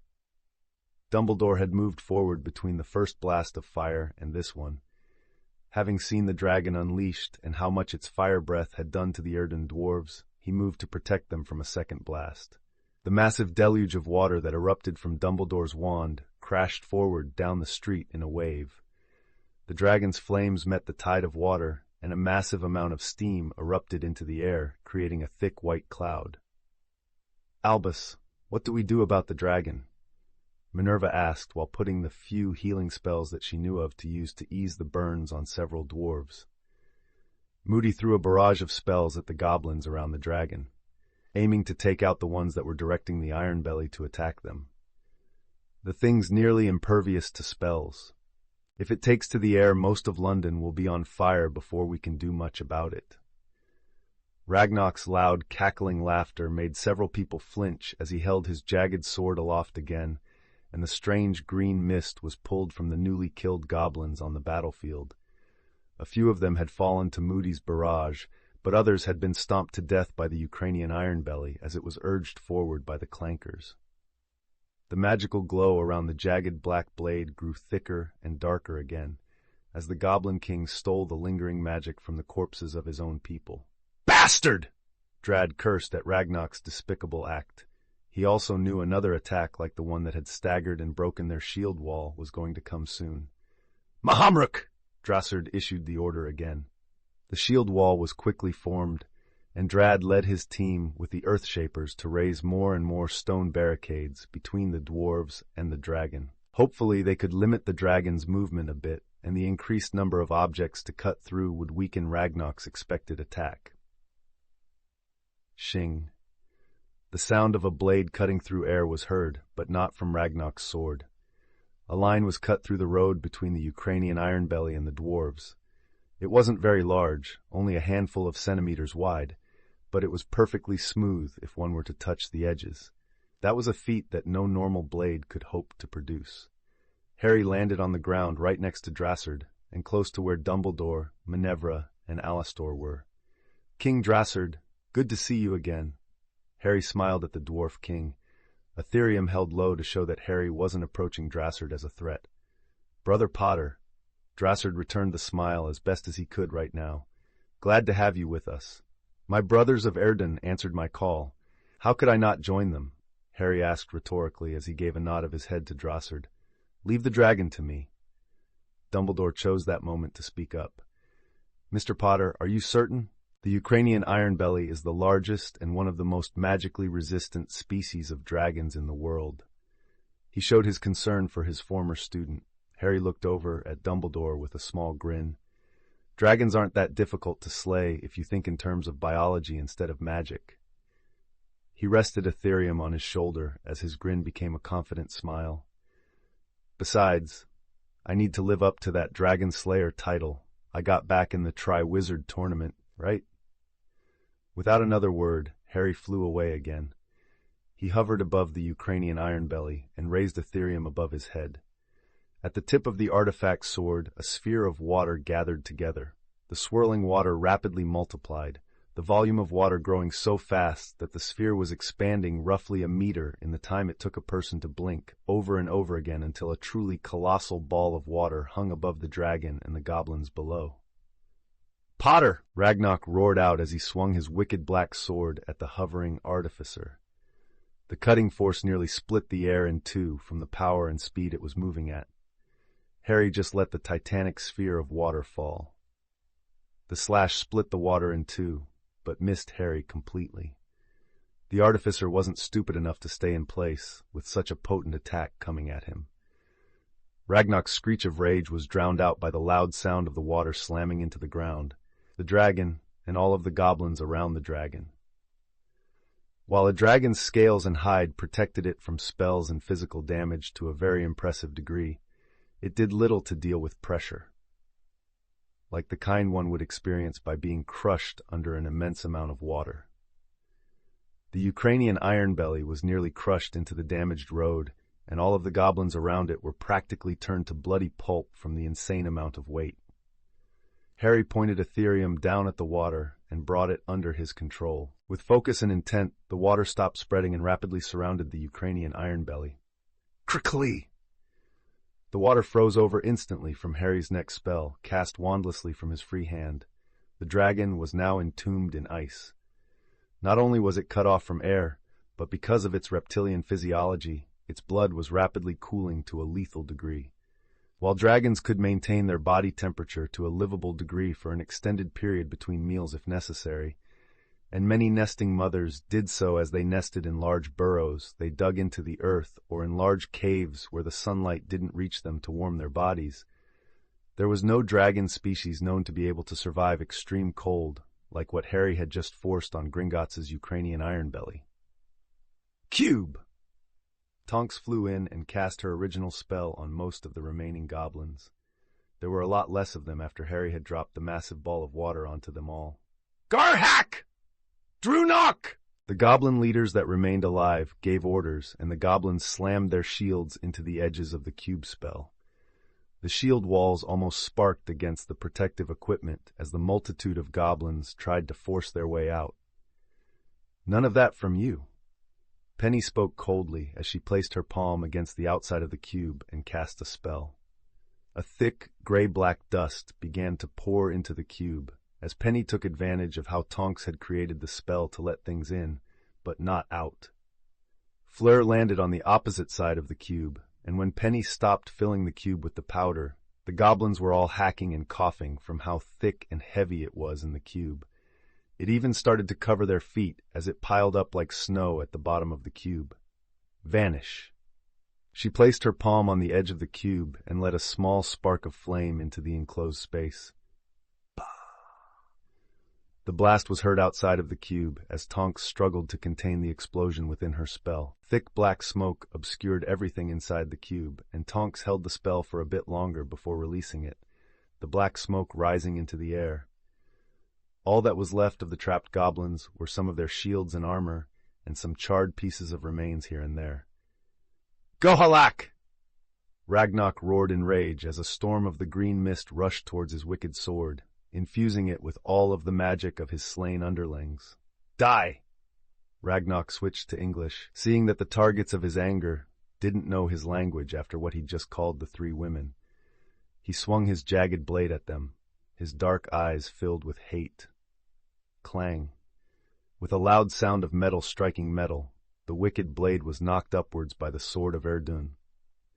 The insanely powerful slashing force went off into the sky, barely missing hitting one of the buildings nearby. Ragnok snarled at Drossard, the dwarf king having closed the distance while everyone had been distracted by the massive contained explosion that Tonks, Penny, and Fleur had created. You dare! I dare! Drossard bellowed out as he forced the Goblin King backwards with his greater strength. Filthy thief! Today I reclaim what your kin stole from us! Ragnok blocked the blade of the sword of Erdun with his Gostit sword. Today I take your sword and your head to decorate my hoard. The putrid green aura of magic around the black sword flared again. Drossard proved his skill with a sword as he angled the sword of Erdun and matched the edge of his blade against the edge of Ragnok's. The sharp ringing sound that filled the air would make most people wince, but the Dwarf King and the Goblin King were far too focused on killing each other to let it bother them. The slashing force dissipated on the edge of the sword of Erdun, the unbreakable blade flaring with Drossard's magic, as the rubies within the guard looked to have blazing flames within them. Karak all! Ragnok snarled at Drossard for blocking his attack. The Goblin King backstepped to break the deadlock and then swung the sword from below, an upward slash looking to cut Drossard in two. Drossard stepped to the side. His eyes widened as the Gostite sword clearly didn't hit him, but he felt a cold ache appear on his left side. Cursed weapon! Ragnok thrust the jagged black blade at Drossard, but the Dwarf King blocked with his sturdy shield. Die! The Goblin King snarled at Drossard, swinging at him in a flurry of strikes, none of them hitting the Dwarf King, but any that weren't blocked by Drossard's shield or the sword of Erdun left more and more cold, aching spots on his body. You first! Drossard charged forward, breaking Ragnok's flurry of swings as the dwarf shield bashed the goblin. Gak! Ragnok hacked out as he hit the ground and rolled, getting back on his feet just in time to swing his cursed sword wildly at Drossard. Clang's sword hit shield, and unleashed more of the magic that it had stolen from the large number of dead goblins. But Drossard had been prepared for it this time, and revealed the hidden aspect of his shield. The force it was hit with dispersed to the side in every direction, reducing the overall impact to almost nothing. It was the magical effect of the Dwarf King's shield, but it had to be timed perfectly to disperse an attack of that magnitude. Ragnar's eyes widened at his strike, doing nothing, and barely dodged the swing of the sword of Erdun that was aimed at his head. "I will plunder your home, kill your people, and devour their corpses," Ragnar threatened as he funneled more of his putrid green magic into the cursed sword. "No, because you die today, right here and now." Drasard promised the Goblin King as he watched Ragnar's every move, his shield between himself and his enemy, the sword of Erdun at the ready. Ragnar lunged forward, but Drasard readied his shield to disperse the blow, only for the Goblin King to give a vicious smirk as his swing fell short of the shield and hit the ground right in front of Drasard.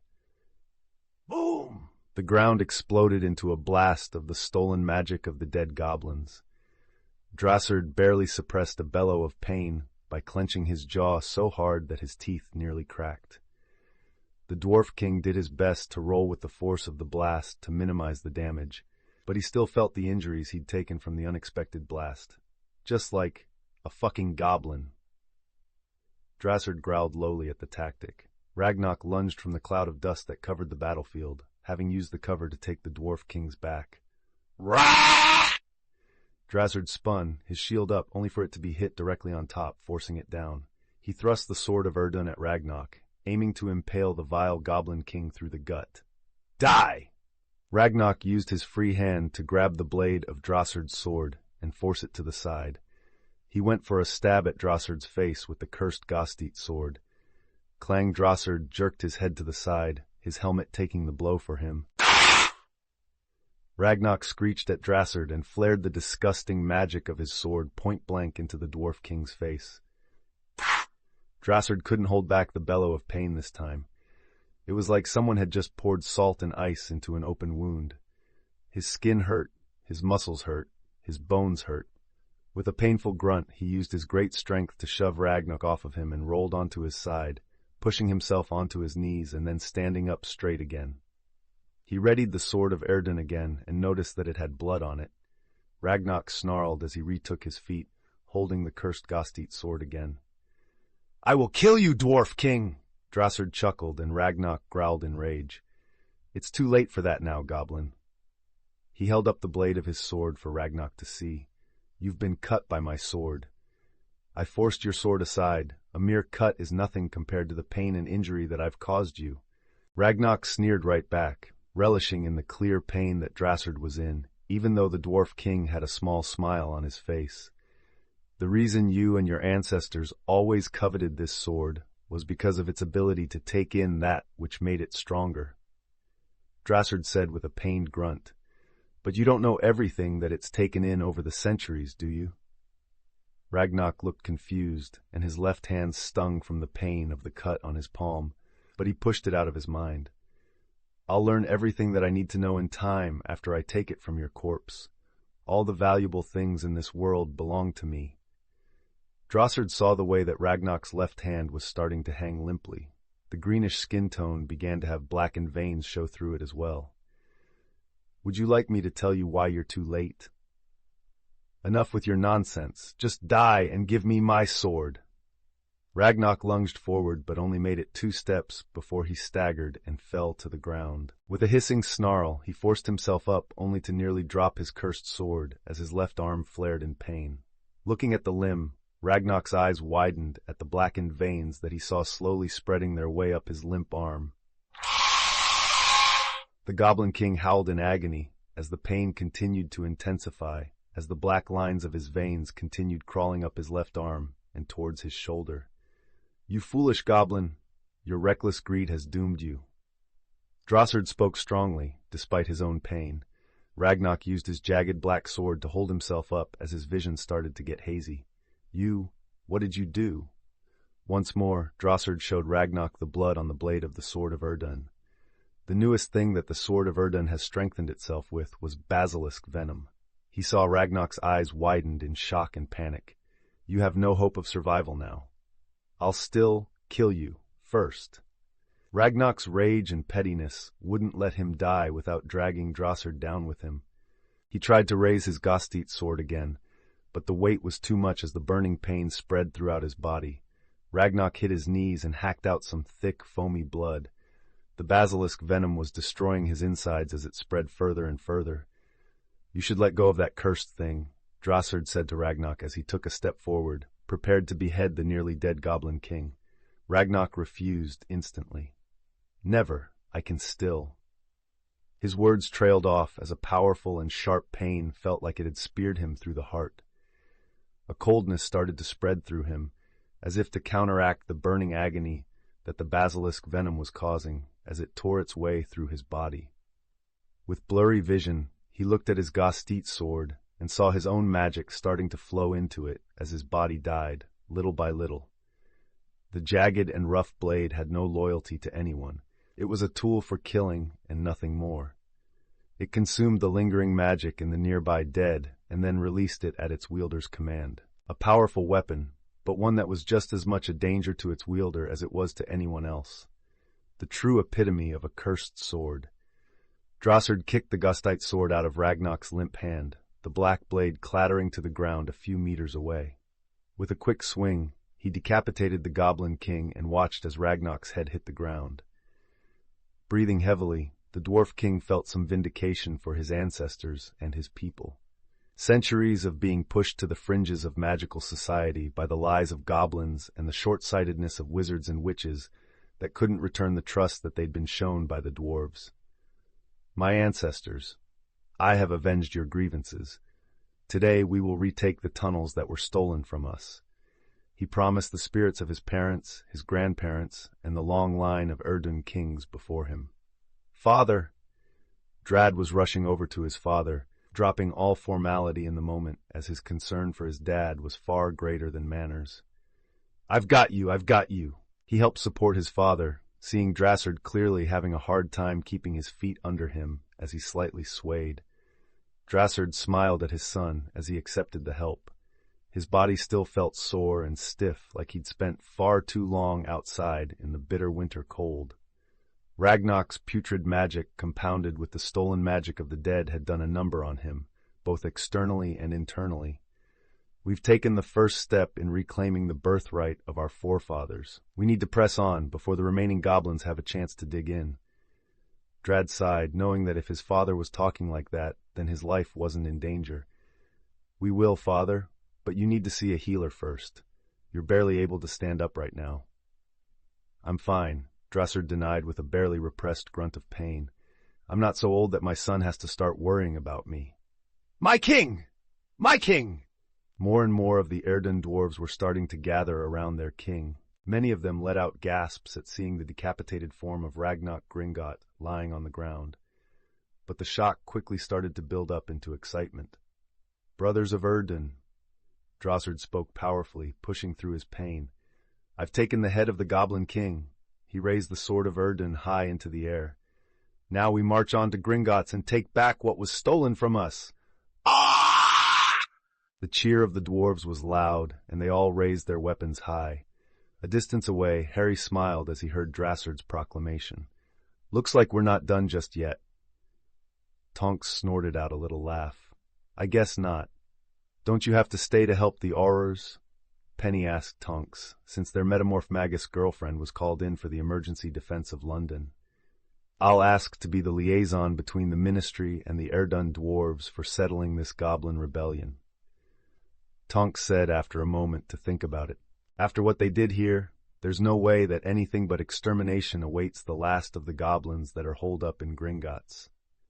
Fleur shook her head once at the talk of continuing the campaign against the goblins. "Before any of that, all of us should probably get checked up ourselves. A pepper-up potion wouldn't hurt at the very least." Harry nodded in agreement, always wanting to ensure that his loves were unharmed. "I agree. Let's get checked up and see what needs to be done next. I'm sure Drossard will want my help with disabling the magic that goblins have set up over the last few centuries. Ethereum will be the fastest way to clear all of it and let the dwarves retake their tunnels."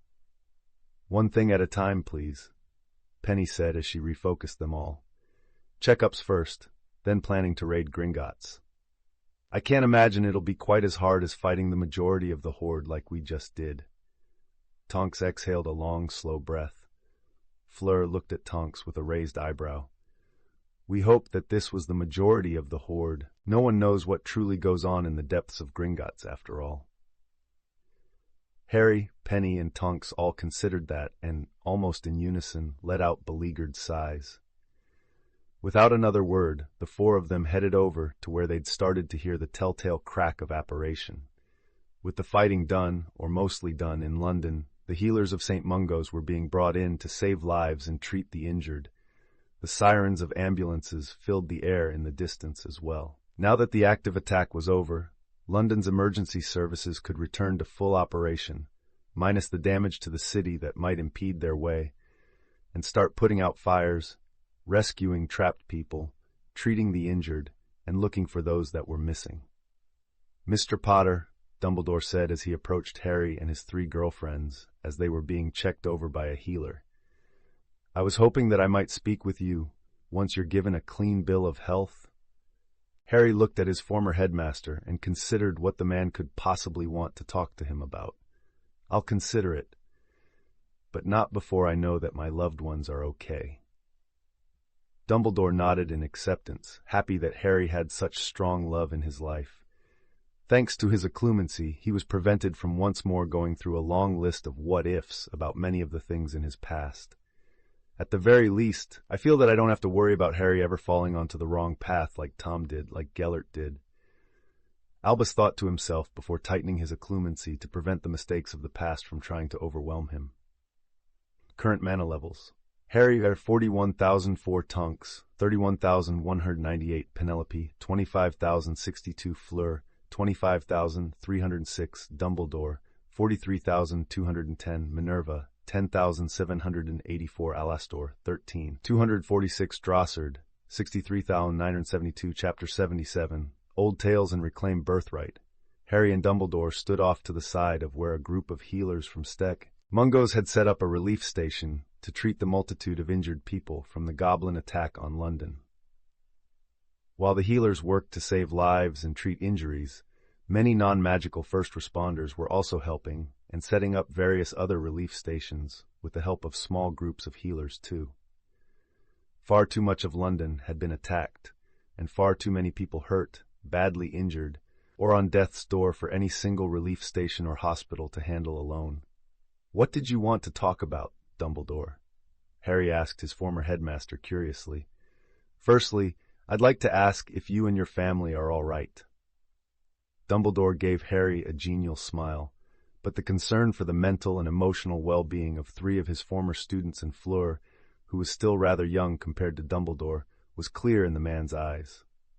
Eyes that notably lacked any trace of the small twinkle they often held. Harry thought about how to answer that for a moment before he spoke. "We're all right currently. Occlumency is a permanent part of our way of using wandless magic. We'll process everything over time once this rebellion is finished." Dumbledore nodded, once more curious about the method of wandless magic that Harry had either developed or figured out, and with how secretive some wizards and witches were with their magical discoveries. It was usually foolish to assume that anyone in the modern era had figured out something completely and wholly new in the realm of spellcasting, but knew the young man before him had made it a family secret and wouldn't tell him. "I see. If you ever need a listening ear, my flue is always open." He managed a slightly more jovial smile for a moment. "Or perhaps my flue and my peony communications mirror, I should say. They seem to be very popular nowadays." Dumbledore hinted at potentially buying a communications mirror for himself. "We're doing well enough." Harry returned the half-smile with one of his own. It was obvious that Dumbledore was trying to help Harry not think about all of the goblins that he'd killed today. "Was there something else you wanted to speak about?" "Yes, though I'll be brief, as I do not believe that we have much time left before we'll be moving to Gringotts," Dumbledore said as he looked at Harry with a small grimace on his wrinkled face. "In regards to what happened during the incident with Voldemort and the summoned demon, I had a few questions about the battle, as I had long suspected that Voldemort had performed horrid magics to protect himself from death." Harry was confused and looked at for a moment as he thought back to the battle with the massive demon and Voldemort. Are you referring to how Voldemort seemingly came back to life multiple times, even after taking damage that clearly killed him? Dumbledore nodded once. Yes, but while the magic that I believe Voldemort used could prevent him from passing on, so long as certain items existed to anchor him to this world, it should not have been able to return his body to life. That information was very different from what he'd managed to find about Horcruxes. I never even found out all of the items that Tom may have used for his Horcruxes before he met his death. Fleur brought us the idea that Voldemort was similar to the Lich of Legends. Harry told Dumbledore, not seeing any reason to keep it a secret, since Dumbledore clearly knew even more than Harry himself about Voldemort's situation. Given that he was able to restore himself from death 5 times in our battle, and his execution was the 6th death he faced, I believe we dealt with all of his phylacteries. 7, counting the diary from my 2nd year, seems like a number that Voldemort would go with for his attempt at immortality, but I'm sure you'd know him better than I do. Harry looked straight into Dumbledore's eyes, silently telling the much older wizard that he was certain that Dumbledore knew far more about Voldemort and his phylacteries than he'd ever shared with anyone. Dumbledore was silent for a few seconds before speaking again. 7 would most certainly be a number that Voldemort would use, given its importance in many forms of magic. The less people that even knew the term Horcrux, the better, in Dumbledore's opinion. Seeing that Dumbledore wasn't going to say anything else about the matter, Harry's eyes drifted down to the oddly knotted wand, or where he felt it was on Dumbledore's person. If you're done asking about Voldemort, may I ask you a question, Dumbledore? Yes, of course. Dumbledore was more than fine with moving their discussion along from the current topic. Can I ask to see your wand? Harry looked directly at Dumbledore's sleeve, where the wand was secured beneath the cloth, ready to be drawn in an instant. Dumbledore was now unsure if he was happy about the change in topic. May I ask why you want to see my wand, Mr. Potter? Harry touched his invisibility cloak, bringing it over his shoulder, partially from where it was hung over his back like a cape at the moment. That was how he wore it along with his regalia, just so that he could swiftly be invisible when he wanted to be, but wasn't invisible at all times. Because it gives me the same feeling as my cloak, and I've never heard of a wand artifact before. His green eyes lit up with interest. Artifact? Dumbledore looked perplexed for a brief instant. He'd followed the legend of the Deathly Hallows in his youth with Gellert. That the Elder Wand had found its way into Gellert's hands, and he'd then taken it after defeating the madman that Grindelwald had become in 1945, had been 1/3 of a lifelong goal completed. But he'd never once heard anyone claim that the Deathly Hallows were artifacts. Given the tales of Beetle the Bard, the one that made the Deathly Hallows was death itself. Yes, just like my invisibility cloak that never loses its magic, unlike normal ones. Harry let the cloak fall over his shoulder to rest on his back again. The fact that they feel the same to me would imply that the same artificer crafted them. It's quite a surprise that wand lore and artifice were mixed, especially given how closely wand lore is guarded by skilled wand makers. Dumbledore silently debated with himself for a moment before drawing the Elder Wand. I don't suppose there's any harm in letting you look at my wand for a moment, Mr. Potter. He held the wand out for Harry to inspect. Harry gently took the wand after getting permission. He immediately focused and began to commune with the artifact, hoping to discover some of its features. That's interesting, he mumbled quietly with his eyes closed. The feel of the magic was odd, and yet vaguely familiar. Harry attributed this to the wand being made by the same artificer that made his invisibility cloak. Elder wood, some kind of hair in the core, not sure what that is. Wand lore specific, I'd guess. Harry didn't know what the odd feeling, which he could only describe as waiting, was about, but felt as if it had something to do with how the artifact wand was constructed. You're resistant to magic that you're not familiar with, huh? Harry hummed thoughtfully as he tried to push a tiny bit of his mana into the artifact, only for it to be rebuffed. A wand that will only work for one person. That almost sounds like that story from Beetle the Bard. Dumbledore didn't flinch, nor did his facial expression change, but his absolute lack of expression is what tipped Harry off that something was amiss. No way. Harry blinked, looking at the wand in his hands in disbelief and then at Dumbledore with some surprise. This is the Elder Wand? The Death Stick? The wand said to be crafted by death itself? Yes. Dumbledore carefully took the Elder Wand back. Harry looked blankly at the wand for another moment before he snickered a little. Did you track it down for the same reason that most people go looking for it? The unbeatable wand aspect, or the Master of Death mentioned at the end of the tale? Dumbledore said nothing, but did look mildly confused by Harry's snickering. Sorry if this ruins part of the mystique of the so-called Deathly Hallows, but these are just artifacts, and all artifacts are made by mortal hands. Harry gave Dumbledore a half-smile filled with mirth. This cloak, he patted the shimmering cloth hanging from his basilisk scale mail. That wand, Harry pointed at the Elder Wand in Dumbledore's hand, and whatever manner of artifact that resurrection stone is. They were all made by one person, a very skilled artificer, most definitely. But even having all three, they're not going to grant someone mastery over the concept of and reality that is death. After all, a powerful wand can help protect you, an invisibility cloak can hide you, and if the story is true, talking with the dead can give you knowledge you wouldn't otherwise have. But none of that implies that you can become the master of death, as if it was a corporeal being that one could command. Harry chuckled with a shake of his head at the absurdity of such a thing. Dumbledore hummed for a brief moment before speaking. I never considered the Master of Death portion to mean controlling death myself. It is a popular interpretation of the story, though. But when I first set out to try to find the Deathly Hallows, I was much younger, foolhardy, and after a time, guilt-ridden. Dumbledore shook his head once and gave Harry a slight smile. I'm glad that I was able to indulge your curiosity, Mr. Potter. He stowed the Elder Wand away again. Thank you for your time, sir. Harry nodded once, his own small smile meeting Dumbledore's. If you happen to still be looking for that stone and find it, I'd love to look it over too. I have a bit of a hypothesis about how it operates, and I'd love to know if I'm right. If the Resurrection Stone should ever make its way into my hands, I'll be sure to contact you, Mr. Potter. Dumbledore actually let out a slight chuckle of his own. The two prodigious wizards, even separated by a century between their births, could understand each other in matters of magic.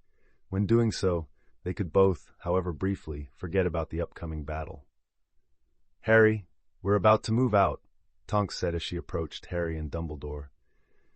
With some help from King Drossard, I managed to get appointed as the liaison between the Ministry and the Erdun dwarves, at least for now. She gave a nod to Dumbledore. Thank you for arriving so swiftly, Headmaster. I haven't been your headmaster for a number of years now, Miss Tonks. Dumbledore smiled slightly at Tonks.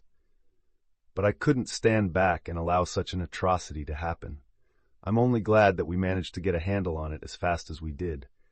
Had the goblins become entrenched in London, I hesitate to think what it would have required to remove them. All three of them knew that it would most likely have been writing off the city as lost, and then the military would have dealt with the situation with overwhelming force and every weapon, vehicle, and ordnance available to them. After all, the air was currently filled with military helicopters. Many soldiers and armored military vehicles had nearly flooded London in the time since the initial attack and the end of the attack on the surface, with the death of the Ukrainian Ironbelly, Ragnarok Gringotts, and the goblin horde of Gringotts. Now that London was under control, the final phase of stopping this rebellion could begin. Gringotts Bank, later, the sealed front doors of the bank nearly exploded inward from the force they'd been hit with. Baruch Kazad! Kazad I Menu! Drossard bellowed powerfully, having used the sword of Erdun's power in combination with his own to breach the doors. Baruch Kazad! Kazad I Menu! The dwarves of Erdun called back, all of them fully armored and wielding shields, axes, thunderlances, swords, and hammers as they marched into the large marbled teller area of the bank. But there were no goblins here. Harry stepped forward and swung Ethereum, unleashing a barely visible distortion through the air that passed over the floor, walls, teller windows, and everything else within the area. A few things briefly had wisps of magic be stripped from them by Ethereum's power, but nothing else happened. Drad kneeled down next to Drussard and placed his hand on the marble floor, closing his eyes for a second. "They're all below, in our tunnels." He opened his eyes and stood up again. "I can't get any further information, my king.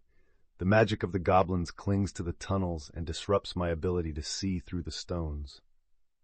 "You've done well, my son." Drussard didn't hold the lack of information against Drad in the slightest. "We march," he declared, and all of the Erden dwarves called back. "We follow the king." The call was loud and strong. Getting into the tunnels reminded Harry of the first time that he'd ever been here, way back in his first year at Hogwarts. The tracks and carts were still the same, and Harry now wondered if they were actually dwarven make or goblin. "Brother Potter, if you would," Drossard requested, his eyes sharp as he looked for any trace of goblins hiding behind magic. "Of course." Harry swung Ethereum again, the wave of barely visible power racing down the corridor and stripping all the magic away in a thick mist that dispersed a second later. Now that the magic was gone, Drossard placed his hand on the stone wall and murmured something in Dwarvish under his breath.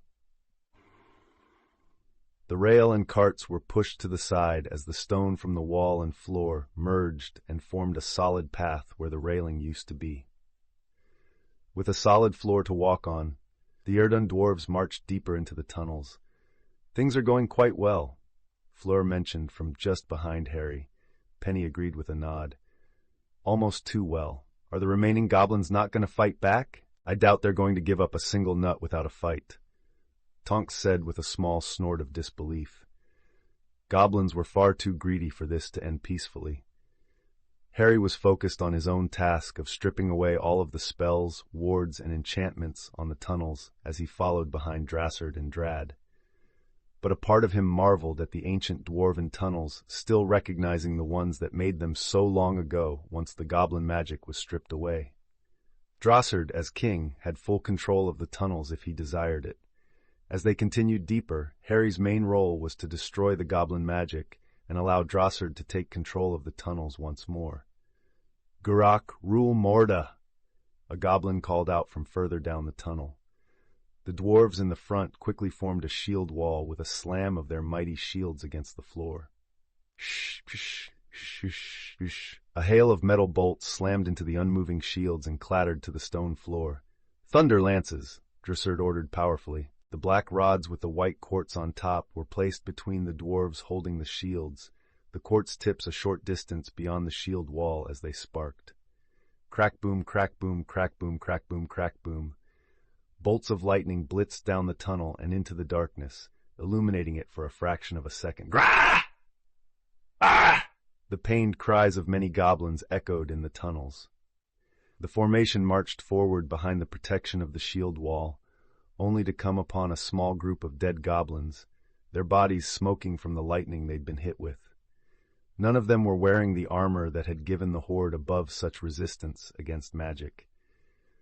It appeared the goblins hadn't expected their horde to be defeated, and had only left a precautionary force behind to protect the tunnels.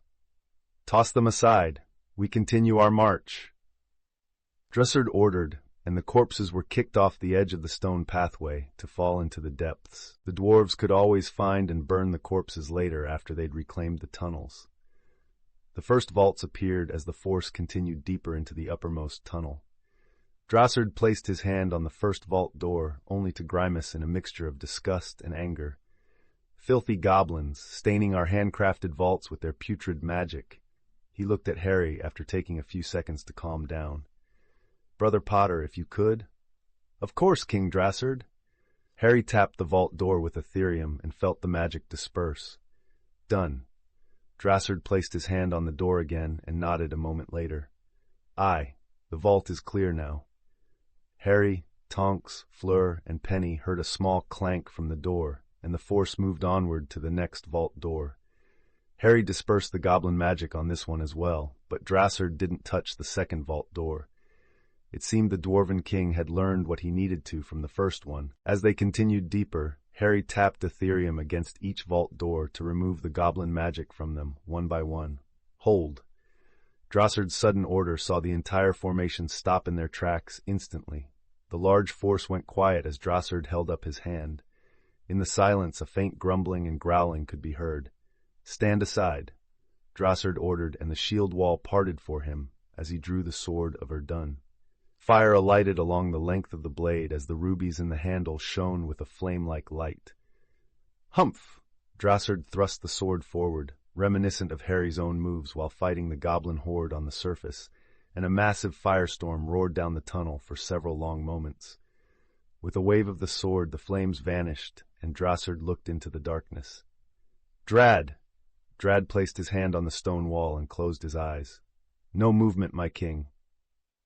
He opened his eyes and moved to stand next to his father again. The force marched forward, Harry removing the goblin magic from every vault and the tunnel before they passed through the darkened area. The tunnel became a bit brighter right away, though still shadowed. Seeing the charred husks of a large group of goblins, smoke still rising from the corpses, and several flames still burning on clothing here and there, was an unsettling sight, at least for the humans among the dwarven force. "Gulak!" A screeching cry rang out from deeper into the depths of the tunnels. "We'll move in formation," Drossard called out as the dwarves got behind their shield wall. "Brother Potter, Miss Tonks, Miss Clearwater, Miss Delacour, could we get some light?" Multiple bright Lumos charms filled the air, all of them hovering just below the ceiling, illuminating the tunnel and the vast cavern that had opened up into a moment later. Gah! The goblins that were revealed, what had to be 100 at least, screeched and snarled at the dwarves and those with them.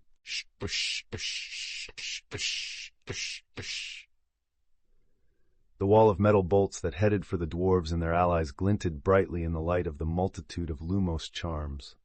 "Ha!" Drad and 3 other dwarves, all with earth shapers on their right arms, jerked their hands and arms upward. With a rumble, the stone warped and formed a thick wall between the force and the incoming projectiles. The loud clanging of metal on stone followed for a moment afterwards. "Projectiles!" Drad ordered, and the other 3 followed his lead. Crack! The stone wall shattered into rocks, each the size of a softball, and the large chunks of stone were launched like bullets at the horde of goblins. "Ah! Kriya! Ah! Ah!" The goblins were smashed by the fast-moving heavy projectiles, and blood painted the stone floor and walls in gory splashes of red. The dwarves marched forwards, their heavy iron boots resounding in the massive cavern. The goblins that had survived the barrage of stones were quickly overrun. Axes from the shield-bearing dwarves split goblin heads as if they were melons. Heavy iron and steel hammers crushed any goblin that tried to attack the formation from the sides. In only a few minutes, the entire cavern was cleared of goblins. Ugh, the smell. Tonks wrinkled her nose at the stench of blood and dead goblins. "It is very repugnant." Fleur agreed, covering her nose with her hand. Penny leaned closer to Drad. "How many levels and tunnels are there?" Drad thought about it for a moment, having to recall his lessons from youth about what Baraz Kul, the dwarven name for the tunnels of London, had been like before the wizards and witches of the day had forced the dwarves out and the goblins took over. Should be several levels deep, and the tunnels branch out a good distance in every direction. If this is the level of resistance that's left, it should only take us 2 days, maybe 3. To exterminate the goblins and reclaim everything with Brother Potter, getting rid of all the goblin magic. 3 days? Penny exclaimed at the time that they'd be down in the tunnels. "We should probably aim for 2 days if possible," Harry said, fully agreeing with Penny's shock at being down in the tunnels for 3 days. Fleur nodded quickly, her long silvery blonde hair swaying from the motion. "Yes, we should aim to be thorough, but quick." It was clear that Fleur wasn't a fan of being down in the tunnels with the stench of goblin and who knew what else filling the air. "The Aurors have the bank surrounded, and I'm supposed to send back updates with the paper plane charm every hour." Tonks reminded them that she had the worst of it since she was going to be on the clock the entire time. "I'm going to have to explain what's going on and hope they can send some supplies down here to us." As the group entered the next tunnel that branched off from the huge cavern, they left a group of dwarves behind to guard the entrance and the pathway back to the surface. Should any goblins attempt to flee, the group guarding the path would either exterminate them or hold them back while sending word for the main force to return as fast as possible. While walking the second tunnel, Harry would clear out the goblin magic with Ethereum. The tunnels were stripped of the goblin magic in thick mist-like clouds, while each vault door was cleared with a tap from Ethereum and a small pulse of mana. "There's no goblins in this tunnel?" Drassard sounded surprised as the end of the tunnel came into view, a vault door marking its end. Did they only defend the central cavern and the tunnel leading to it? Surely they didn't leave such a small number of goblins to defend the tunnels? Drad seemed perplexed by the lack of resistance. "Should we check the vaults on the way back, my king?" Harry looked thoughtful. Could the goblins really hide in the vaults? Surely the goblins accessing the vaults freely would violate some kind of magical contract that they'd made with the Ministry in the past. Common sense may not be so common amongst some wizards and witches, but even if they gave Gringotts control of the money, there's no way that the better-than-you purebloods would let the goblins enter the family vaults without a member of said family making a visit themselves. Right? On the way back, every vault was opened and looked inside of, though Drassard and the other dwarves made sure not to touch a single thing within, just in case of some type of protection placed on them by the one using it. Not a single goblin was found. "They must be deeper," Drassard said once they returned to the central cavern. "The oldest and highest security vaults with the most valuables are in the deepest levels. We'll continue to check every tunnel thoroughly, but be prepared for heavy resistance at each floor's central cavern." "Yes, my king," the Erden dwarves said in unison, their deep voices making an echo in the cavern. Each tunnel on the first level was checked, and not a single goblin was found. The benefit of the situation being that they cleared the level faster than expected. The detriment was that they'd be looking at heavy resistance at each floor's main cavern with an unknown amount of goblins. Each level is smaller than the one above it. Drad explained to Harry, Penny, Fleur, and Tonks as they finished inspecting the last tunnel of the first level. "It's like an inverted version of a pyramid from Egypt. Back when we dwarves owned these tunnels, very few witches and wizards of the day could afford to use our deepest vaults. Most didn't have enough money or valuables to need them either, so the first level is the largest with the most basic of vaults. Clearing the lower levels of goblin magic should be faster then, but I bet the amount of resistance will be the fiercest at the bottom," Harry said with a hum. Tonks finished writing her report and tapped it with her finger. The paper folded itself into a paper plane and then flew off towards the surface and the waiting aurors that had the main floor of Gringotts locked down.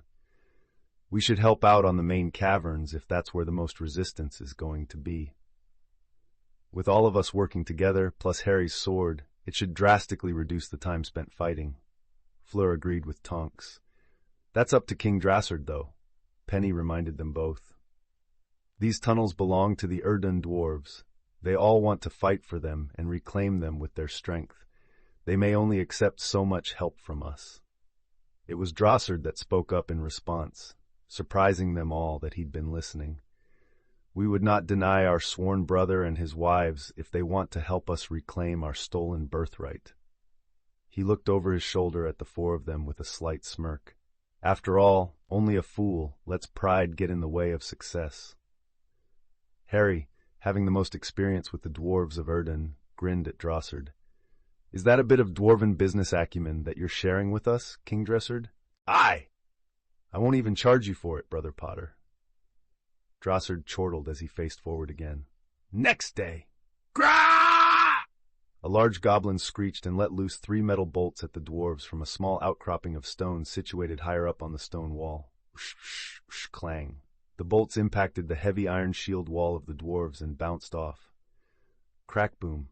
A blast of lightning from a thunder lance hit the goblin, sending it screaming to the hard stone floor below with a nasty thud as sparks arced off its body for a second longer before vanishing. Krogrutep! A large armored goblin bellowed out from behind a horde of other, smaller armored goblins that were firing more metal bolts at the dwarven formation. "Enough of that!" Tonks clapped her palms together in front of her, both arms fully extended. A wave of force smashed through every goblin in its path, sending them flying, before knocking the large goblin into the wall. Fleur, not one to let the opening pass, conjured a swarm of bright purple orbs and launched them all at the staggered and downed goblins. Vanish! The goblins did just that, their bodies disappearing into blood mist as the orbs exploded on contact. Only pieces of their armor survived, but it all became shrapnel that tore through their fellow goblins. Whoa! A whistle of wind was heard in the cavern during the brief lull in the fighting that Fleur's spell had caused. Splat! The still-standing goblins fell into bloody chunks, their bodies, where their armor didn't cover, had been sliced through cleanly. Was that the last of them? Harry asked, Ethereum held to the side from his previous swing. Just the wounded to finish off. Drad said as the dwarves advanced onto the dying goblins with axes and hammers. In short order, the goblins were finished off and the final level seemed to be secured. Thump, until something heavy nearly shook the ground. Thump. What in the world? Penny gaped at what emerged from the darkness of one of the 4 tunnels. Thump. The thing looked vaguely like a dragon, though the face was distinctly more demon-like. It was massive, with skin the color of blackened stone. The creature appeared bipedal, with large wings on its back and a tail swaying behind it. 2 thick and powerful arms with grasping hands and wickedly sharp claws hung down to almost the strange creature's knees. Thump! There's another one! Fleur called out. Thump. Behind the force of dwarves, emerging from the opposite tunnel from the first, was an identical creature, catching them in a pincer maneuver. Thump. We never had anything like these within Baraz Urkel, to my knowledge. Drossard said clearly, his voice carrying in the suddenly quiet cavern. The goblins must have brought them in, like the dragon from before. He readied the sword of Erdun as he stared the strange creature down. Without a roar, a growl, or any sound at all, both of the strange creatures lunged towards the dwarves. Bang, bang. The shield walls were both knocked asunder in an instant, the mighty shields of the dwarves flying through the air to crash loudly on the stone floor.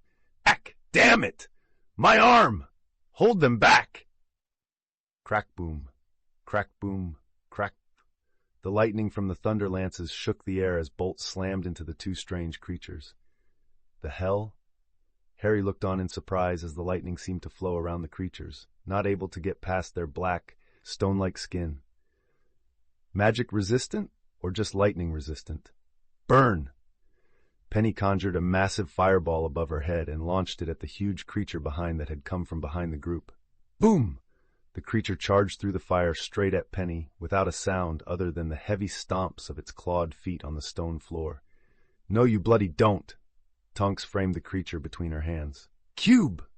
The creature bounced off the wall inside the immense cube spell that Tonks had conjured. It still didn't make a sound, didn't even seem hurt, despite the fact it had literally bounced off the wall, face first. The creature raised its left arm, holding it off to the side, and then clawed through Tonks's spell, shattering it apart. How? Tonks gaped at what the mysterious thing had just done. Haw!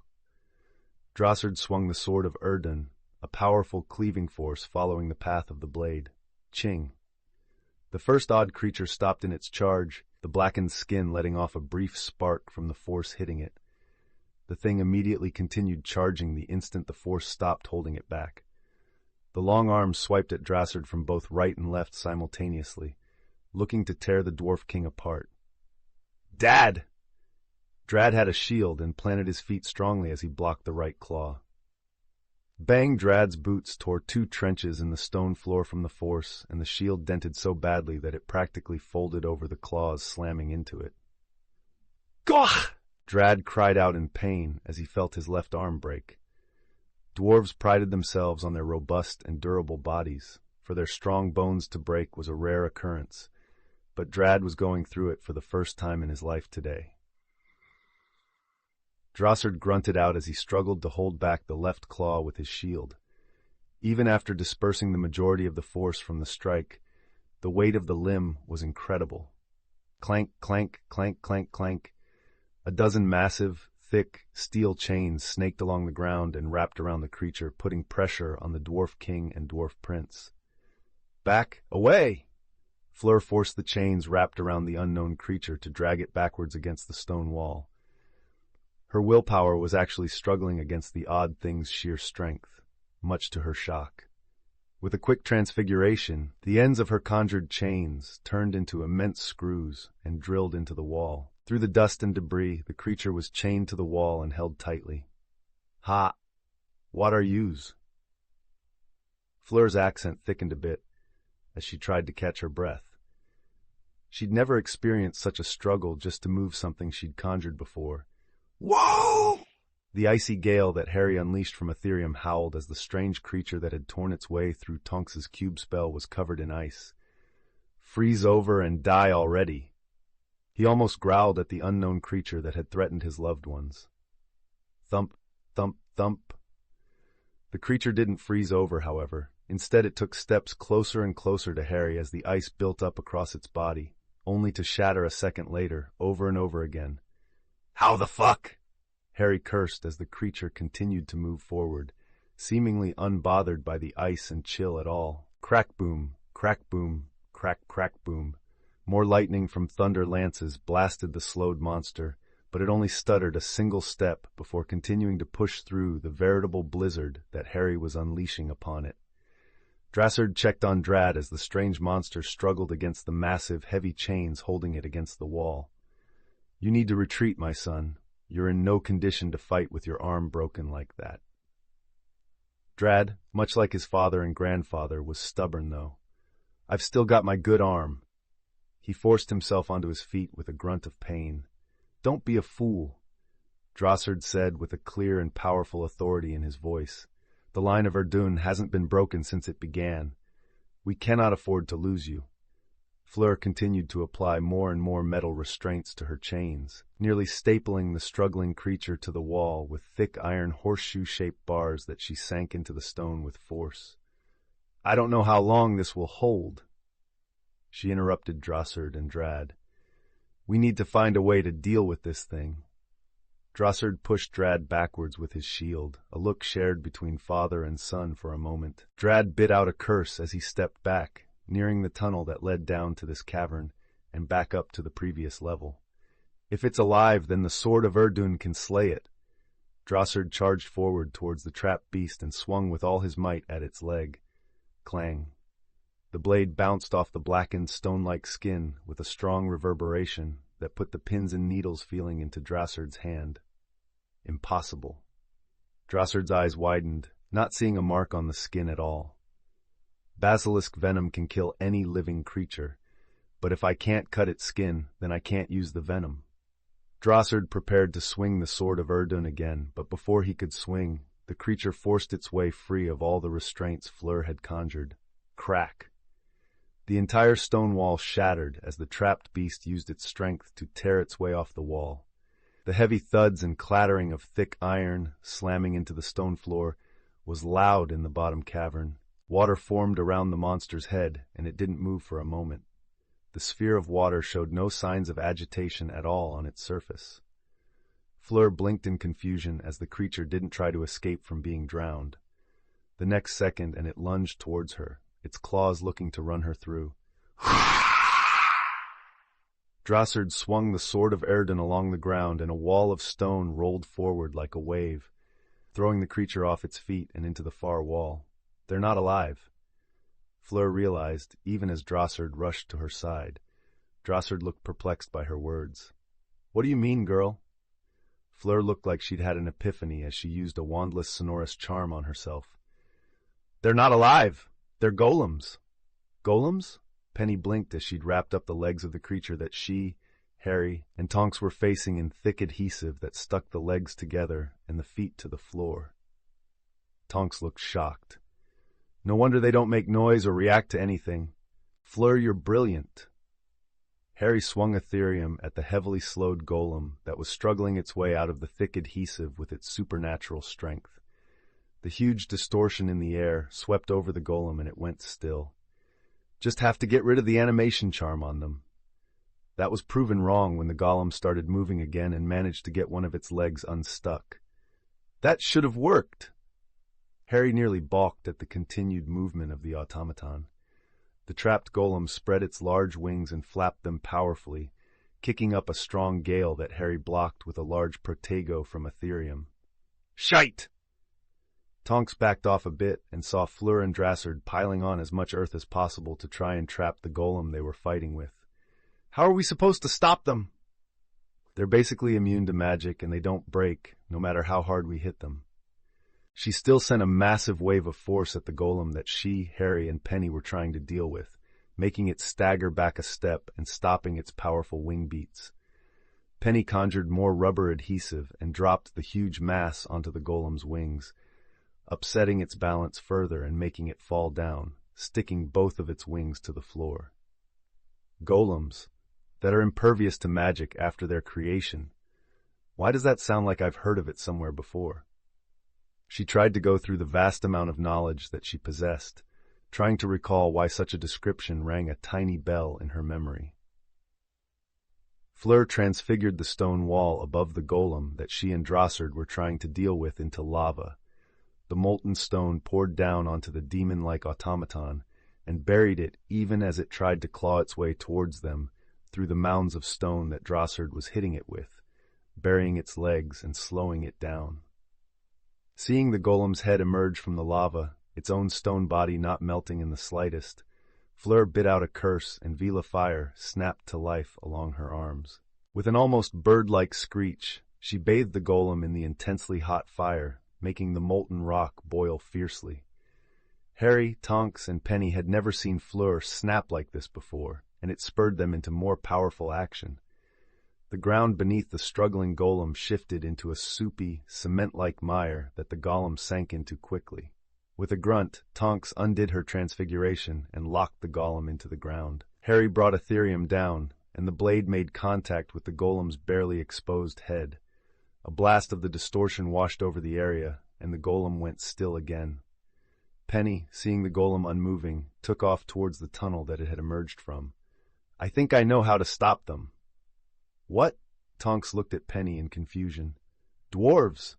Penny called out to the dwarves that were still able to fight, though that number had been drastically reduced.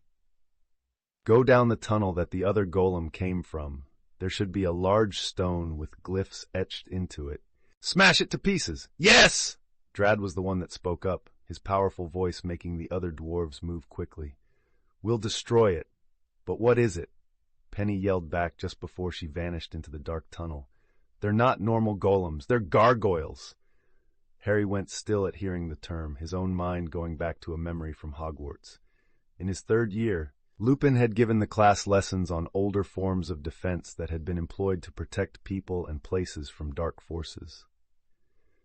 Golems were featured in the chapter as protectors of people, but it was as they briefly went over golems that the topic of gargoyles had come up. Unlike golems that protected people, gargoyles protected places, the places in question being wherever their pedestals were set up. Gargoyles were used as a last resort because they only protected places specifically, not the people within them. Activating a gargoyle while those you wanted to protect were still around was foolish, as the creations couldn't distinguish friend from foe. They only defended the location.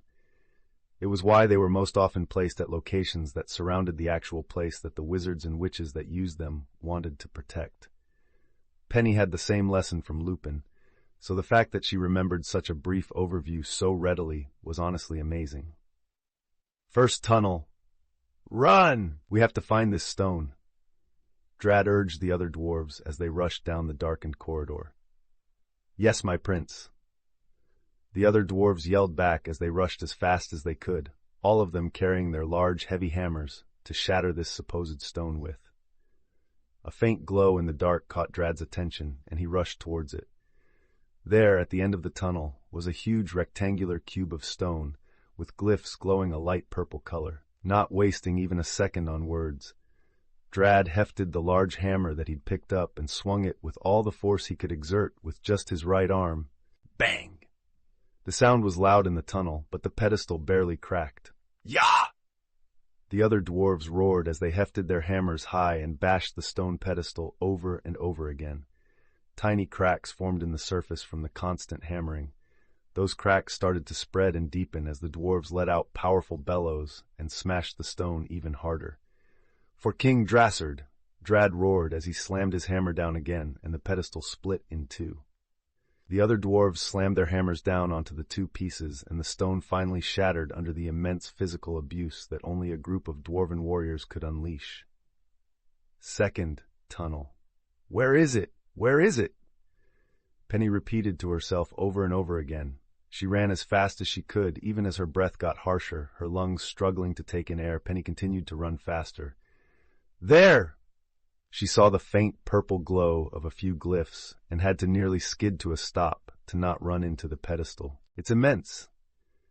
Penny figured it would be, given the size of the gargoyles, but it was almost up to her waist in height alone, not to mention its length and width. Focus. Penny narrowed her eyes and placed both of her hands on the pedestal. The stone began to vibrate, making the dust and grit on it shake and start moving away from Penny's hands. Break, break, break, she chanted as she forced more and more mana into her spell. The glyphs on the stone glowed brighter and then dimmer, over and over again as Penny's mana began to overload the pedestal. Break! Penny shouted at the stone. Crack! The pedestal split in two right between Penny's hands. A rush of force escaped the stone, blowing Penny's hair back and nearly taking her off her feet as the two heavy pieces of stone were forced away from each other from the overload of mana. The glow of the glyphs faded, leaving Penny in the near darkness as she caught her breath. Where did the goblins get these from? Penny asked as she breathed in and out heavily. It was a fair question, given that gargoyles hadn't been used since warding had taken over the vast majority of protection of magical homes and places. Bottom cavern. The gargoyle that was still trying to claw its way towards Fleur and Drossard stopped moving entirely. Drossard stopped swinging the sword of Erdun to stare at the still gargoyle. They did it. A smile broke out on his face in pride for what his son and his men had done. They did it! Harry and Tonks both let out a breath as well. The gargoyle they'd been holding back had halfway torn itself out of the ground when it suddenly stopped moving. Thank Merlin. Tonks exhaled heavily. What is this gargoyle made out of? Harry wondered as he placed his hand on the black stone. I've never seen anything like this before. The question would go unanswered for now, as those in the cavern quickly welcomed back the ones that had raced down the tunnels to destroy the pedestals. After a short celebration, Drossard stood before his injured and weary warriors. Without all of you, we never would have won this battle for Baraz Urkul. But this day I, King Drossard, declare that the dwarves of Erdun have reclaimed our birthright. Oh! The Erdun dwarves, even the injured ones, cheered loudly as they rejoiced finally getting back what had been stolen from their ancestors so long ago. The place that had once made the dwarves a fixture in magical culture on the British Isles was now theirs again, and with it, they could finally come back from the fringes of society and be a pillar of the magical community once more. Brother Potter, join the celebration, Drossard called out to Harry with the largest smile that Harry had ever seen on the Dwarf King's face. You've helped make all of this possible for us. Our bloodlines will forever be brothers.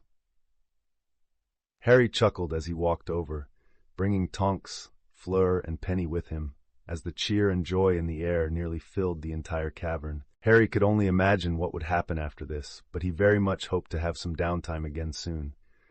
I really want to work on some of the ideas I've come up with some more. Harry thought to himself as he held his loved ones close, shared soft kisses, and just enjoyed each other's company, knowing that they were safe and unharmed. End chapter. Current mana levels.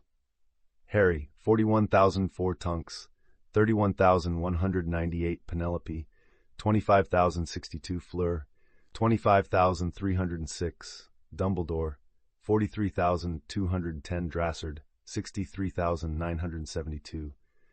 Chapter 78, Research and Goodwill. Potter Manor was hosting 2 overnight guests for the first time in the forms of Sirius and Marley.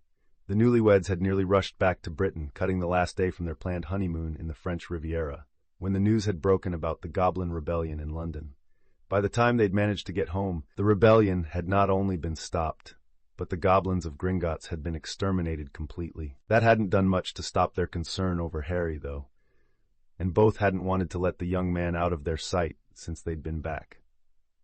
"Still here, Harry?" Sirius joked as he stuck his head into Harry's smithy.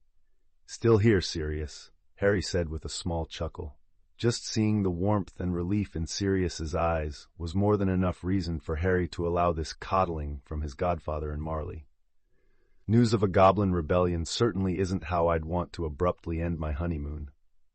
Harry thought to himself as he looked over the plans for an idea he'd had a little while back. Sirius had entered the smithy and stood beside Harry, looking over the plans on the work table. "Honeycombs?" he questioned, seeing the hexagons on the paper that Harry was occasionally making notes on. Harry looked at Sirius with a grin. "Sort of. I'm just borrowing the shape, really." He made a quick note on the large paper next to one of the diagrams. "They're strong, save space, and have a plethora of useful applications. I've been thinking about experimenting with the shape for some ideas for a while now." Sirius read over a few of the small notes that Harry had written all over the paper to try and make heads or tails of anything before a few similar notes caught his eye. "Heat and power?" He looked at Harry curiously. "Yeah, that came from my curiosity about why magic doesn't get along with any technology beyond a certain level. Mechanical operation works fine even in highly magical areas. Electrically powered items mostly work without issue up to a point, usually with simpler items. But it seems that as soon as you move past a certain complexity with technology, it no longer functions well around magic. The most affected is anything digital, like computers, but no one seems to understand why." "That look on your face tells me you have a theory." Sirius looked at Harry expectantly, a smirk on the old prankster's face. Harry shrugged once before he spoke. "My current theory is that digital technology operates on binary code." Seeing Sirius look at him blankly, Harry explained. "It's coded in ones and zeros, yes and no, absolutes only at the most basic. But as we know, magic can make maybes even out of what are usually absolutes in nature, barring a few things. So if binary is just ones and zeros, then when it gets close to highly magical areas like Hogwarts, the binary may actually start having twos added in, and it fails instantly because it can't process them." Sirius rubbed his chin in thought as he processed what Harry had said. "I think I understand." He looked back at the designs on the paper. "But what does that have to do with honeycombs?" "Nothing really," Harry said and chuckled when Sirius looked at him confused. "Honeycombs, aside from being strong and saving space, also have the most usable surface area of any compound shape." He tapped the tip of his pen on the diagram of a honeycomb and pointed out all of the flat edges both inside and outside. "That's a lot of space to etch runes for enchanting for any number of effects. Heat is just a very simple one." "Why not just use a warming charm?" Sirius asked the simple, by magical standards, question. Harry nodded in understanding. "You could, but the higher the heat of a warming charm, the faster it expires, and it can't go above a certain temperature. It was made to keep people warm and to warm up things like food that had gotten cold. Not to mention that the non-magical can't cast warming charms." Sirius looked at Harry for a moment, but seeing his godson lost in thought again, he snorted out a laugh before speaking. "And that has to do with power in some way?" "Oh, yes," Harry said after snapping out of his musings. "We learned about it in my primary school, at least the very basics of how electricity is made. The entire process is to burn a fuel, usually coal or gas, to boil water and make steam. That steam is funneled into pipes to increase pressure, and then that pressurized steam turns a turbine. When a turbine is spun, it makes electricity and sends it out through high-power cables into an electric grid that connects to homes and businesses." "Huh. So that's how electricity is made? We aren't really taught about it much in Hogwarts." Sirius hummed thoughtfully. Seeing Harry looking at him, Sirius grinned. "What? Muggle studies pissed my parents off, so of course I took it." Harry could imagine just how much Sirius taking Muggle studies would piss off his bigoted parents back in the day. Both of them shared a laugh for a bit before calming down. "So you want to make these honeycombs heat up and boil water to make electricity?" Harry nodded after a moment to make another note on the large paper. "That's one idea." He let out a small sigh. "Tensions are high, and things aren't great between the magical and non-magical in Britain right now. First Voldemort with his demon, then this goblin rebellion. The non-magical feel like they're being assaulted by the magical over and over again." Harry exhaled a long breath before looking at his various designs and ideas all drawn out before him. I'm hoping that maybe, just maybe, extending some goodwill can help out. Sirius placed his hand on Harry's shoulder. You don't have to do that alone, Harry, he assured his godson, looking into Harry's eyes. The Ministry has had dozens and dozens of witches and wizards in London repairing damages for multiple days already, and London is almost back to how it was before the attack. Healers saved hundreds, maybe thousands of lives during and after the goblins' attack. Plenty of good is already being done, and while tensions are still high, it's not at a tipping point just yet. I don't think the non-magical would say no to a clean form of power generation, though. Harry smiled at Sirius, thankful to have his godfather around to help him see that things weren't all riding on his shoulders. Can I ask a dumb question? Sirius grinned at Harry. Harry smirked at Sirius. You often do. Sirius ruffled Harry's hair, messing it up good for his cheek. Oi! Harry swatted Sirius's hands away and shook his head. Why not just use an animation charm on the turbine thing? You just need it to spin, right? Sirius pointed out an easier solution to generating electricity. Harry nodded, having thought of that himself. But then having a witch or wizard at every power plant would be required to cast the animation charms, or to nullify them in case of parts breaking, or some other maintenance needing to be done. He hummed and ran his fingers through his messed-up hair to fix it. The same wizard or witch could use reparo to fix most things, but according to magical scholars, objects fixed by reparo slowly lose their durability each time, making them break more often and with less stress the more they're repaired. Sirius nodded in understanding. So this way, not only can the non-magical freely use the enchanted items to make electricity, a wizard or witch would only have to stop by the place to drop off new ones and take back used ones. That's smart. It lets the magical and non-magical work together to supply the electricity that runs the modern world. I still have plenty to work out, and I'd need to make a prototype as proof of concept, but I'm hopeful that such a boon from the magical side will help all of us get along better. Harry said as he looked over the various diagrams he'd already drawn up. Scaling them in size could even let them be used for different power applications, like a backup power supply in case of disasters, or perhaps as a way to power a vehicle.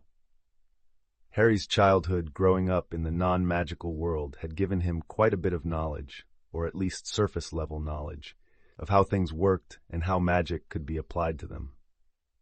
So, did you start working on this because you couldn't figure out what kind of stone the gargoyle is made from? Sirius teased with a smirk at Harry. Harry gave Sirius a side-eye of annoyance. Piss off. He wasn't moping. The damn material just didn't want to give up its secrets.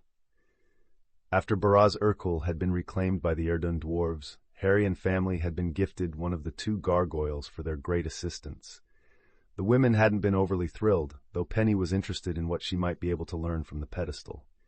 Harry, however, was over the moon to have the defeated gargoyle in hopes of figuring out what the black stone it was made of actually was. So far, he hadn't discovered anything he didn't already know. It was durable to the extreme. Magic didn't seem to interact with it normally, to the point that it was basically immune and didn't seem to be mixed with any other material. No matter what experiments Harry tried on it, he hadn't learned a single thing other than those three facts. The strange black stone seemed intent on being a mystery. Sirius laughed at Harry's annoyance with the stone. I'm sure you'll figure it out in time, Harry. Surely a simple rock won't be able to stump the first Master Artificer in centuries, right? His answer was a wandless, stinging hex thrown at him by Harry. Ha! Sirius batted it away with his wand. You'll have to do better than that, Harry. Harry held his hand out and Ethereum flew into his palm. I can do that. No fair. Sirius ran from the smithy, tossing all sorts of schoolyard jinxes over his shoulder at Harry. Artifacts are cheating. Nah. Harry denied, easily blocking all of the jinxes with Ethereum's blade. Sirius ran towards the stone patio where Marley was lounging with a magazine. Marley, tell Harry that artifacts are cheating. He quickly kneeled next to his wife, partially hiding behind her and her lounge chair. Marley playfully rolled her eyes at her husband. Children, If you can't play nice together, then you're going to be in timeout." She looked at Harry with a smile, happy to see her nephew, or perhaps stepson would be more accurate, with a smile on his face as he held Ethereum off to the side. "Sirius is just a sore loser," Harry said with a grin. "You're cheating," Sirius shot back maturely. Both men were suddenly hit with balls of water, not unlike water balloons, and completely soaked. With uncanny control, not a drop of water had landed on Marley or her magazine. "Both of you are children." Fleur grinned at Harry and Sirius, her index finger pointing in their direction. "Of course you know. This means war." Harry and Sirius said at the same time, before turning to face each other and shaking hands, sealing an alliance against Fleur. Another round of water balls, this time from above, soaked the two men. 2-on-1 isn't fair," Penny called out from the second-floor window overlooking the patio. The large, smug grin on her lips was proof that this was all planned by the two young women. Marley playfully waved the four of them away. "If you're going to play, keep me out of it, children." She played the disinterested adult quite well. Only when Sirius and Harry moved away did they get hit with another round of water balls from behind. "At 2, Marley?" Sirius turned to face his wife with one hand over his chest dramatically. Marley, now on her feet and with her wand pointed at Harry and Sirius, only smiled at him. "Quite, my dear husband." "Water fight!" Tonks, having arrived home and not found anyone around, called out as she practically burst through the back doors and blasted Sirius and Harry off the patio with a jet of water. "Girls versus boys." "Cheaters!" Harry cried out as he shook the water out of his hair. "Take this." He swung Ethereum, and a wave of water flew through the air, splash, only to be stopped by a large Protego from Penny, who had drifted down from the second-floor window while Harry and Sirius were being soaked by Tonks. "You'll have to do better than that." Fleur laughed, sending a barrage of water balls at Harry and Sirius with the help of Marley. The backyard of Potter Manor was quickly filled with laughter and family warmth, as everyone was able to let go of stress from the past few days by trying to playfully drown each other with water conjuration. Days later. "What are you?" Harry asked the black stone of the large gargoyle that was under the roof of a garage he'd erected at one side of his smithy to keep it out of the elements. He'd tried again, unsuccessfully, to commune with the material in hopes of figuring out anything new. So far, he'd only ended up wasting a majority of his morning. Harry would love to break off a fragment of the stone to study it physically, but the unknown mineral wouldn't break, melt, or come apart in any way that he could think to try. It left him at a loss as to how he could figure out what the material was, or how the gargoyle had been made from it. With an annoyed sigh, Harry stood up from where he was sitting beside the gargoyle and made his way into the smithy. He still had a good while before lunch, and he could get some more work done on his honeycomb prototype. "Let's see how well I can make steel hold up to magical forging." Harry quickly started getting his forge up to temperature while gathering the ingots he'd need to create the next attempt at his prototype. Olm didn't last under the heat, but steel is strong, even if not magical. Harry mused as he placed the ingots into the fire to heat. Perhaps he'd been too focused on using magic in this project and should blend both magic and mundane together. "It is what I'm trying to do overall," Harry said with a small chuckle as he watched the ingots slowly start to change to a dim red color. Harry readied his tongs and hammer once the steel ingots were a yellow-orange color. He pulled the first ingot out and easily, thanks to his enchanted tools, hammered it into a flat square. The second followed, but was joined with the still incredibly hot and malleable first square at the edge. Using the tongs to turn the joined square on their sides, Harry then picked up the next ingot and repeated the process of hammering into a perfect square, uniform with the previous ones, and then joining them together at the edges until a hexagon was made. "Whoa!" Harry exhaled, sweating from the heat and the exertion of his work. He hammered out the seventh square, and then hammered it into one of the 6 corners of the still hot hexagon. Getting the other 5 done gave him 2 hexagons joined together by one side. "All right, back in the fire you go." He placed the double hexagon into the flames to keep it hot enough to work with, while taking a water break to stay hydrated. The sound of hammering was heard by anyone that would get near the smithy for quite a while. Just as lunchtime rolled around, Harry was etching the 7-hexagon steel honeycomb that he'd forged together. The metal was all one solid piece now, and Harry repeatedly etched in a runic sequence into every side of the hexagon for heat production. Alongside the heat production sequence was a sequence entirely made to increase the steel's own melting point, making it stronger than the heat it would produce. Magic allowed for even a mundane material to be worked into an application that it normally couldn't be used for, and Harry was taking full advantage of that. "Harry, it's lunchtime," Marley said as she poked her head into the smithy with a smile. "Are you almost done?" "Just 22 more sides," Harry said as he was finishing up with the side that he was working on. "But I can stop once I'm done with this one." This wasn't an artifact, so stopping in the middle wouldn't cause any problems. Even if it was an artifact, just placing it on his anvil with his specially forged hammer on top of it would keep it in a magical stasis for 12 hours if necessary.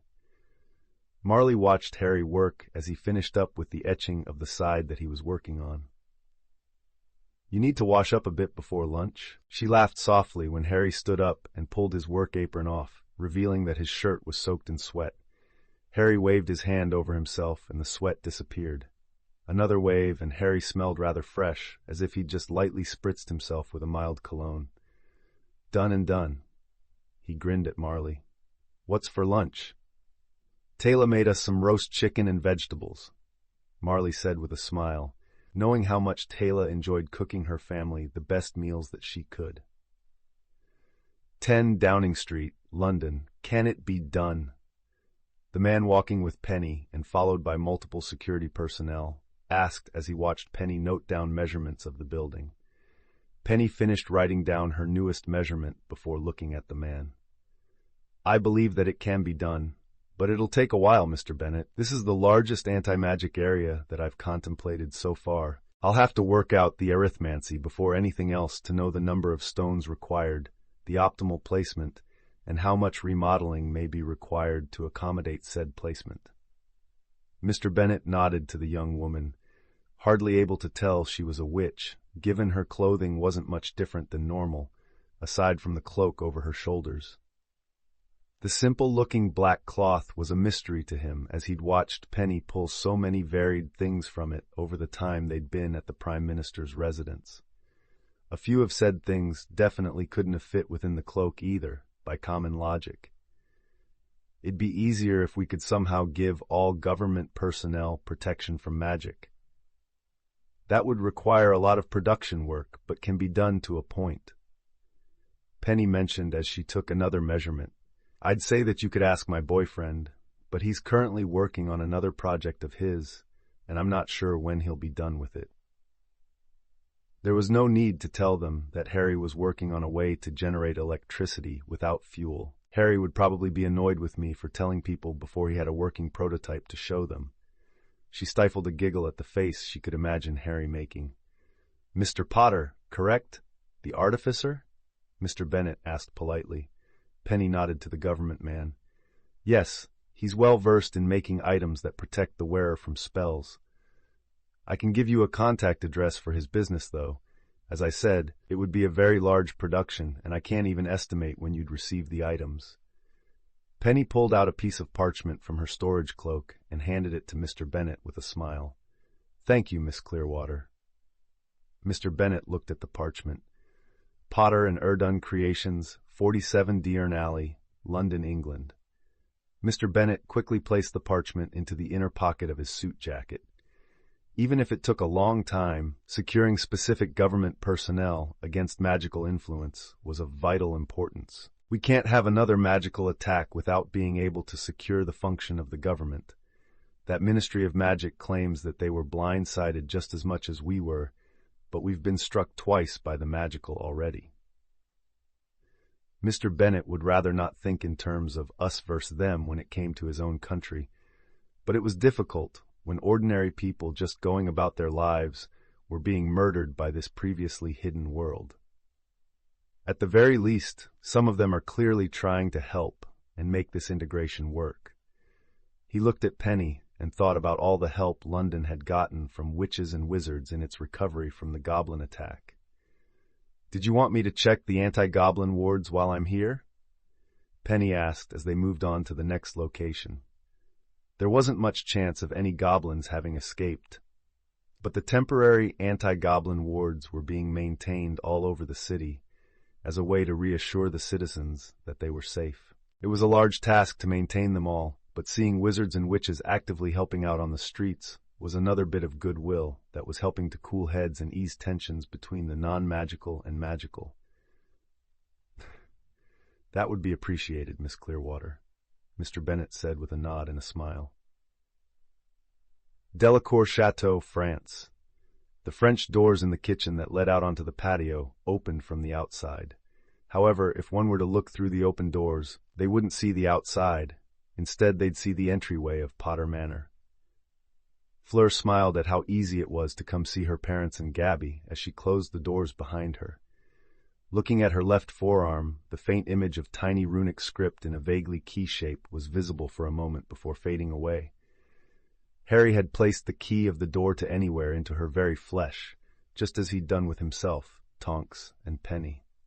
It wasn't something that she could decipher either with how tiny the script was, and it didn't exist physically unless she was actively using the door to anywhere. The security of their home was paramount for Harry, and all three of his eventual wives agreed. "Fleur," Apolline spoke as she entered the kitchen.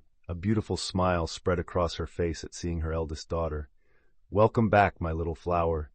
She greeted Fleur in French while pulling her into a hug. "Good afternoon, Maman." Fleur squeezed her mother back before they both kissed each other's cheeks in greeting. "I had some time off, so I wanted to see you." Apolline guided Fleur to the living room, always happy to spend time with her daughter. "Shall we?" She gestured to a bottle of wine and the 2 wine glasses that had appeared on the table, courtesy of the Delacour family's house elf. Fleur smiled at her mother. "We shall." The wine glass closest to her levitated into her hand gently. After the first glass of wine had been poured for each of them, and they'd both had their first sips, Fleur let out a little sigh. "Much better." "Is something wrong, Fleur?" Apolline asked curiously. No, the opposite," Fleur assured her mother with a smile. "Britain has been very crazy after the goblin attack. It is nice to be away from that for a little while." Apolline understood immediately. "You did very much to help them. Surely they are grateful?" Fleur nodded once before sipping her wine again. "They are, but the situation is still tense. I wish there weren't so many violent incidents happening there." "You can always bring your family here for a break from it all," Apolline reminded Fleur with a soft laugh. "France hasn't had many problems with the integration. Things here have remained mostly peaceful. Perhaps in the summer? I know Gabby would love to see everyone again." Fleur hummed thoughtfully with a little smile on her lips. "Harry is working on a new project to help extend some goodwill towards the non-magical after the attack, a way to generate power through magic rather than fuel." Apolline sipped her wine before looking at Fleur playfully. "Your husband works too much." Fleur sipped her own wine before replying with a smile. "Indeed he does. I should refocus his attention." The 2 Villas shared a laugh that was warm and almost entrancing to those that weren't used to it. "I thought he was preoccupied with the gargoyle you were given by the dwarves." Apolline recalled what Fleur had told her a few days ago. "He's not made much progress on that front, so he switched to the new item to give himself a break."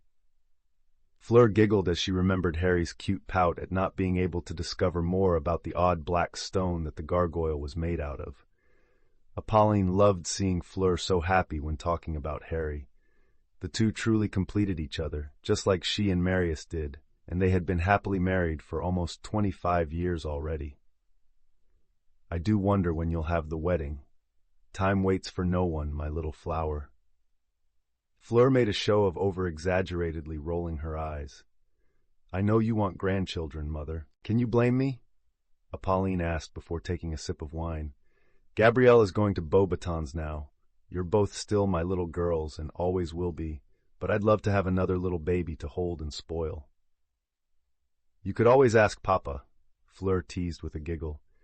Vila stayed fertile longer than human women, and her mother could easily have another daughter if she wanted to. Apolline smiled at her daughter. "Don't tempt me, little flower. Your child could grow up with her aunt." The giggling laughter that followed filled the room. Diagon Alley, Gringotts Bank, formerly. Tonks watched over the reclamation process of what used to be Gringotts. Dwarves were moving about here and there in the main area of the bank, with the teller windows sorting through various documents and comparing what was in said documents as compared to what the bank actually held. Several witches and wizards had come to withdraw money. Some had come to get all of their money out of the bank as control shifted over to the dwarves. I don't know what they're so worried about. You can trust the dwarves not to steal from you through exorbitant fees and fines. "You don't look like you're having much fun, lass," Drad said with a chuckle as he walked up to Tonks, the official liaison between the Ministry of Magic and the Erdun dwarves. "Watching you all get this place into order isn't exactly thrilling," Tonks said with a shrug. "Not that I couldn't use some downtime." Drad nodded, patting his formerly broken arm. "Aye, we could all use some rest and relaxation after what we went through." He looked at his kin working to get the bank back in proper order, dwarven order, not the barely hidden thievery that the goblins had been doing for centuries. "But I can say that seeing this almost brings a tear to my eye." Tonks could understand, knowing how long the dwarves had been pushed to the very fringes of magical society. "I'm certainly not going to complain about working with you all when it comes to my finances from now on." She shot Drad a grin. "Though I'm not sure Harry will open a vault of his own. He's got his rune safe after all. Brother Potter can open a vault for free whenever he wants." Drad snorted while waving his hand once. "The wealth entrusted to Erdun's protection will always be safe." Speaking of Harrikins, Tonks and Drad both chuckled at the old nickname.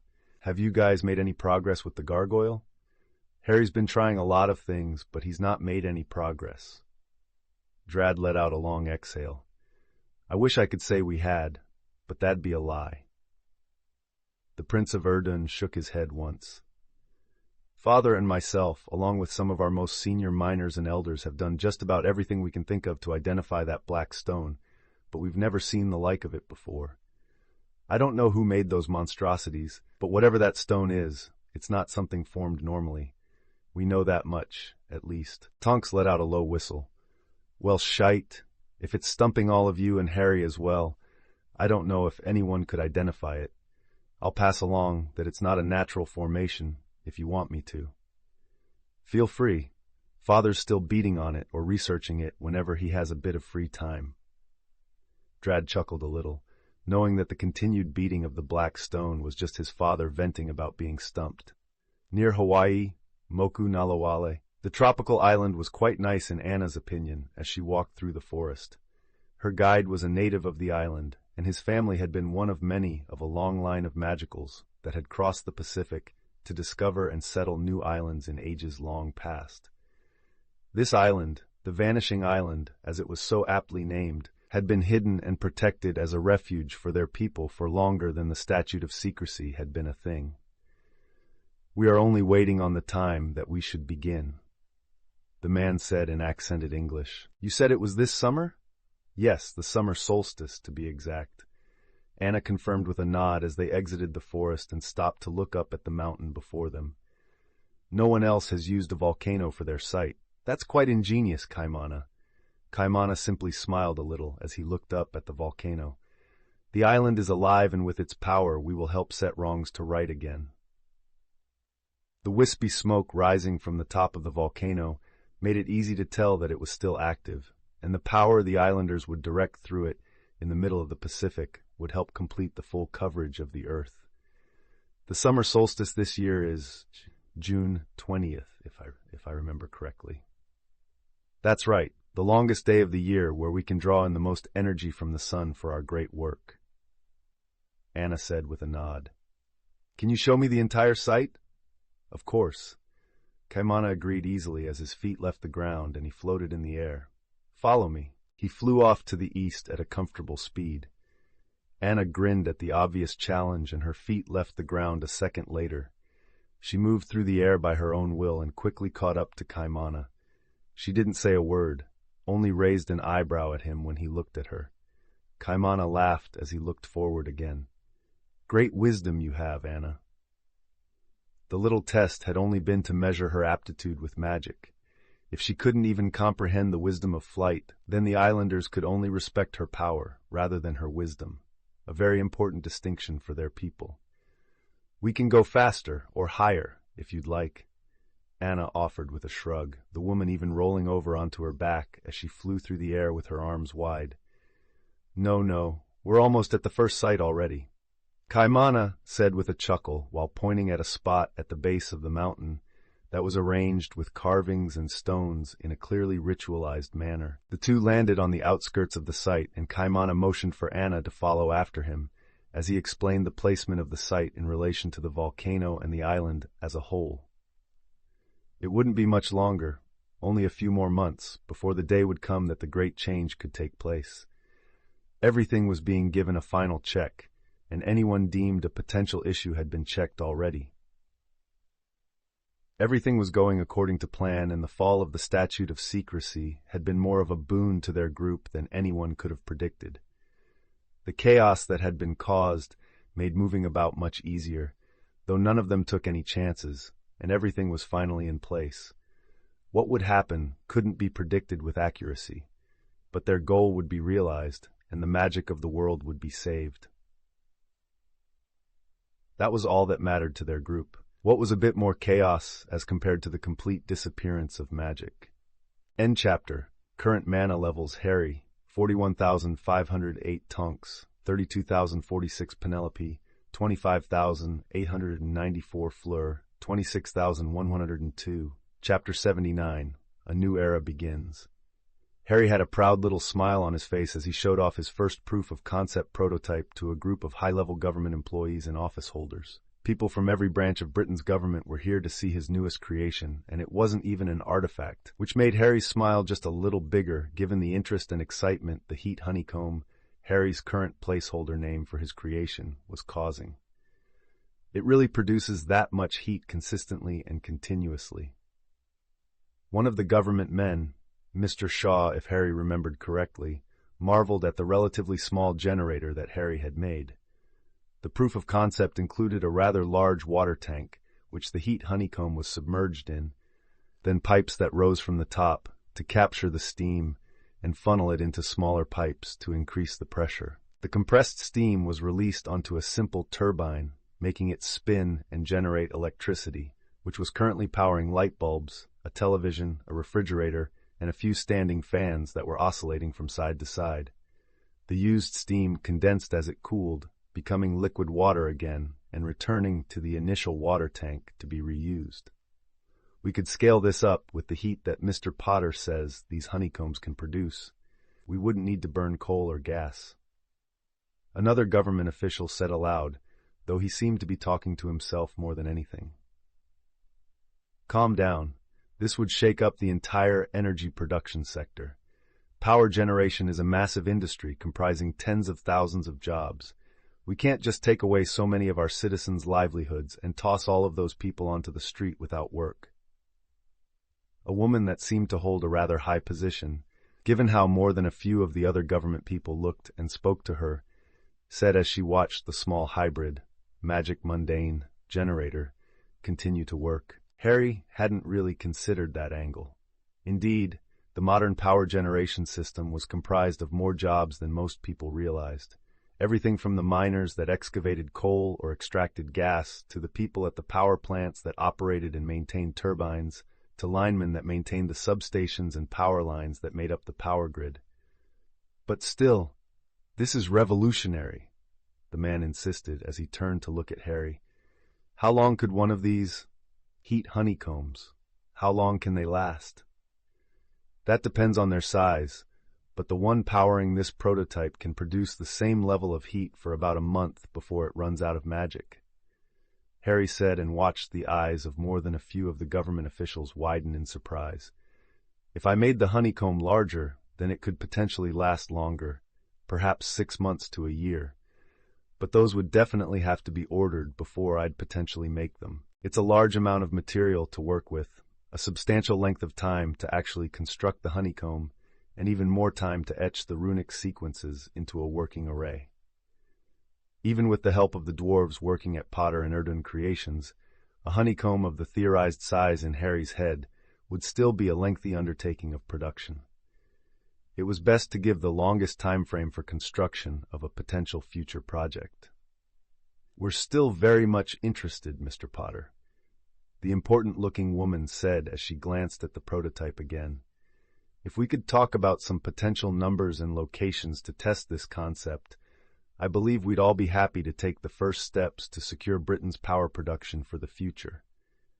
Harry looked at Sirius and smiled, getting a smile back from his godfather at the success of this proof of concept. "We'd like that very much." While gold, silver, and bronze coins were the only currency in the magical world, having a large amount of modern currency from the British government paying him for his creations wouldn't hurt. As the integration continued, there was a good chance that both traditional magical currency and modern banknotes would eventually both be accepted in the rejoined society of the future. Baraz Urkul, Diagon Alley. A witch stepped forward as the dwarf woman at the nearby teller window called her over. "Good morning. I'd like to look into opening a vault." "Good morning to you as well." The dwarf woman greeted her politely, a far cry from how the goblins used to treat their customers, and placed a parchment on the desk between them. "These are the vaults we offer here at Baraz Urkul. They go from the basic vault all the way up to the high-security vault. What kind of vault would you need?" I think the basic vault would be enough," the witch said after a minute to look over the parchment and compare the prices of vault rental. "I must say, it's rather nice not being rushed and growled at." She smiled at the dwarf woman. The dwarf teller laughed, a noticeably rougher sound than a female human's laughter, before she returned the witch's smile. "We try to maintain a polite and friendly relationship with our customers. The rental per month is a sickle for the basic vault, but what are the transaction fees?" the witch asked at seeing the reasonable price for the vault. "We charge a nut per transaction for small transactions that can be handled here at the teller window." The dwarf teller explained to the witch politely. "For visits to the vault to physically take out coins, we charge slightly higher at 3 nuts for the operation of the carts. Can't have our cart operators working for free after all." The dwarf woman chuckled softly. The witch looked slightly confused as she processed the first part of the dwarf teller's statement. Transactions at the window? The goblins had never offered that beyond taking money or valuables to be placed in a vault. "Could you explain?" "Of course," the dwarf woman nodded to the witch. "We have a drawer that holds a certain amount of nuts, sickles, and galleons at each teller window. If you only wish to withdraw, say, 3 galleons, 10 sickles, and 15 nuts, we could simply handle that here, and you wouldn't have to make the trip all the way down to your vault each time. The amount that you withdraw would simply be deducted from your account, along with the 1 nut transaction fee." "Oh, that's much more convenient than taking the carts down to the vault every time." The witch smiled at the time she could save on her errands by skipping the cart ride down to her vault. "Yes, I'd like to open a basic vault today, please." The dwarf teller nodded and got out a few parchments for the witch to sign, along with a metal pen. The witch signed the agreement for the vault rental and noticed that the ink from the metal pen was red before it faded into black. "What was that?" "That's a contract pen, ma'am. It's similar to the blood quill that the goblins used for these types of contracts, but it doesn't hurt to use our pen." The dwarf woman explained the red ink that had turned black on the parchment. The witch smiled at that, hearing from her parents about the pain of signing with a blood quill when they'd opened their vaults, and then having to do it again when they'd changed their individual vaults into a single joint vault after they'd gotten married. "This is a much better experience than the goblins ever gave us." She finished signing her name on the last line of the contract. The dwarf teller took the parchment and looked it over to make sure that everything was correct. "We certainly strive for a much better experience than that, Miss Spindle." She smiled after reading the witch's name off the parchment. "One moment, please." She reached into a drawer below the desk and pulled out a simple-looking iron key, about 10 centimeters long. Please press your thumb against the bow of the key. You'll feel a small sting, but that will secure your vault so that only you may enter. Miss Spindle pressed her thumb to the bow of the key, and just as the dwarf woman had said, there was a brief sting that went away almost as quickly as it appeared. Taking her thumb off the bow, she now saw a silver circle on the bow of the key with the number 107 imprinted on it. That was her new vault here at Baraz Urkel. As an added security measure, should someone with your key come to withdraw money, we will hold on to your key and deny them anything. Here at Baraz Urkel, we promise to uphold our agreement to protect your valuables from all forms of theft. The dwarf woman smiled at Miss Spindle. Thank you very much. Miss Spindle smiled back as she took her new key and placed it into the inner pocket of her robe. I need to make a somewhat hefty deposit, so I'll need to visit the vault this first time. The dwarf teller nodded in understanding and pointed to the end of the teller windows. Please head over to the doorway at the end of the windows marked vaults, and you'll be taken to your vault shortly. After bidding the dwarf woman a good day, Miss Spindle walked towards the large doors at the end of the main hall with the sign over the doorway that had the word vaults engraved into the stone and gilded in what appeared to be solid gold. One speed was just a lie? A rather familiar voice asked as Miss Spindle entered the cart area. Aye, the carts can go slow or fast, depending on how fast a customer wants to get to their vault. A dwarf man replied to the large, hairy customer in the brown jacket. Professor Hagrid? Miss Spindle greeted her former professor. Hagrid turned at the voice and only took a second to recall the witch before him. Well, if it isn't Miss Elise Spindle. Been about a year since you graduated now, hasn't it? Elise Spindle smiled at the jovial care of magical creatures professor. Yep, I just finished up my apprenticeship with Atticus Herbology Greenhouse. My parents said that since I'll be receiving full pay now, I should open my own account. Ah, that's a sure sign of a young witch becoming an adult.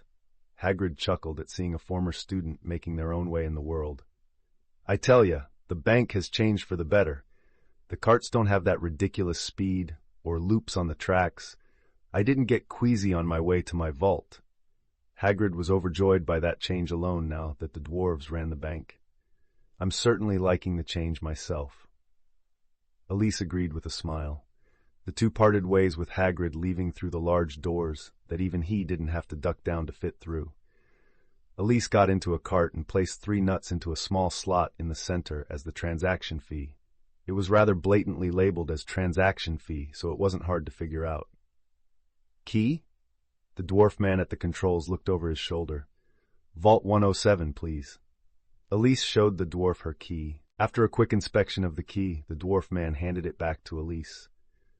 Vault 107, what speed would you like, miss? Elise blinked and said the first thing that came to mind. Normal? The dwarf nodded and pushed a lever. The cart rolled down the tracks at a steady pace. Not slow, but not fast enough to make Elise's long hair fly around either. It was a comfortable speed that the witch had no problems enjoying, as she was able to take in the sights of the large tunnels and caverns, all well lit now, as opposed to the dark and dank it had been when the goblins had been in control. It was little surprise that the majority of those that had taken out all of their money from the bank, when the control had shifted from the goblins to the dwarves, had returned. Weeks of hearing about the better treatment of customers, the lower fees, and the other improvements had brought almost all of the wizards and witches of the British Isles back to Baraz Urkel to do their banking once more. Not to mention that the dwarves were more than happy to offer their appraisal services on various items, gemstones, and other such things, and offered fair exchanges of valuables for galleons, sickles, and nuts. Fleur, incendio! One of Fleur's colleagues cast the simple charm and held it for a few seconds. Time! Fleur called out after recording the measurements. The flame stopped and the wizard approached Fleur. What's the thom on that one? I feel like it's such a simple charm that it probably has the best ratio. Fleur compared the thom and lum of the charm and showed it to her colleague. It's efficient, but the thom to lum is actually almost identical to the ignition charm. Really? The wizard looked at the measurements and saw that they were indeed nearly the same. Is this another case of two spells that are the same, just done with different incantations? It seems like it might be. Fleur nodded as she made a note on the parchment. That was one of the biggest components of the research group's current studies, discovering how many different spells were actually all one spell done with differing incantations and wand movements.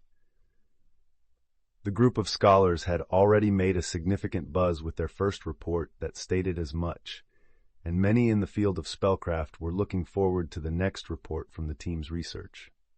It was truly opening the eyes of many witches and wizards that magic wasn't so rigid and that differing incantations and wand movements could produce the same spell. If this keeps up, there's a chance that almost all fire spells may actually be only one spell, just cast in different ways. The wizard hummed thoughtfully, comparing his notes with the previous tests. They'll have to completely redo charms classes in the future, if that's the case. I still remember having to answer questions about different flame charms on my exams. He chuckled a bit as a smile spread across his face. If we're correct in our hypothesis, I could have just written, "They're all the same" on every question and I would have been correct. Fleur giggled lightly as well, having recalled similar questions on a few of her own exams. I suppose so, but I doubt I'm going to go back to Beauxbatons and argue with my professor to increase my old exams by a point or two. I would hope not, Miss Delacour, Madame Aveline said with a mirthful look on her face at her former student. The wizard looked at Madame Aveline and playfully rubbed his chin. I don't know. If it could raise my overall grade from an outstanding to an outstanding, that could be something. Madame Aveline looked at the wizard flatly. I will not be making corrections on exams from 5 years ago, Mr. Aubert. Most of the scholars in the large room began to laugh, and Mr. Aubert snapped his fingers as if he'd been outwitted. The cheer that the group was able to maintain as they worked and studied deeper into various spells and magics was one of the best parts of Fleur's workplace, in her opinion. Tonks, what the bloody hell were you thinking? Tonks questioned as she took custody of a witch that had been selling cheering draughts to non-magical junkies, as the police called the criminal addicts. They paid good money, way more than what I could make in Diagon. The other witch, one Mabel Prott, answered snippily. The police officer handing the witch over to Tonks' side. We've got the ones that she was selling to in custody. We'll be holding them for observation. If you could send a healer over to examine them and recommend treatment, that would be greatly appreciated. Magical potions were an almost complete unknown on the drug scene for the police, so catching them and trying to treat those that had substance abuse problems required help from the magical law enforcement side. I'll make the call.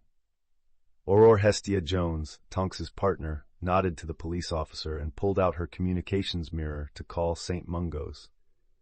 Hopefully it'll only require a simple flushing draught to fix them up. That was the best one could hope for when it came to mixing potions with who knows what kind of drugs from the non-magical side. The prompt response from the hit wizards and aurors when it came to magical crime being committed on non-magicals was going a long way to rebuilding trust after the goblin attack on London. PSAs and leaflets describing various potions and their effects were circulating among the non-magical now, warning against imbibing unknown potions, elixirs, and draughts offered by unfamiliar witches and wizards. Likewise, non-magical people causing trouble in Diagon Alley or Diurne Alley were often quickly taken into custody by police when a call was made. Integration was still a bit slow, with many people having either prejudice against the magical or wanting revenge for lost loved ones after the demon attack and the goblin attack.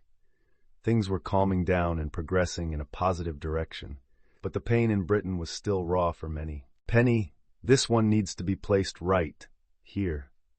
Penny carefully measured out the distance from the previously placed runestone as she worked to cover 10 Downing Street in an anti-magic area. It was the largest area that she'd ever tried to cover, and it had taken weeks of arithmancy calculations to figure out everything required to make the ward work. The British government was paying very well to have this project done. Penny couldn't complain about the pay at all. But the fact that there were already talks and considerations for protecting other important government sites and facilities, all much larger than 10 Downing Street, made Penny wonder if she wouldn't have to turn them down. There's only so large any single ward can be. Something like Windsor Castle is just too large for the anti-magic area to cover, not to mention certain other facilities. Government offices, military bases, the list went on and on of locations where malicious magical influence needed to be prevented. It's not like I don't understand their concern, but if we're going to integrate, then there will eventually come a time when witches and wizards will work for or with the government. The fact that such a time might see the rise of subtle magical corruption wasn't lost on Penny, though. People would be people, and many only looked out for themselves. June 18th, Harry could say that he was rather happy right now. His creation of the heat cell, as it was named now, had finally had its first successful implementation in generating power on a somewhat large scale. After several smaller tests in other locations, his creation had proven its effectiveness and reliability. A small power station that had been closed in the early 80s had been remodeled, and the coal burners changed for his heat cell system, after much work by engineering professionals to ensure that everything went as it should. Now the power station had been running for a week without a single piece of coal needing to be burned. Amazing. We're producing almost 800 megawatts of power for what's essentially free. The new head of the station said with a small, disbelieving laugh. I'd have never believed it if I wasn't watching it for the last week. I'm glad that it's working just as it should, Harry said with a smile, this having been only the second time that he was allowed into the power station to check on the heat cell system. It was a rather simple enchanted item, so there was very little that could actually go wrong with it. That just meant that Harry had nothing to report other than that the heat cell was still running optimally. Still wonder if it being put in Wandsworth wasn't intentional because of the name. Harry chuckled a bit. With the power station running, Greater London now had another stable source of electricity to keep the lights on, as it were. No one could know what would happen just 2 days later.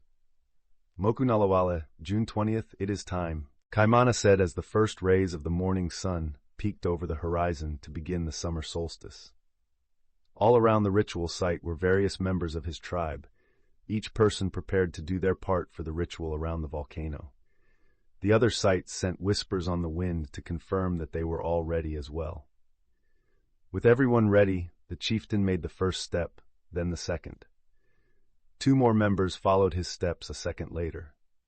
Thus began the dance of the island, as every member of the tribe poured their magic into guiding the energy of the sunlight through the sky and into the volcano, transforming the solar rays into magic energy through their vast ritual dance, before sending it deep into the earth.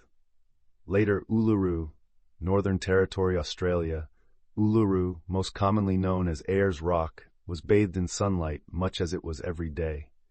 The only difference was that on this day, ancient art and symbols began to absorb that sunlight and convert it into magical power. Hidden from the eyes of all others, the people known by most as the Aboriginal people of Australia had surrounded the massive Uluru and began to perform songs and music of their various tribes, telling ancient stories that spanned thousands of years as their magic swelled and acted as a guide to draw the power of the sun that had been turned to magic energy ever deeper into the earth.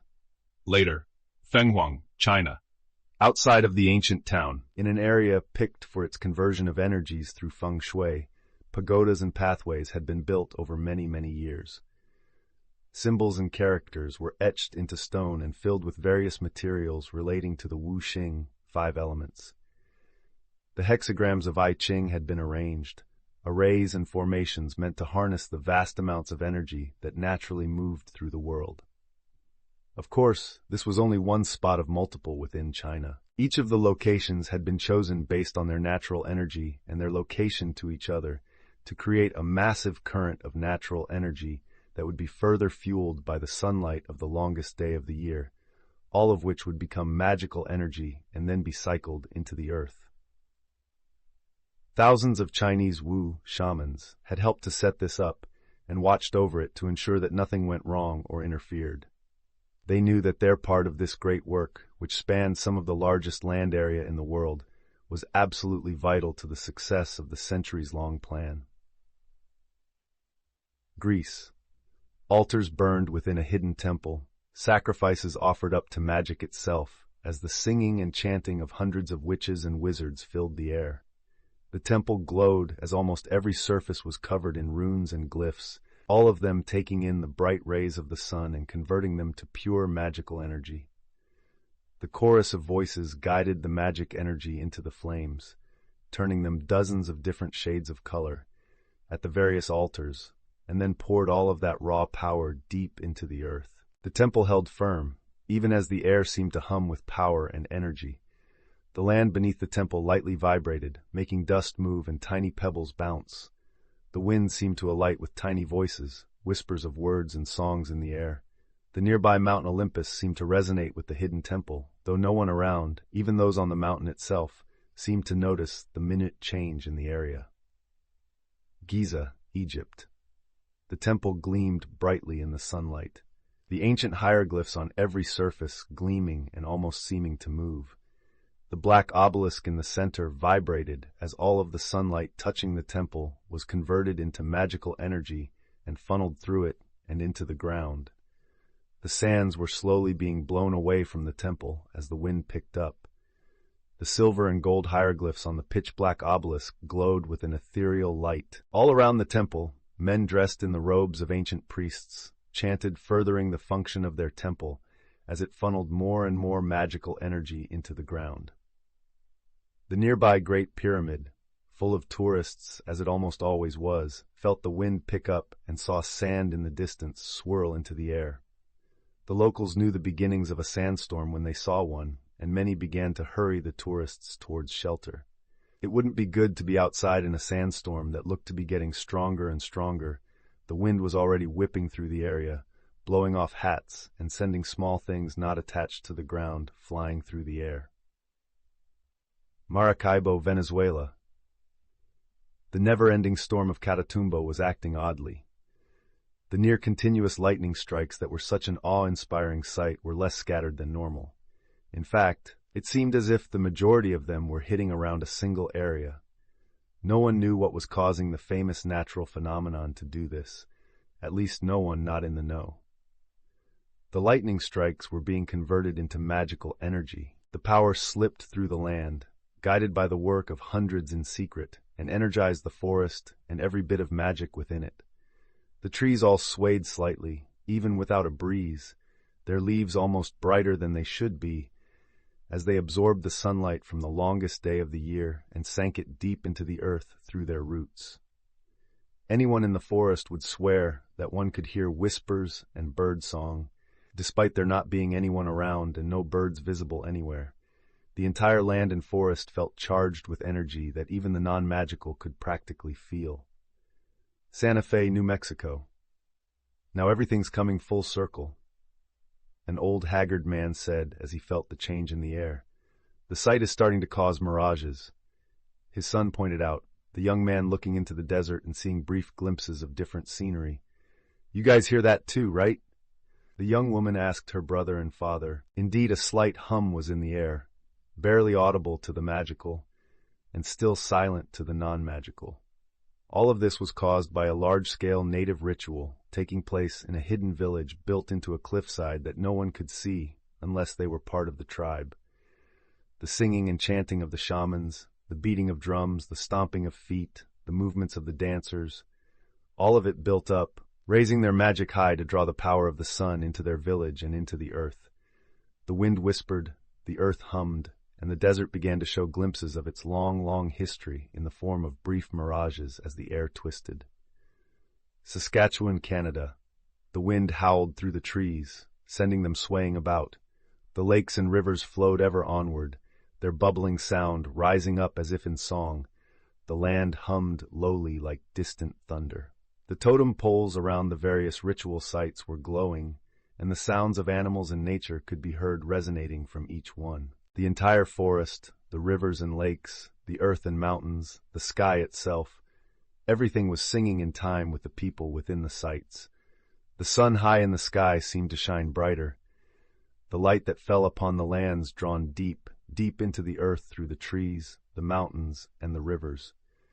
Animals noticed the change and stayed still.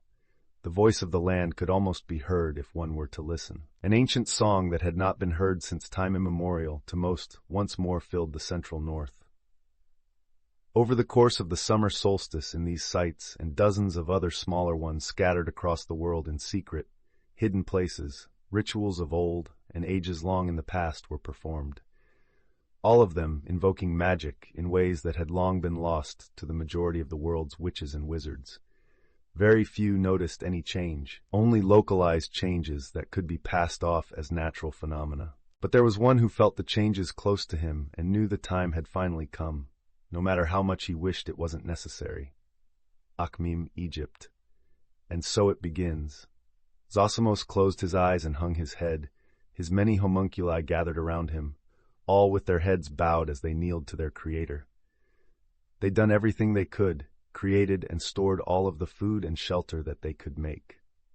All that was left was to save and support everyone they could once the initial chaos calmed down, helping humanity rebuild and recover in a world that would be similar and yet distinctly different from what it had been before, closer to what it had been ages ago.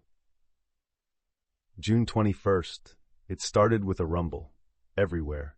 People that were awake in places where the next day had already dawned looked down at the ground, some in confusion as earthquakes were not normal for their area, others in only mild surprise at the seemingly tiny quake. Others still sleeping or working overnight woke up or were shaken to full awareness by the rumble. Many looked around in confusion, half awake or just not processing what had just happened. A sound, indescribable by words and letters, seemed to fill the air and only caused more confusion for the brief moment that it existed.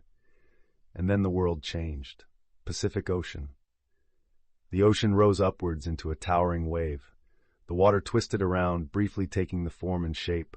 A fish, a whale, a seal, a shark, an eel, a sea serpent, only to return to being amorphous water over and over again as it began to move across the vast open ocean. The massive thing of water registered on radars and sonars from its sheer size. But it wasn't the only one.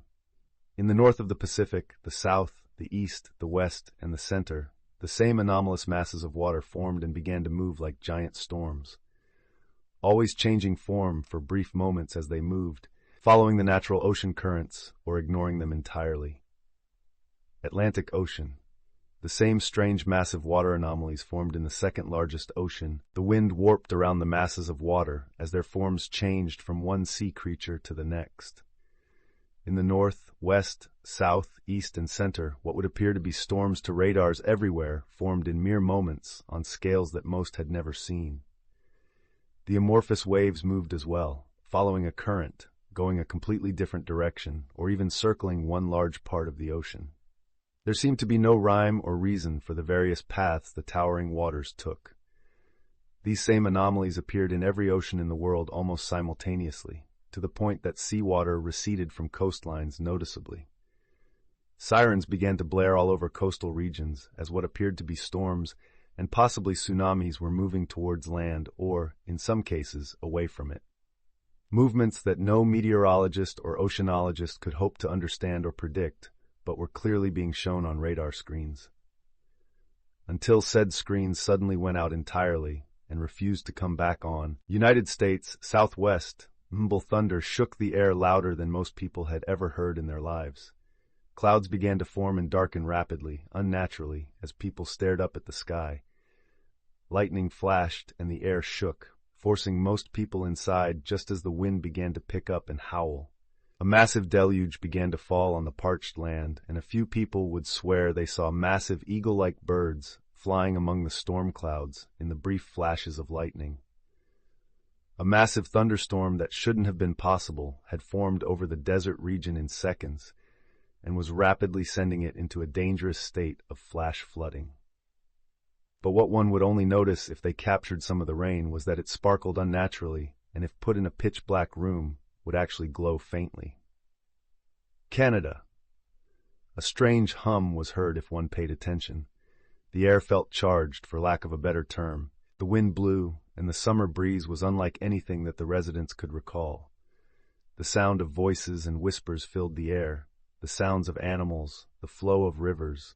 It was soon followed by the ground shaking, and from the rumbling earth strange spires, soil, rock, clay, and even plants rose upwards before moving as if they were living creatures, never taking one form for long, sometimes humanoid, other time animal-like, but they only made the same odd hum that had been on the wind earlier. Naturally, people panicked, trying to stay away from the strangeness that they saw. But that proved to be impossible as the forest started to grow and spread. The rivers, lakes, streams, and ponds swirled and flowed, some rising over their banks while others formed whirlpools for no reason or even stranger, made swirling waterspouts that reached high into the air. Central America, the world didn't make sense anymore. Rain fell from cloudless skies, but everywhere the droplets hit, a plant would grow rapidly. The plant would either remain or wither and turn to dust, seemingly at random. Farmlands grew taller and thicker than was normal, crops growing to larger sizes than they would naturally. Strange phenomena sent livestock into frenzies, only to inexplicably calm down before the farmers and ranchers could get to them or even see what was wrong. Clouds formed at ground level only to move against the wind, some briefly taking shapes of animals or humanoids before falling back into formless, fluffy clouds. Those touched by the clouds didn't even get wet. Instead, they stood stock still, gazing at nothing with a 1,000-yard stare for a few seconds, only to then fall on their asses and look around confused. Many would yell that they'd just heard hundreds of voices all at once, in languages that were familiar or in ones that didn't sound like words at all. Japan. A brief earthquake, small, nothing to be alarmed about, shook the island nation. Mount Fuji rumbled and sent seismographs into a brief frenzy before all movement suddenly stopped. Those monitoring the mountain could only stare at the brief spike in activity in confusion. The ocean crashed against the eastern shores, and the wind picked up. Lights glowed in the ocean from seemingly no source, some of the lights rising above the waves and into the air. Windstorms sprung up all over the country at random, picking up things and throwing them around before disappearing as fast as they came. Forests rattled with the sounds of leaves and the cracking of branches as if the trees themselves were moving. Fields of crops burst into life, suddenly ready to harvest in mere moments. The skies were filled with crows and other birds over Tokyo, the cries of the avians louder than the normally bustling city and sending most people running into nearby buildings. In the mountains, strange phantoms were seen, making many cry out about yokai and spirits. Russia, the wind had become hot, not warm, hot. Several people quickly removed a layer of clothing if they could just from the heat. Others went inside immediately to escape the sudden heated breeze. Sounds echoed everywhere, seemingly without source, from alleyways in cities to expansive fields far from anything. The temperature in one part of the country suddenly plummeted, turning summer into winter as clouds formed unnaturally fast and snow began to fall. Forests and fields swayed in a breeze that didn't exist. Sounds were suddenly silenced, only to return a few moments later, as if nothing had happened. With a thunderous noise, a large section of the earth in the center of the country rose upwards, as if the land itself had decided that it no longer wished to remain where it was. The amorphous mass of land walked like a human for a short time before taking on a quadrupedal stance, much like a bear, and then returning to the rolling landslide of stone, dirt, and clay it had been before. India rivers all over the country were boiling. Everyone ran from the deadly waters in panic and fear. Everything within the rivers seemed to be falling apart and turning to nothing. However, the fish swam as if everything was normal, like the boiling water was only a trick of the eye. Birds and other animals didn't seem to notice any problems as they went about their lives in the boiling water. Docks made of wood fell apart and collapsed into the boiling water. Boats began to form holes and leaks, making those on them scramble to try and bail the boiling water out or direct their boat towards the shore as fast as possible. Trash, plastics, metal, all of it fell apart and seemed to disappear into nothing. People from several boats ended up falling into the boiling river screaming, only to emerge moments later in absolute shock that they were unharmed. Clouds formed over cities and even wastelands, rain falling in spots while leaving areas all around said spots bone dry.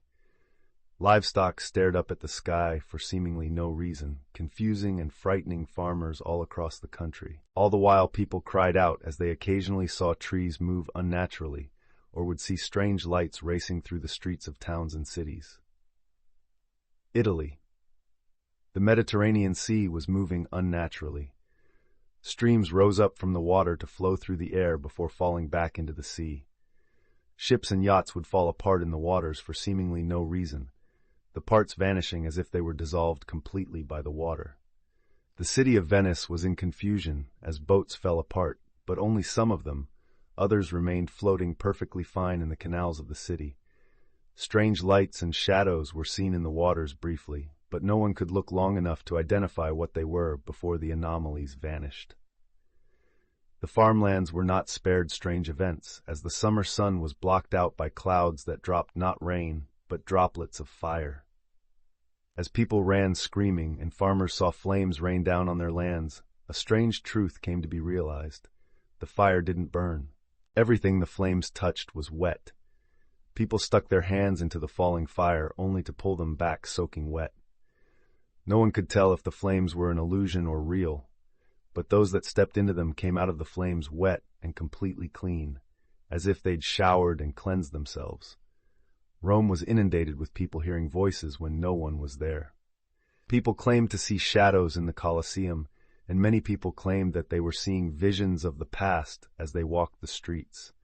It was as if the ancient city's roads and stone structures were replaying moments of their long existence before the people's eyes for brief moments. Saharan Africa. The people could hardly believe the gentle rain they were getting.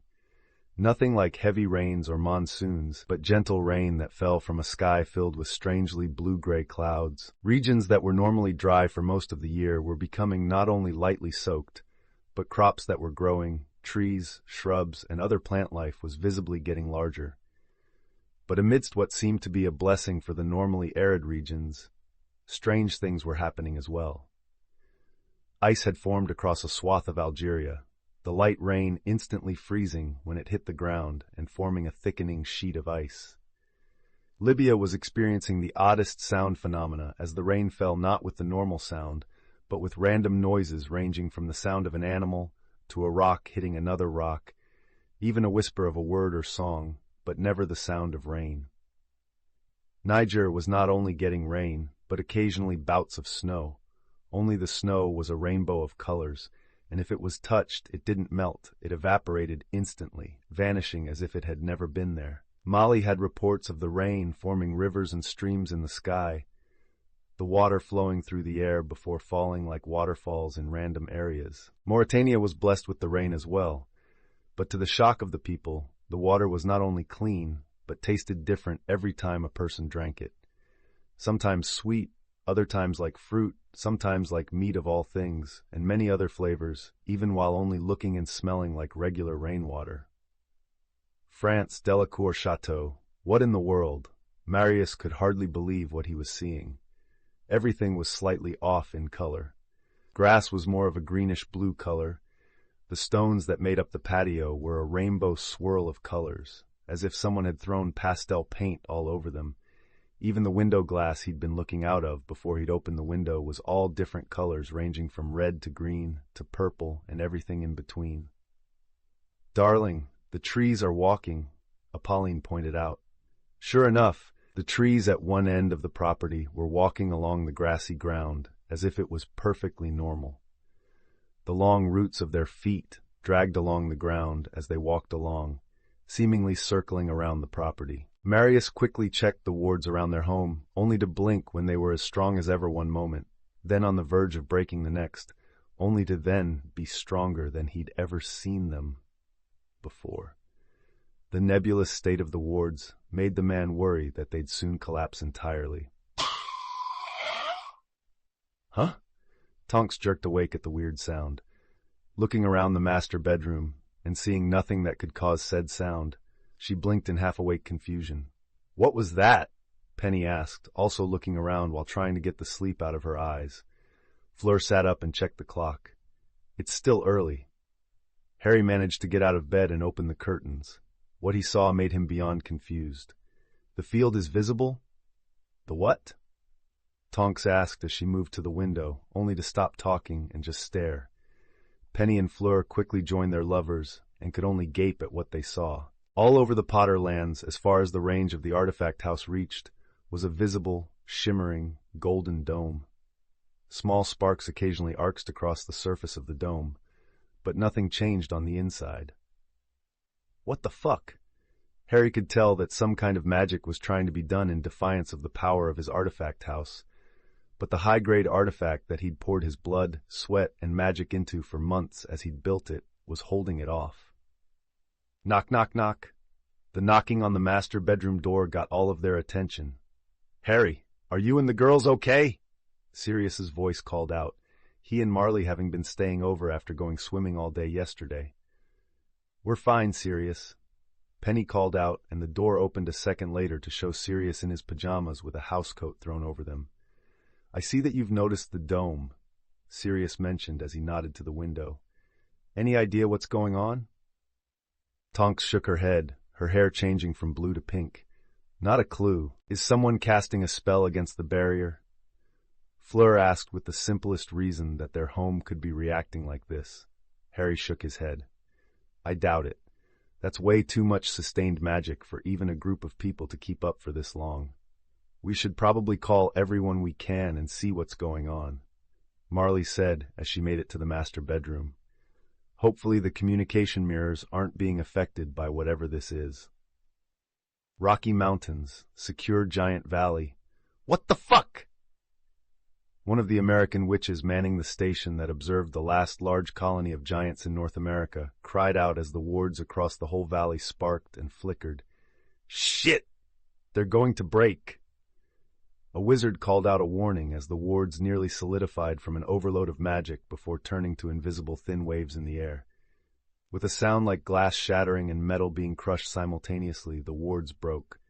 Damn it, the head of the observation station cursed. "Wands ready! We have to keep the giants in the valley at all costs." Valley. A giant with a massive club over his shoulder blinked as he looked at the area where the ward had just become visible before disappearing entirely. With a slow hand, having experienced the painfulness of trying to touch the ward before, the giant reached out. When his hand passed through the area that used to stop any giant that neared it without issue, the giant took a few moments to process the change. The giant bellowed loudly as he raised his club high into the air. The bellowing yell echoed in the valley for a moment. A return bellow, many of them, echoed back from further in the valley. The giant at the ward edge stomped forward with a deep laugh. They were finally free. As he passed the first observatory building on the side of a cliff, the giant swung his club and shattered the building into a rain of splintered and stone that fell to the ground below the cliff. He didn't see any humans falling, but he didn't care. If they got in his way, he'd just crush them. His tribe would soon be following behind him too, leaving no need for fear in the giant's mind. Wales, Dragword Reserve. What the bloody hell is going on? Rhys Hughes, the head of the Welsh Dragon Reserve, demanded as the wards above the reserves flickered wildly, becoming so thick and powerful as to be nearly solid in the air, to dimming until they weren't even visible as heat waves like they normally were. "Sir, if this keeps up, the wards are going to fail," one of the senior handlers yelled out in alarm. Rhys wasn't about to have a dragon outbreak on his watch. "Seal the top of the reserve, immediately." Crack! The powerful wards that kept the dragons from escaping the reserve shattered all at once. The shock of so many layered wards breaking simultaneously knocked most of the dragon handlers on their asses. Roar! The roars of dozens and dozens of dragons shook the air. The wards breaking, and the crazy fluctuating magic that had caused the wards to fail in the first place, had greatly agitated the dragons and sent them into a frenzy. Rhys barely managed to get to his feet in time to see the dragons of the reserves flying out of the enclosed area and into the sky. The flock of dragons spread out in every direction, the creatures normally territorial, and flew off. small young dragons, medium-sized adults, and large older dragons that had reached the max size of their species. No. The man ran to the nearby wall and tapped his wand on a specific spot. An alarm blared, and every dragon handler on the reserve quickly rushed to get their specialized gear for recapturing, or killing if necessary, an escaped dragon. Fuck. Reese quickly rushed to his office to flew the Ministry of Magic. He had to warn everyone that the dragons had escaped. By Merlin, I hope we're not too late. Dragons were a threat to everyone. If they were hungry, they'd eat anything they could get. Livestock, wild animals, people. The great lizards didn't care. If they got very lucky, considering that most of the dragons here were common Welsh greens, the dragons would all settle in areas away from people and be docile until they could get them back. But Reese Hughes didn't deal in hopefully when it came to dragons. How much damage will be done before we can get a handle on this? And what the hell happened? Reese questioned himself as he got his own specialized dragon handling gear. It would never be fully known to most just how this had happened, but soon enough, many on the magical side would know what had happened. Magic was suddenly overflowing from the earth, causing all of the vast changes, ward failures, and damage across the globe.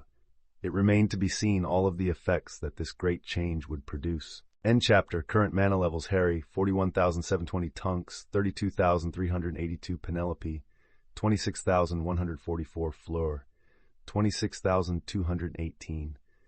Chapter 80. Rampant Magic.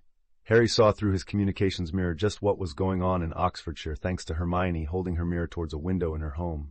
Birds were flying about in great flocks, close to the ground, and a mix of dozens of species. The sound that was coming through the window and then being transmitted through the communication mirror was grating, to say the least. The cawing, shrieking, and squawking of all the avians was loud as they panicked. But it was the shadowy forms seen within the widespread flocks that caught Harry's attention after he noticed them for the first time. Hidden upon the flapping wings of the panicked flights of birds were what appeared to be much larger birds, but only as silhouettes, like they weren't quite physical and real, but existed in some nebulous state of shadow. What in the world? Harry tried to get a better look at the shadowy birds, but they almost faded in and out of sight. Sometimes they were larger, other times they were small, as if they refused to be seen easily. No one can even go outside with all of this craziness happening, Harry.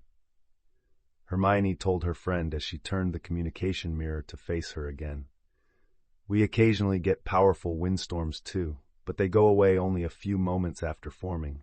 The worst part is that the power keeps flickering off and on more and more often.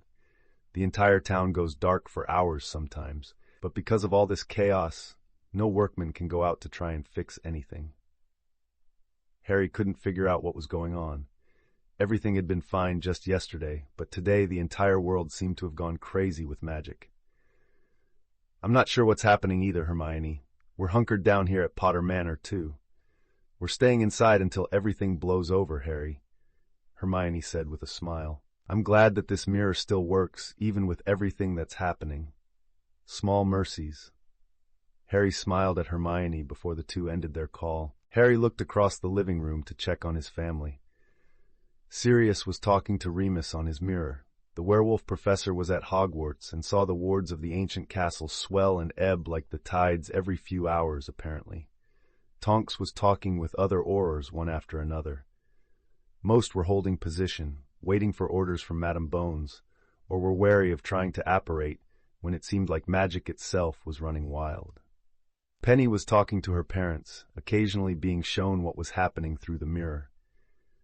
Fleur was also talking to her parents, and it further proved that whatever was happening wasn't limited to Britain. Still going on. Harry muttered to himself as he looked out the window and saw the golden dome around the Potterlands. His artifact house was holding strong, seemingly unperturbed by the sparks and bolts of magic that arced across the edge of its range. What could be causing so much magical discharge, though, and on such a large scale? It didn't make sense to Harry at all. This much magic, even if it was only covering Britain and France, would be more than even 10,000 witches and wizards could muster, especially for this long. Hidden location. "This is getting out of hand," a wizard said with force as he glared at his co-conspirators. "We were supposed to bring back the dying magic, not bomb the world with it." A woman in a set of robes, covered in various patterns, looked at the man unamused. We all knew that unexpected things would happen, but magic is restored, and the world should settle down soon enough from this first outpouring. The wizard focused his glare on her. "And if it doesn't, then we wait longer." A much older man said as he levitated a cup of freshly brewed tea into his hands and took a sip. "The world needs time to readjust. We cannot rush it now that we've revived the magic." Another older witch sighed at the first wizard. "Honestly, we all knew things would change drastically, maybe not to this degree for the non-magical, but there was no chance that the world would smoothly transition once the magic was restored. If this gets any worse, the world we wanted back may very well be the end of us all." The first wizard said as he turned and left the circular room, stalking off into the corridor outside and away from his peers. Kashiwazaki Kariwa Nuclear Power Plant, Japan. The entire facility shook like an earthquake. The workers that remained to keep the facility running and secure all grabbed onto something to steady themselves. Everything had gone absolutely insane in the last 48 hours and hadn't shown any signs of stopping. The controls and readings from the core were still fine, thankfully, but no one was sure how much longer that would last, as more and more electronics failed or simply went out and weren't able to be turned back on. "Can we keep this up?" One worker whispered to his friend and colleague. "We have to," his friend said quietly. "If we have to shut down, so many people will lose power on top of all this chaos." The entire plant was soon not given a choice. The rumbling that had started continued for almost a full minute, several of the workers monitoring alarms in case they needed to shut down the system and seal the core. But when the shaking stopped just as suddenly as it had started, many breathed a sigh of relief. That would be the last relief they would have for a long while, though. The core's readings suddenly dropped sharply. Alarms blared as sensors went crazy, not reading anything properly. "Seal the core now!" The head of the plant yelled loudly to the rushing workers. A few seconds later, and a response came. The core? What about the core? What's happening?" The plant head questioned. "It's gone." "What?" the head of the plant yelled. "Something's happening," came the startled cry of the workers that had gone to seal the core. The radio went dead. Every single worker could only stare in panic and fear as the entire plant began to come apart. Small flecks of material rose up off every single surface like a fine dust. More and more continued to flow into the air as the materials broke down, forming thick clouds that continued to rise into the air as the roof came apart in the same way. As the workers started to scream and run away in terror, the various radiation suits broke down while they were still being worn. From a distance, a massive gray-black cloud rose up from the nuclear plant. People in the nearby Kariwa town cried out in fear, all of them believing that the nuclear plant had just suffered a catastrophic failure that would irradiate the land for decades and kill everything. What happened instead was even stranger. The gray-black cloud of material was drawn into a single point and swallowed up by a mass of earth. The thing didn't seem to have a defined form, but was made of soil, stone, and even a forest. Once the entirety of the material that had been the nuclear plant was swallowed up, the towering creature, golem, elemental, simply continued on its way, like a small moving mountain that made little to no noise as it moved.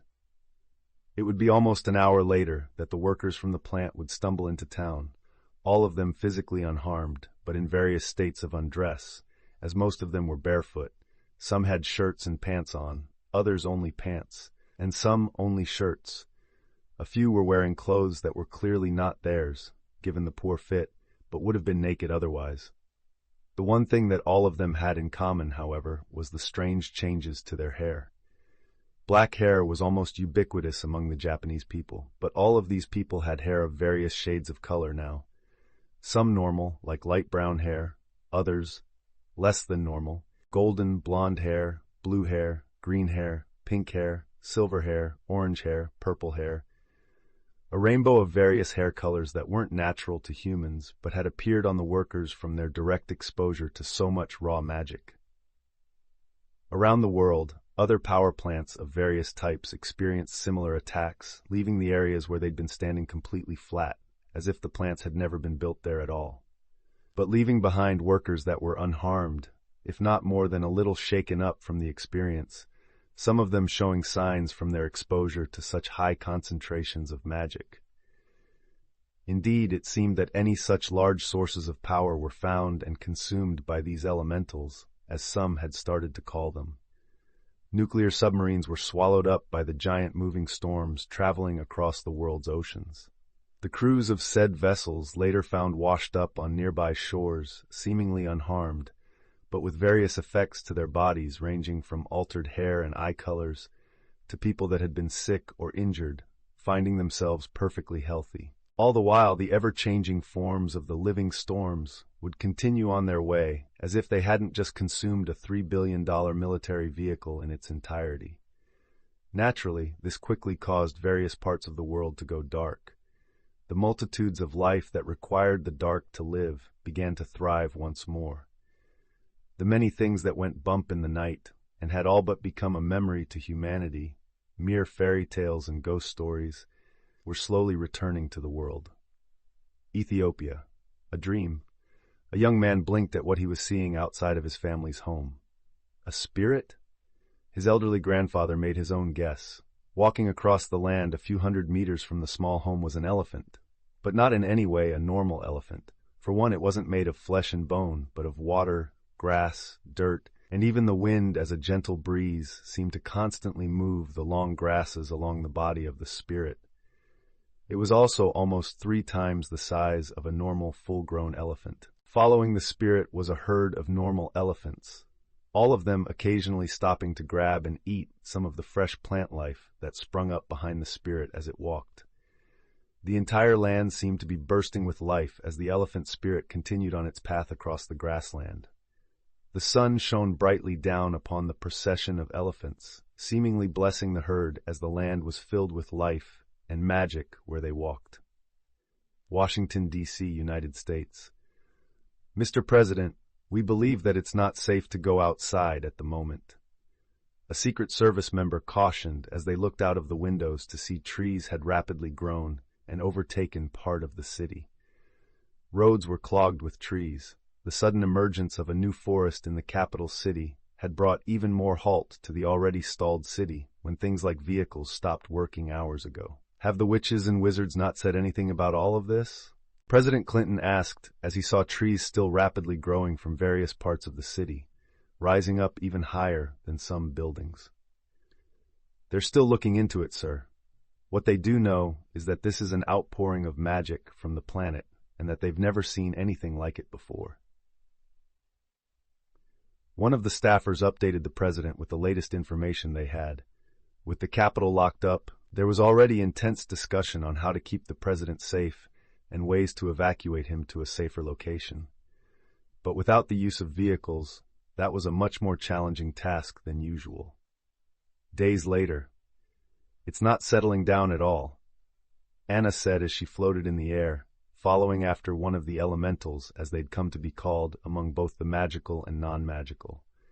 The one that she was following was along the west coast of the United States, heading south towards Mexico. The massive living storm, ever-changing through various forms of marine life, was not only still active, if her senses weren't wrong, the thing was actually putting off more magic than when it had first appeared, further fueling the increasing magic in the world. These elementals were like massive factories of magic and practically poured more and more magic out into the world as they continued to exist.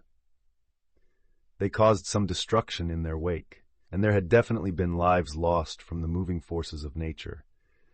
But none of it seemed intentional or done out of malice. These things seemed to be rebalancing nature as they continuously raised the amount of magic in the world.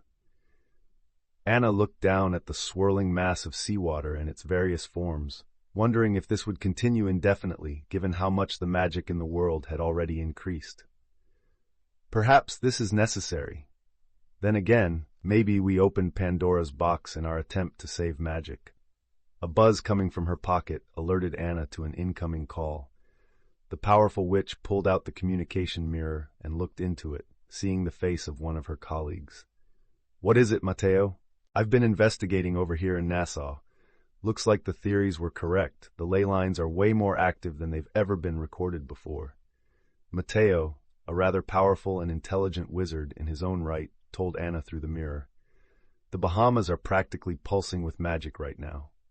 "Any idea when it might settle down?" Anna questioned as she followed the water elemental as it continued to move south.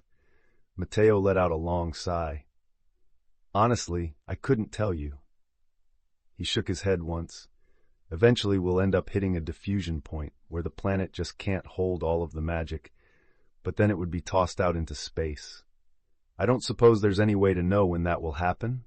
Anna asked rhetorically, her expression flat. "There isn't, at least not yet," Mateo confirmed. Anna let out a sigh of her own. "Keep me updated. I'm still following the elemental down the west coast of the U.S. It'll reach Mexico in another 2 or 3 hours at this pace." The call ended and Anna put the mirror back into her pocket as she continued after the ever-changing water elemental. "Potter Manor. You keep trying, huh?" Harry looked at the massive swirling wind thing that was circling the golden dome covering the Potterlands from his artifact house. It was vaguely reminiscent of a dragon, but more serpentine-like. The swirling wind creature, or elemental as they'd apparently been dubbed, had been coming around the Potterlands over the last 2 days, brushing against the golden dome for a while before eventually continuing on its way. The living windstorm kicked up debris and sent the surrounding forest shaking, but couldn't bypass the protection of Potter Manor. Harry and his family had briefly left the protection of their home to try and drive the elemental away the first time it had shown up. But their spells didn't do anything to it. The thing didn't seem to notice them at all. In fact, it was solely focused on the barrier whenever it came around, only to leave after a time to continue on whatever path it was making through the skies of Britain. Thanks to the communication mirrors still working, Harry was able to get a near constant stream of information coming in about the situation in Britain and across different parts of the world, though the foreign information had been spotty and less informative. Apparently, strange weather was still occurring all over the world. There were places where it rained wet fire. Other places were being covered in wide swathes of snow that was a rainbow of colors, and in many places the elementals roamed and suffused entire regions in thick magic that made random transfigurations and charm-like effects happen for a while. But how long can this go on? Harry wondered to himself as he watched the wind elemental circle around the golden dome once more, before it flew off to wherever it went when it wasn't harassing the Potterlands. Los Angeles. 3 days later. The City of Angels was facing a crisis. They weren't the only ones, of course, but they were seeing the effects faster due to having the largest population in the state of California. Water from the Colorado River had been almost completely cut off to Southern California. This wasn't an issue of faulty maintenance of their aqueducts or anything like that. It was the overflowing magic in the world and, in particular, reports of elementals seemingly fighting around the Colorado River basin. Great sandstorms were being thrown around by sandy and rocky elementals as they clashed against water elementals that were bringing rain to the area. From the reports that had managed to come in, which were very few, it was like nature was fighting with itself to determine if the Southwest would remain arid and desert, or if it would become wetter and more grassland-like. The flow of the Colorado River had strengthened and constantly reached the sea as it had once done long ago, before it had been used up by intense agriculture and the water needs of the various states that it passed through. This was good for those near the river delta who had long lost the vast majority of their water. But for the millions that called Southern California home, and the large-scale agriculture that took place around the Colorado River, it was an emergency that they simply couldn't do anything about. The elementals had cut off the aqueducts, and without working machinery and vehicles, as well as their power grid struggling to stay functional, there wasn't anything they could do to repair the said aqueducts. A week later, Beijing, China. "What do you mean the satellites are gone?" A strict and severe-looking man questioned the report that had just been brought to him. "As the report says, sir, All of our satellites that were orbiting have vanished. No signals have been found, and none can be seen in the night sky on their normal paths. The one that had delivered the report summarized, after some investigation, there have been no satellites found orbiting Earth any longer. They've all vanished, sir. The severe man read through more of the report for a silent moment.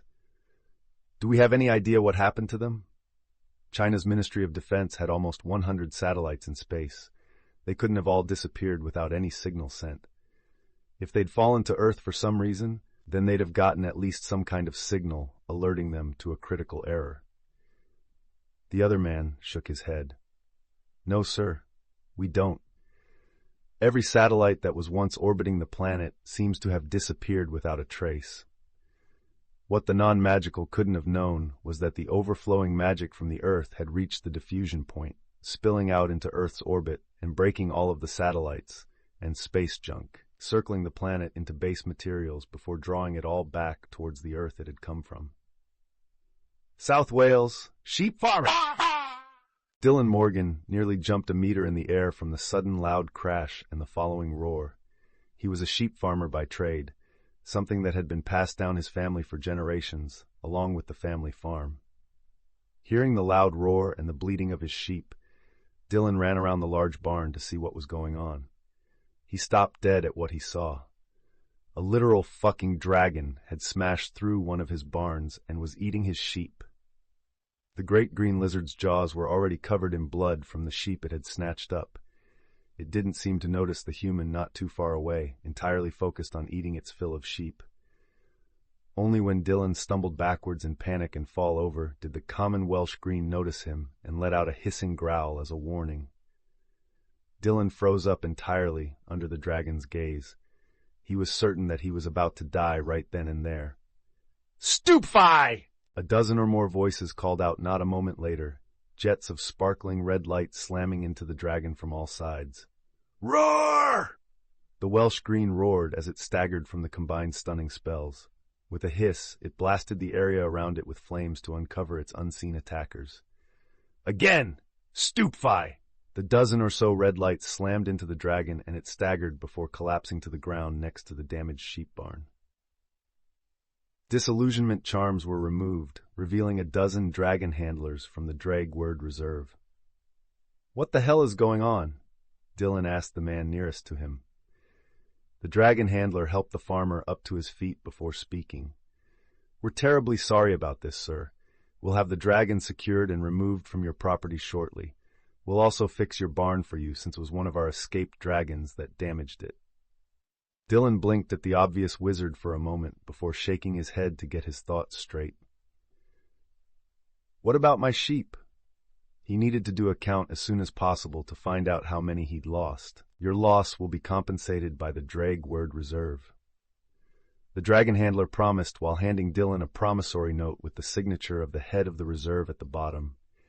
"As soon as you know the number of sheep that you've lost, please fill out the note. You can mail it to the Ministry of Magic in London, and they'll send it to us. You'll be compensated in pounds sterling for your lost sheep." "All right." Dylan took the note and looked it over. His eyes were quickly drawn back to the Welsh green dragon as it was tied up. A thick muzzle was put around its jaws to prevent any more fire breath, and then a large metal container seemingly grew from a tiny model that one of the other dragon handlers had set on the ground. The dragon was levitated into the large metal container by a group effort from the dragon handlers, and then the door was closed before the container was shrunken again and picked up. "Let's keep going. We still have another two hiding somewhere in this area." Rhys Hughes called out to his subordinates. "Fix the barn quickly." Dylan could only watch in stunned silence, as with a point of a wand and the word reparo, the smashed-in wall and roof of his barn put itself back together like it had never been broken. With the dragon captured, the barn fixed, and Dylan given a means of compensation, the dragon handlers quickly unshrank brooms, mounted them, and then flew off to hunt down the next escaped dragon. Buki National Park, Hungary. "Put out those fires," a large man shouted at a few others as he rushed towards the loud roars further into the large forest. Wales wasn't the only reserve in the world to suffer a dragon breakout. And unlike the Welsh, dealing with the usually more docile Welsh greens, here in Hungary, they had one of the most vicious and dangerous dragon breeds in the world. The roar of the Hungarian horntail that they were trying to recapture shook the air, followed by a massive gout of flames engulfing a small section of the forest. Damn it! The man, a senior dragon handler with almost 30 years of experience, cursed as he whipped his wand into a wide arc and conjured a wave of water to put out the flames before they could spread. We're going to have to switch to termination if we can't subdue it soon. The great dragon came into view, its bronze and black scales, sharp spikes, and baleful eyes locking onto the new arrival with an angry hiss. It was then struck by 7 or 8 stunning spells from its opposite side. The dragon whipped its head around and bathed the area where the other dragon handlers were in a sea of flames. Its long spiked tail shattered nearby trees like they were twigs and made more of the dragon handlers scatter. Already a portion of the forest was smoking and smoldering from the Hungarian horntail's rampage. Non-magical people had been ushered out of the national park as fast as possible, many of them being side-along apparated if they were close to where the horntail had landed. Roar! The Hungarian horntail roared and spread its wings wide, a clear sign that it was about to take off again. Varga! The trees! The senior dragon handler yelled to one of his colleagues while pointing his wand at the fallen trees. The other dragon handler, Varga, nodded in understanding before pointing his wand at the fallen trees as well. With a jab, twirl, and flick of their wands, the fallen trees shot into the air and crashed down on the horntail before it could take flight. Roar! The horntail's angry roar was met with almost a dozen stunning spells slamming into it while it was trapped. Hit it again! The head dragon handler bellowed out to be heard over the horntail and the still crackling flames in the area. Another barrage of red lights finally knocked the horntail unconscious. The call went out to suppress all the fires before they spread. All the while, a dozen dragon handlers started securing the escaped horntail with the strongest restraints they had. United States. Rocky Mountains. Boom, boom, boom. Explosions shook the normally quiet area as a large number of giants fought with the witches and wizards that were meant to contain them. The immense spell resistance of the giants made it hard to deal with them for the witches and wizards, but they needed to stop the giants from leaving the mountains.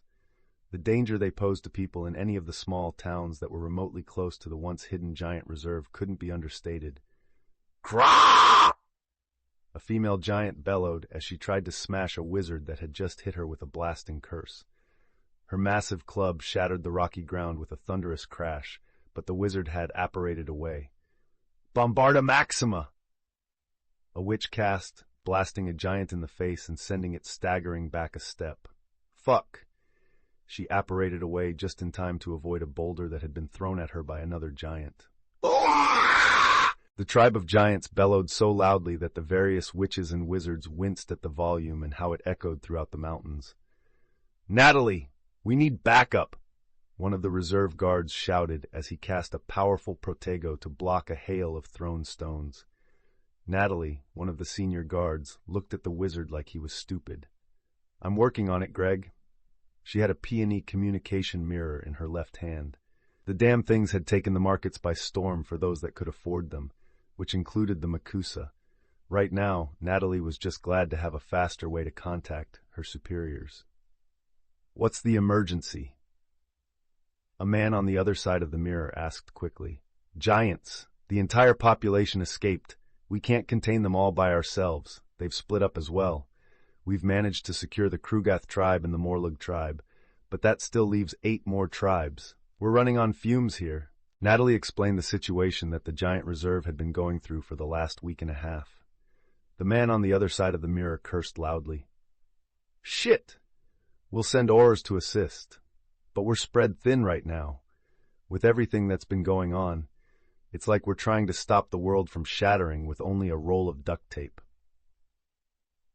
Anyone that knows how to really use their wand would be greatly appreciated, Natalie replied instantly. The guards of the giant reserve were lucky that giants weren't incredibly bright, and that they'd been able to misdirect them more often than not with illusion spells that kept them wandering the mountains. Unfortunately, that plan had fallen apart when a couple of the tribal chiefs had recognized the pattern, especially after two of the tribes had been recaptured and then split up, spreading out the limited forces that the reserve could field. "Gigas confractus!" Greg bellowed, and a massive burst of dark purple light escaped his wand to blast a charging giant in the chest. The powerful spell was made to work on giants, and it knocked the charging giant on his ass with a loud thud.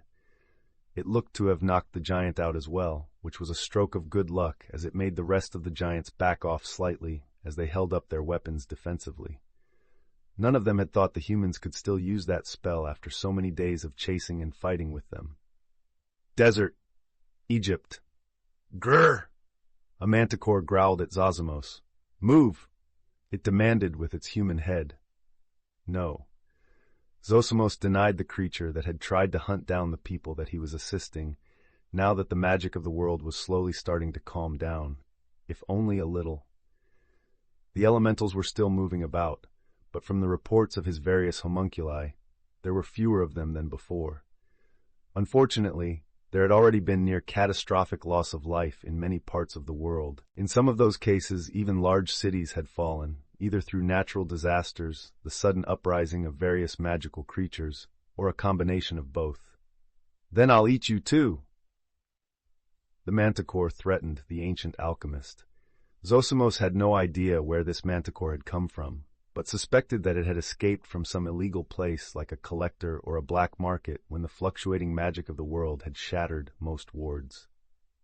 Plenty of places had suddenly been revealed to the non-magical as the obscuration and repelling wards were stripped away. Wards to contain dangerous creatures were no exception, and this manticore had probably gotten a taste for human flesh as soon as it escaped. Roar! The manticore roared and leapt at Zosimos.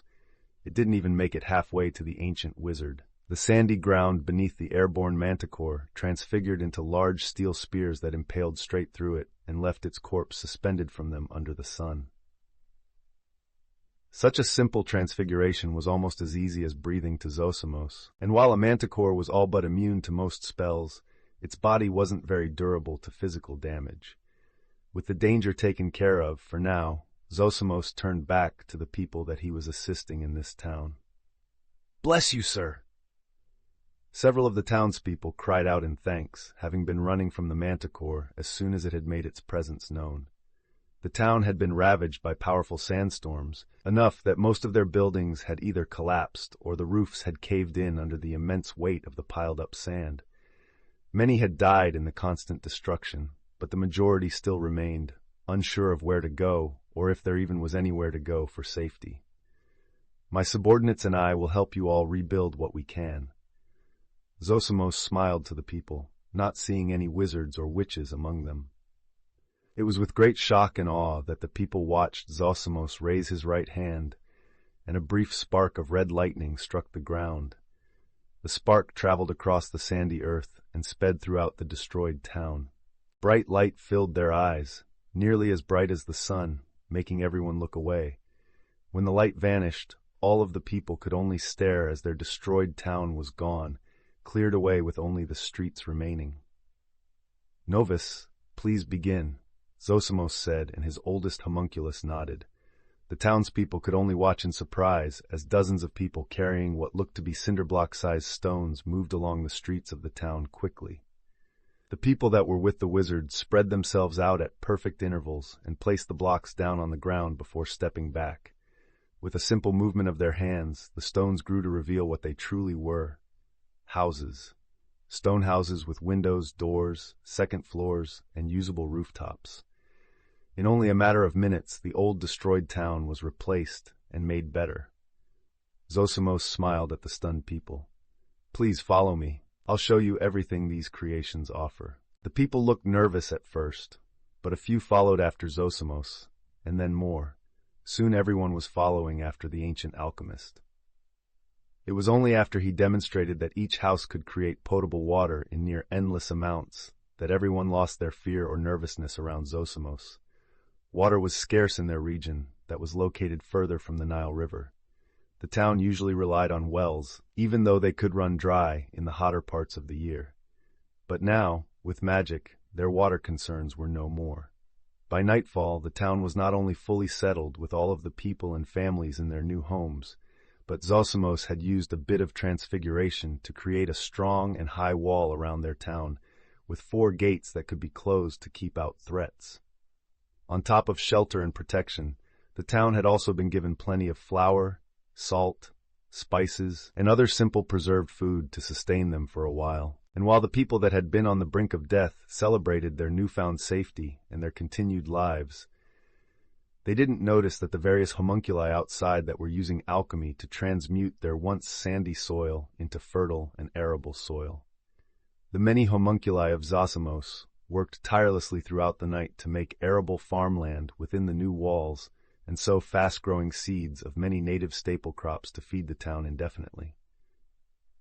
Without a single demand and only graciously accepting their heartfelt thanks, Zosimos departed the restored town in the morning, leaving behind one of his many, many homunculi to ensure that the reborn town could continue to thrive with their new farmland. His only words to the townspeople was a promise that one of his other subordinates would come by soon to bring them goats and chickens so that they could maintain their food security and way of life. With that, the ancient alchemist and his large group of homunculi unrolled a fleet of flying carpets and took off into the air, on their way to the next village, town, or even city that needed them. I will save as many as I can.